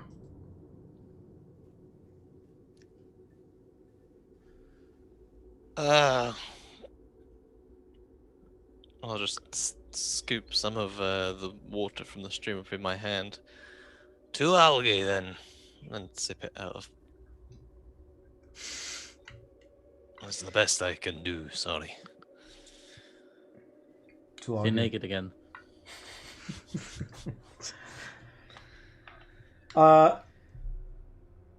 You have your short rest. Whatever you recover on your short rest, you recover. Remember, you get an extra d6. Whoever. Yep. If you are gonna roll hit dice, do now. Yeah, I rolled my 3 blood hunter ones. And after you're done. How long's the aid last? Sorry, is it still going? 8 hours. So I presume it's gonna go for a while longer. I don't know how long we're going, but yeah. You resume moving forth for another couple of hours. It's starting to look like there is okay, make a survival check. Someone make it with advantage, whoever has the most. My exhaustion's gone, right? Because one level of combat Correct. exhaustion goes. On It goes away on a short rest. I got +5. I can make it if You you. go for it. Make a sword check with advantage. 20 non-natural, 15 +5. Okay. So as you keep moving south, you start to notice, and you're all collaborating on this, so you're pointing at each other, that there are now tracks. There's more movement. The banks that are wet and a bit muddy with the sediment as well that falls off the walls.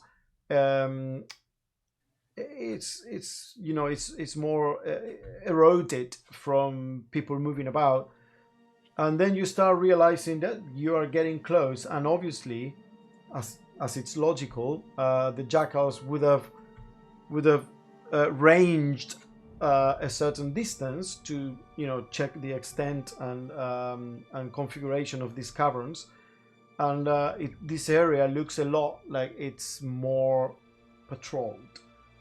You start realizing that maybe those dead bodies back there with the ropers would probably the extent were on the far reaches of where they would range investigating the caves, and now you are in much more traveled terrain, and then eventually you start seeing very far away in the distance, but it is incredibly noticeable, precisely because in total darkness and only the light around you providing the minimum flicker of light is noticeable.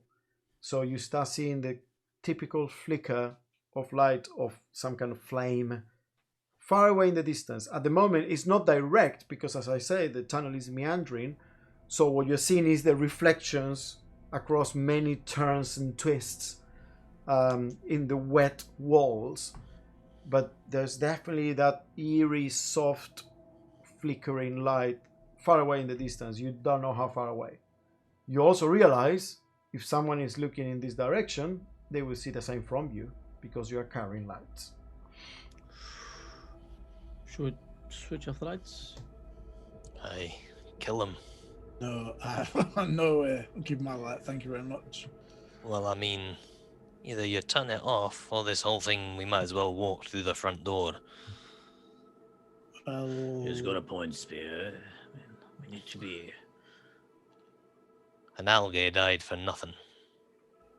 whoa, no, don't you put that on me. That was a low blow. Right. I saved your life and dragged you out of the river, so Aye. don't you come at me with that kind of crap. Well, turn off your light and everything will be fine. No, keep my light on, it'll be fine. I will stay here listen. then, Listen. and we'll collect you when we're done. Barge past him. Whoa. This is. Spear, hold on a minute, lad. The whole reason we came down here is so we can sneak past them. Oh, sneak up with the light, it'll be fine. How is that gonna work? Sneak up with a light? You'd be able to see me if I tried to sneak up on you with a light, wouldn't you? Maybe, but if they've got lights as well, then they probably won't notice our lights. So Probably, but they So, will definitely won't notice us. If we you come go- in the you cover want of to go darkness. first without the light, and I'll stay back 30 foot. There you go, and then 30 foot is not enough, Spear. You know that. well, Do you how far want do you want me us? Do you want us to? You know what happened back there? We were caught up by these ropers. You were left and behind. Do you want us to be separated again, caught by some ghastly creatures with you without being able to help us? Well, no, but if I can't see where I'm going, I'm not going to be very good anyway. So I can see where I'm going either, but you know what I have? some kind of night vision goggles like that guy sold at the magic shop back at the Enclave. No. I have trust. I have trust in those who are around me, my friends. If Elizabeth can see, if Red can see, if Anemone can see, then I'll trust they'll take us to a safe port. What else can see? There's all sorts of things can see in there, and if you can't see them, then Well, you had your light on before, and it didn't help us getting grabbed up by the bloody ceiling. Well, that's. I mean, that would have made no difference, would it? So it would have been even worse, and I wouldn't even see what happened. He would have been attacking you, and I wouldn't even know where you were. Listen, You would hear it, but also remember, you may not have a light on, but you can turn it on. It's a difference. If things change, if something frightening should happen, we attacked or whatever, then you can What activate if I your light. like put my hand over it a little bit like this, sort of trying to cup it to, so it's a little bit less light. See? it's still an unnecessary risk we are taking. We are trying to sneak past these people. We don't know what differences, what traps. Remember when we tried to go to that place where they had all these traps set up around them? We must make sure we don't turn up the same way we did that time when Scorn nearly gets killed. We must be, I know it's not a style, but we must be a little bit savvy about things. I don't like it. Say you are welcome to stay here. Oh, shut up, you! You're just trying to push me back so you can try and take some kind of thing of like, I don't know. You want some kind of. I want you place to of- turn off your light because you're gonna make us incredibly visible to whoever's around the corner. Just sneaky. Spear, you gotta trust Red in the matters of sneakiness. You know, he got that staff from the druid. None of us would have been able to do that. Not even Scorn, I would say. What if you could see in the dark? But I can't. But if you could, would that be enough? Maybe, I don't know. I don't know how it works. I've never done it before, so There might be something I can help with, but it has a significant chance of failure. I might go 25%. blind. I moved 20 feet away from I might go blind. You know. It's 25%. I think that's worth the risk. Come on, are you a robot or a... Okay, if it's not as if you say that, I just don't want to get. Okay. I still Try moved it. 25 feet away from them.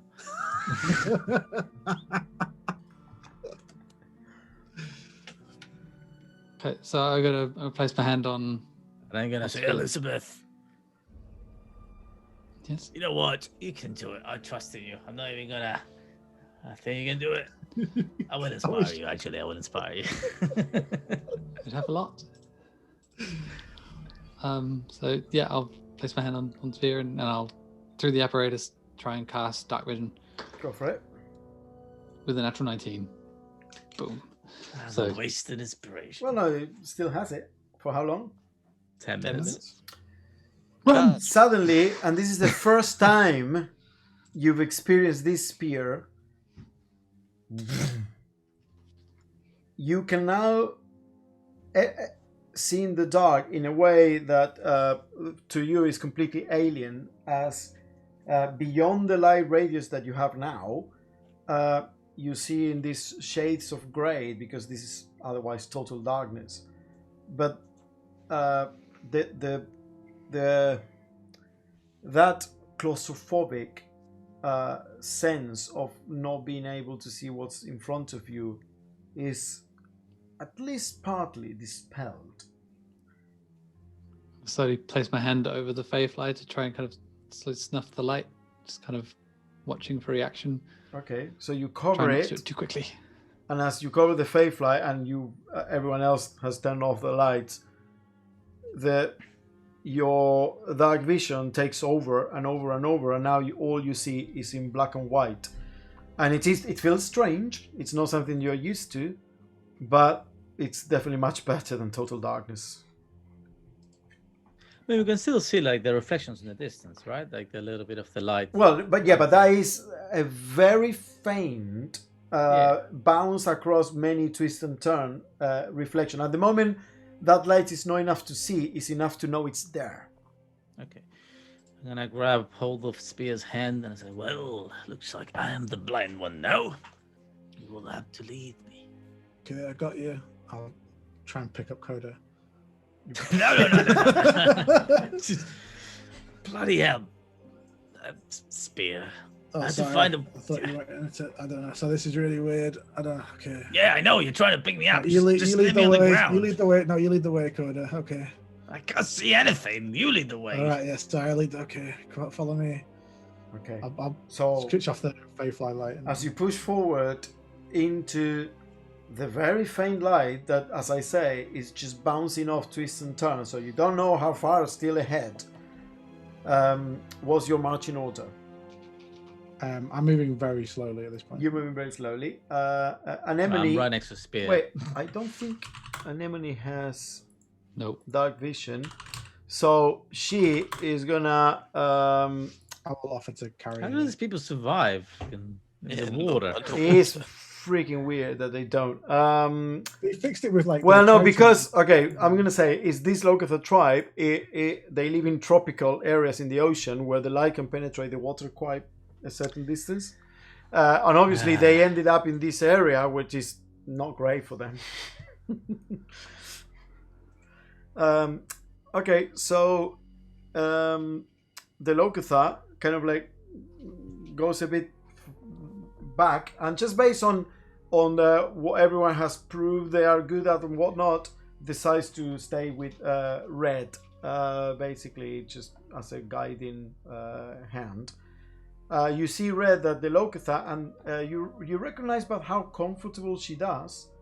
They have done this before, grabbing onto each other and moving, because she grabs the spear with one hand and with the other hand grabs your belt, essentially at your waist, and is ready to follow you in kind of like a chain-like fashion. So this is probably not the first time they move in darkness as a group. I appreciate the enthusiasm, but I was thinking maybe I'd push ahead, maybe 15 odd feet. Very well. Just Who do I follow then? Looks The- around. Scully here, and I'll take their hand and put it onto Scully's body. Okay. Can see just as well as I can, so This is less familiar, but okay. And Follow grabs her. Scully metal rough. you don't have any rope or anything. This will be fine. As long as it doesn't go off running, I can keep pace. Done this before. Kneel down in front of Scully. Go slow and guide our friend here as they have us to this point. Let them be, let you be their eyes. Okay? I'll just be a little bit ahead. If that serves fine with everybody else, I'll look back to the group. What? I'm going to move ahead 15 odd feet. All right. That's. Why are you doing? Are you still hurt? No, but I figure if I round a corner and there's something there, better it sees one of us or none of us than all of us. Well, that makes sense. What do you think, Elizabeth? Take At Pepper this, with I'll you. put the cloak of the elven kind hood up. Oh, I was going to say take Pepper with you, but I suppose you'd be fine with that. I can take her as well if you want. She can sit on my shoulder. Well, you've got to keep her hidden. That's the problem. Well, I can't see you for sure. Well, I'll take that as words of encouragement. No inspiration. No. Okay, so you're gonna move ahead how many feet in front of the group? Say it's 20 feet. 20 feet in front of the group. Then goes Scully with the Locathar following behind. Then who goes? Probably Elizabeth, I think. I'll be moving. So if Coda's with me, I'm moving like half speed at best. Okay, you're moving half speed with Coda, one hand in your shoulder or your back, your belt, or something. Yeah, I'm just grabbing his shoulder. Yeah. Shoulder? I will have my well, I have the rapier at actually in my other hand just in case. But Okay, and Elizabeth Just going along. closing. No, yeah, the back or middle or. Wherever I stay fit in, everyone else has chosen a place, right? I don't really get to choose. I think you- question. I don't know. You could go immediately behind me before Scarlet if you wanted. That's not. Doesn't matter. I don't Yeah, everyone else has chosen the position. It I seems didn't impossible choose. for me I to am- choose. Right?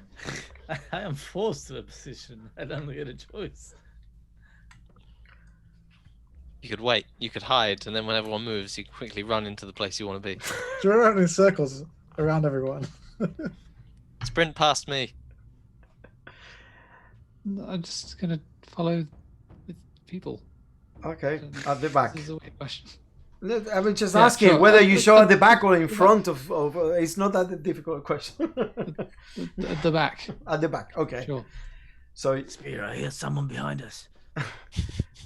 so Yeah, that's Nelson, a little make a, well, everyone make a stealth check for me, please. I presume I have this advantage. You would have disadvantage, correct? I rolled a 1 + 2, so it's a 3.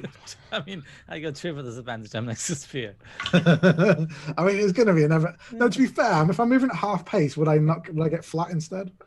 No. I rolled a 13, so I'm covering that for you, buddy. Even with disadvantage. Nice. Yeah, you're splashing like a drunken duck. Elizabeth, what do you roll?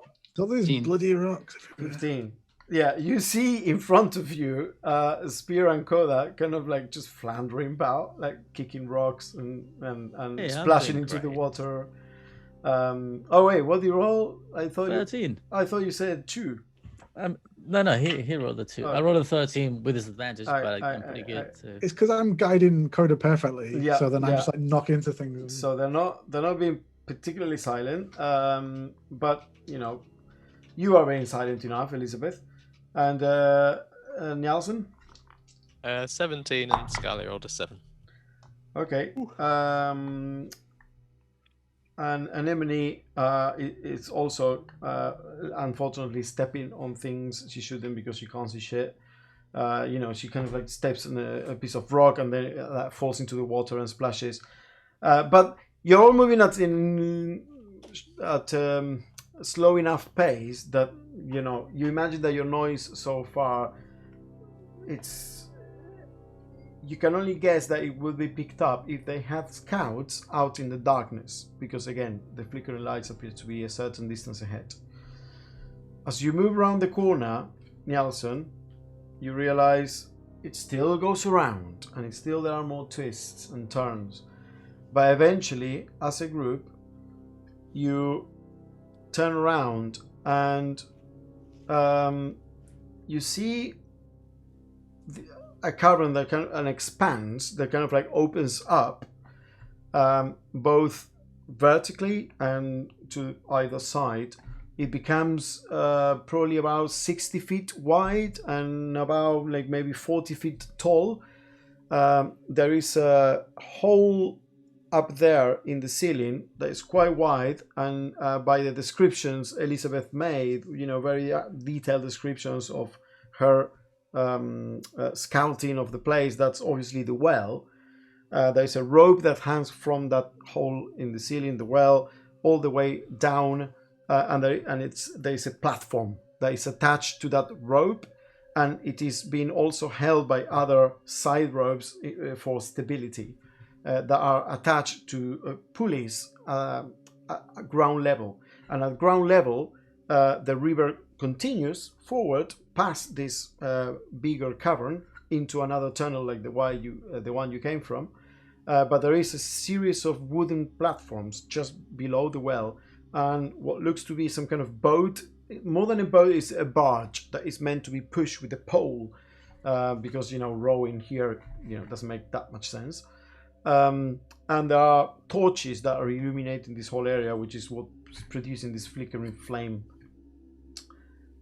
You see what looks to be some kind of a raised platform with a bit of there is a table and there is some implements there. That there are like weapon racks onto one side, and there are two dwarves there looking to be playing cards and you know, just distracted, let's say.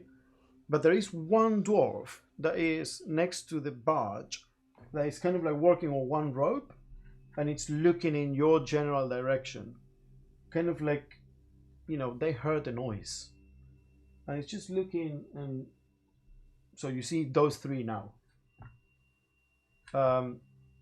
He appears to not have noticed you, but they have definitely noticed that the sound that you were making as you approached around that bend, the bend leading to this cavern. And we're gonna leave it there because it's like almost 10. So for next session, you can decide what to do about this. George! Yeah, that's an option. So just to be clear, the match in order was Nielsen, then Scully with the Lokatha, then Spear with Koda, and Elizabeth at the back. Yeah, and I'm about 20 feet ahead. And of you the are pack. about 20 feet ahead. All right. Dwarves, you said. Yep, all dwarves. All jackals. All, well, Have they got the jackal de bards? So yeah, they do. It's only Nielsen that has seen this so far, but yes. I report back that it's 3 orcs all wearing circus outfits. Ooh. The circus is the in brown town. circus. And we're all the clowns. Bunch of fools making a ruckus. But it'll be fine. Okay. Anything else that you want to know out of this description before we end it? No, I'll forget by next week. Okay, cool. Got a whole week to think about it. All right. See you all next week then. All right. Bye.